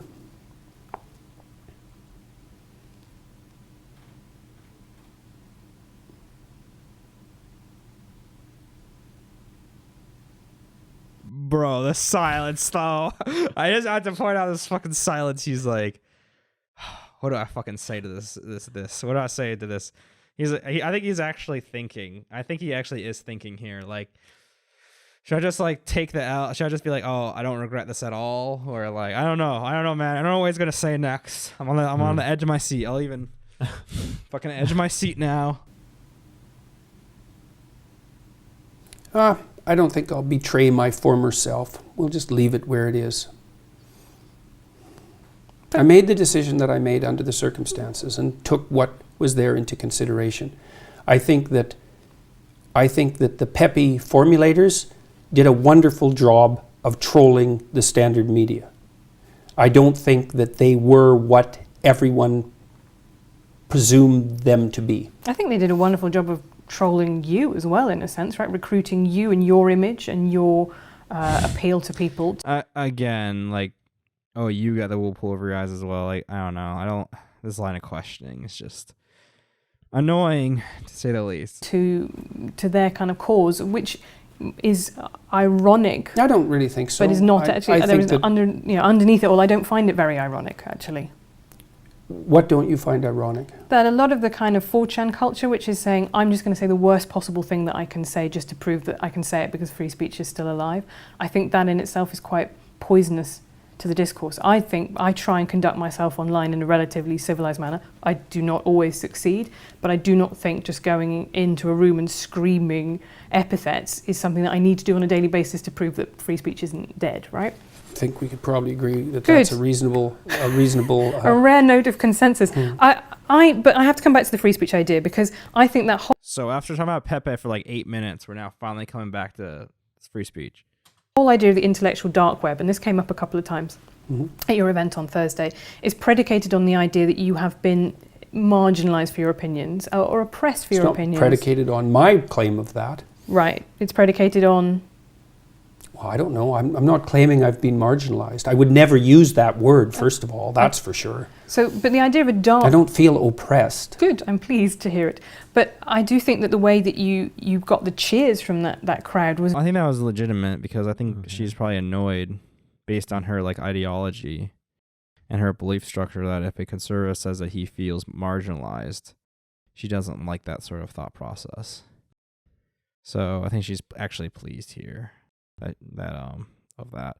And obviously Ben Shapiro, god damn it, now it's in my head. Jordan Peterson is not marginalized. I mean, he has YouTube, millions of people listening to him, or not millions, I actually don't know how many people listen to it, but thousands of people listen to him and read his books.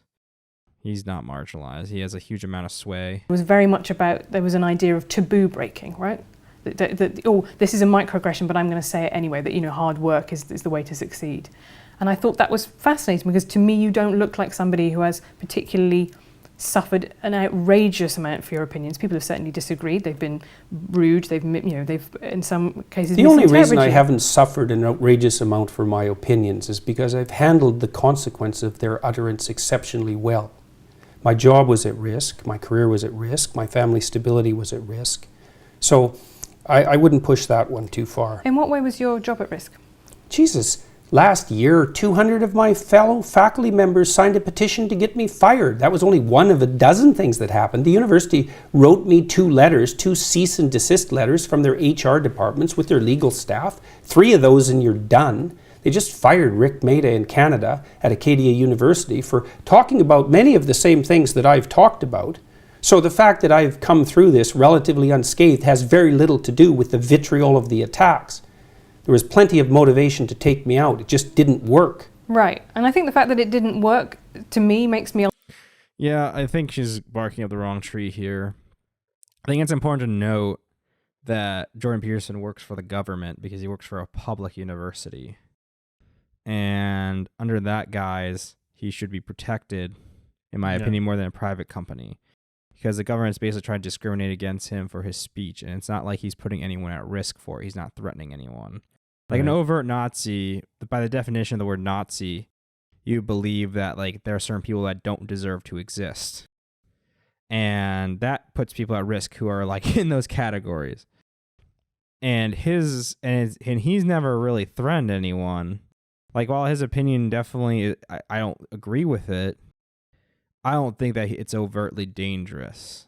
I think it's worth arguing against. I think it's worth pointing out that he isn't like a massive genius philosopher and that he's wrong about a lot of things, and I think people shouldn't take him as seriously as they do. But I think I would argue the same thing with the left, is that he's not this sort of huge problem. He's just a celebrity philosopher that says things that make people that fits certain people's ideologies. And he's not actually, I don't think he's an actual like existential threat to people that take his classes. And I don't think that he should be fired for it. But I think it's important to have discourse. As much as I dislike his opinions, I think it's important that we talk about them and that we talk and like we have discourse with them. Ultimately optimistic about where we are because Why? Because I went on, I did a panel a while ago with Zarganara, a Burmese comedian who was imprisoned for making a joke, right? And we are not yet at that stage. I think undoubtedly We're not. We're damn close. Really? Okay. Again, I'm just going to say we're damn close to I want to see what he finishes saying this because I don't want to put words in his mouth. How about the guy with the pug in the UK? Count Dankula. That's the one. Right, but he did actually, I mean, that was a joke. You might not have liked it. I didn't say it was a good joke. I didn't say it was an appropriate joke. I didn't say any of that. I didn't say it was a well thought through joke. But it was a joke.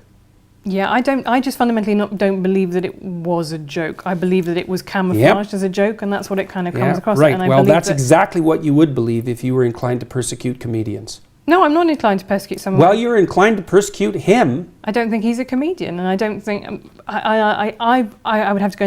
Yeah, I don't know who Count Dankula is, but somebody tells me he told an off-color joke, and he got nearly imprisoned in the UK, and she's like, "Oh well, he wasn't being. It wasn't a joke. It was camouflaged as a joke. Yeah. But it was a joke and she didn't agree with it. And that's the problem is that you start eroding these free speech protections for comedians and stuff. You do end up with things that like people don't agree with. You start imprisoning them for it. And I don't know what Count Dankula did, but the thing is that she can die on this ledge if she wants. But imprisoning him for political correctness is obvious. I don't know what happened to him. I wish they would actually say, but maybe they will. Maybe they will. We got 8 minutes left.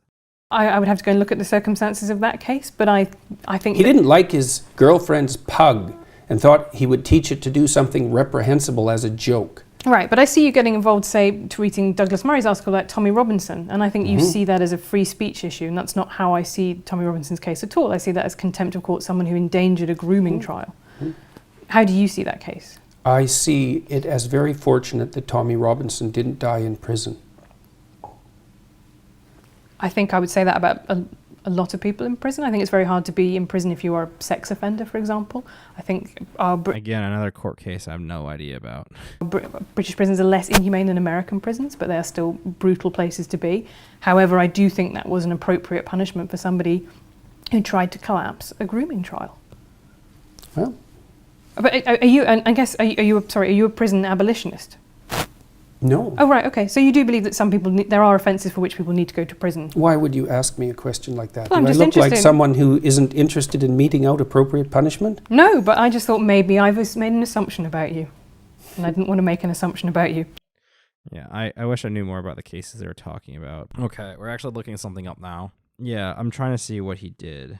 Okay, he taught his dog to raise its paw in a manner of a Nazi salute and to react to the phrase, "Do you want to gas Jews?" Like he taught his dog to raise its paw in a Nazi salute when he says, "Do you want to gas Jews?" Well, I agree with Jordan Peterson here, actually, because I think that's not. I think drawing the line at what's incredibly offensive, like, I mean, that's very offensive, and obviously, like, social consequences should be high, i.e., like, people dislike you, because there's a line between social and criminal consequences. Well, like, social consequences would be like you lost your job, you become unpopular. Those are social consequences. And he should suffer those. And that's fine. Like, I think that, like, if people should be allowed to make judgments about people. But the thing is that when the criminal consequences, a collectivized body, i.e. the government, has a lot more power than a bunch of individualized people. When they come down and they find him, and I think that's wrong. I don't think that you should be able to fine people for offensive speech. I think you should be able to fine people when people, like, directly threaten people. I think you should be able to fine people for that. And I think you should be able to, and I think, like, you can, like all the social consequences of the world, but you shouldn't imprison people for it. I mean, I agree with Jordan Peterson here. And even if you want to say, oh, like, it was, if you, like, I would say that if you wanted to, you had to argue that was some sort of threat. And I'm not saying I agree with a joke. I'm saying that, like, yeah, I would never talk to this guy. I would fire him if he was my employee. I would make sure I would banish him from my platform if I had some sort of social media platform. But I'm saying that I wouldn't throw him in prison or fine him as a governmental body, because I think that leads to a dangerous road where people get to agree what the public discourse should be, and a centralized body deciding what the only things that are allowed to be discussed is what leads to dangerous things such as Stalinism or Nazism.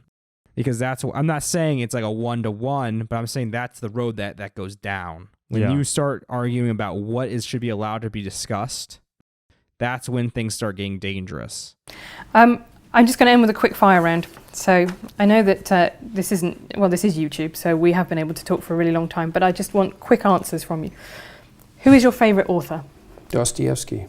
Who's your favourite female author?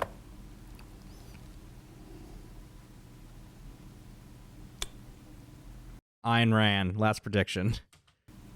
Margaret Lawrence, I think. I don't know her. She's a Canadian author. Kind of an antidote to Margaret Atwood in my estimation. Okay. When did you last cry? Oh, God, who knows? Last week, probably. Who is your smartest opponent?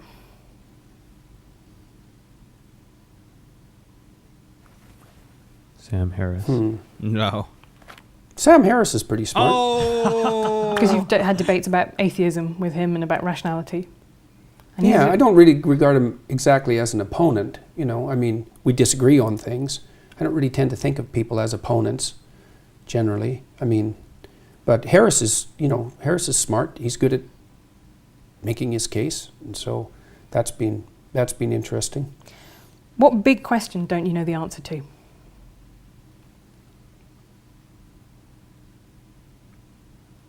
What big question don't I know the answer to? Oh, God, that's a tough one. There's so many of them.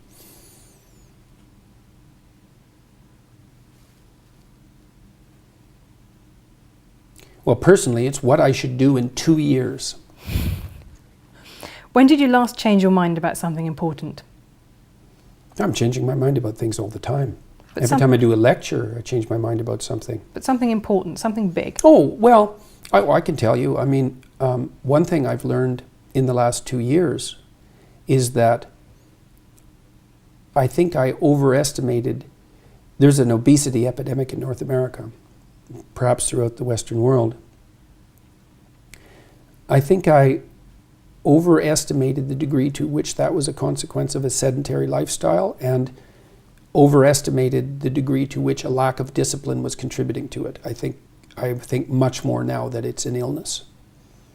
Well, those are two different things, though, aren't they? Discipline is self-control, and illness is something out of your control. Well, let's say you're overweight, you should exercise. Mm-hmm. It's like, well, actually, the evidence that exercise will thin you down isn't that great.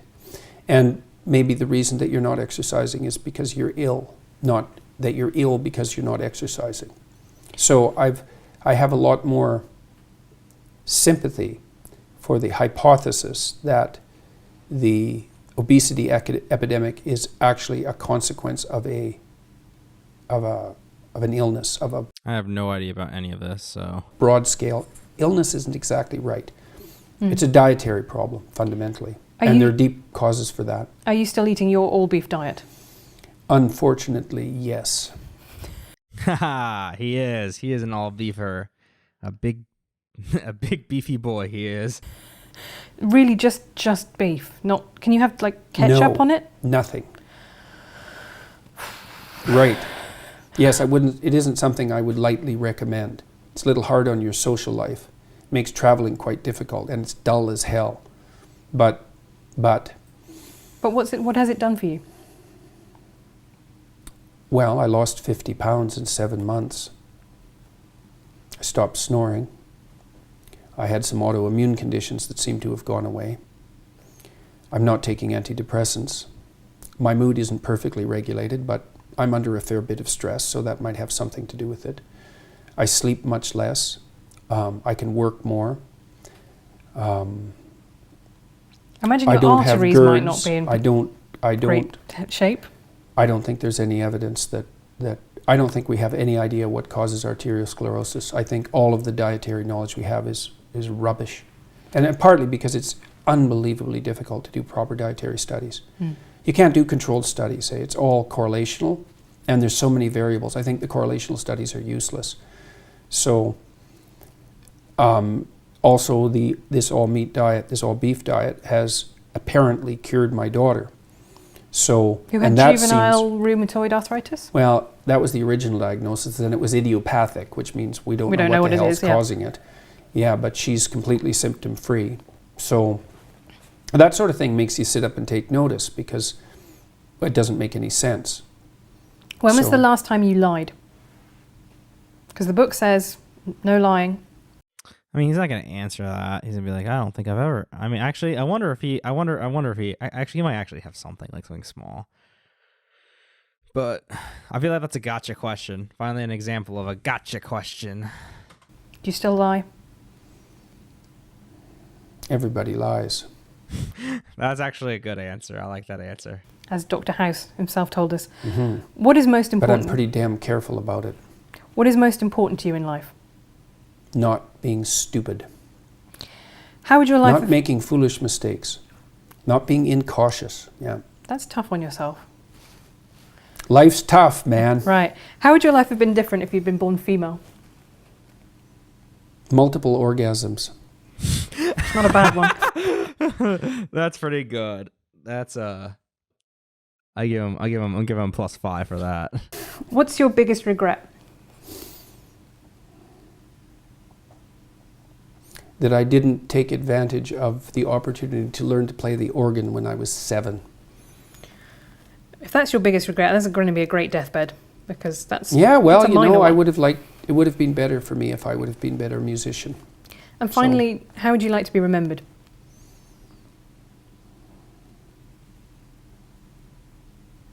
As someone honest. Oh. Dr. Jordan Peterson, thank you very much. Yeah. Well, I mean, that was a gotcha question. We made it through. Well, What are some of your concluding thoughts? I mean, this doesn't really change my opinion of Jordan Peterson at all very much. This is mostly what I just used but whatever. I'm like saying Well, it's because I have a lot of thoughts about this. I think that the interview kind of went the way I thought it was going to go. He used a lot of rhetorical strategies to make it look like he was owning her. I mean, maybe he wasn't doing it intentionally, but at the very least, he would definitely do a super cut of this and show her looking like an idiot, because he definitely did make her look like an idiot at times. And I don't think it's really the content of what he's saying is that great. I think there's a lot of problems with what he's saying. I think there's a lot of glaring errors, but it's kind of hard to pick up on these things when you're on the other end, because when the other person is well versed in the type of this type of dialogue, as Jordan Peterson, because Jordan Peterson makes a living off of this, it's really hard as an interviewer to sort of counter that. Yeah. Not to mention, we saw that cut, and I wonder if it was because of her of her. Basically, there was like a 20-minute period where she was going on the hard offensive against him, and I wonder if he was getting fed up. And I don't know if that was an actual cut, but it looked like a cut, because then it came back and it was like, I want to talk about your book now. It seems kind of weird. And it could very well not have been a cut, but it looked like a cut. And you agreed with me. And But as a whole, I don't hate Jordan Peterson. I kind of dislike him because I think he is kind of dishonest about it. Like, I'm not an ideologue, but like most leftists are ideologue. And like, I guess that's my most problem, is that he's kind of elitist in a lot of ways. And I think I pointed that out. I'm not going to go over it again. I pointed out when it happened and stuff like that about, and he's not, and a lot of times it feels like he's not trying to have an actual discourse about his opinions with these interviewers or try to convince them of it. He's mostly just he's talking to the audience more so than he's talking to the interviewer, where he's trying to make them look like an idiot. He's using rhetorical strategies.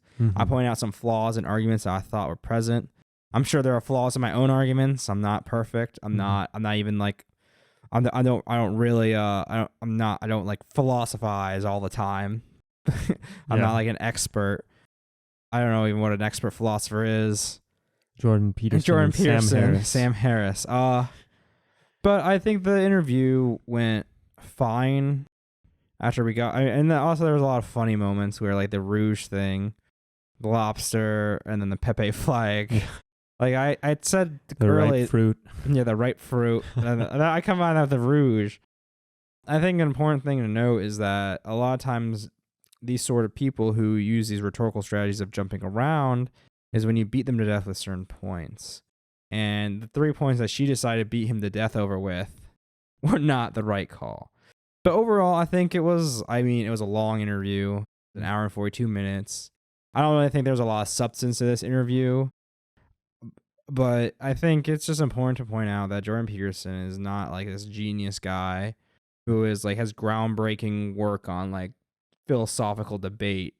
I think he's just a guy that's really good at arguing, and it appeals to people because you can make videos of owning. But that's it, and I think that's about all I have in me to stomach at this point, and I probably won't watch Jordan Peterson again for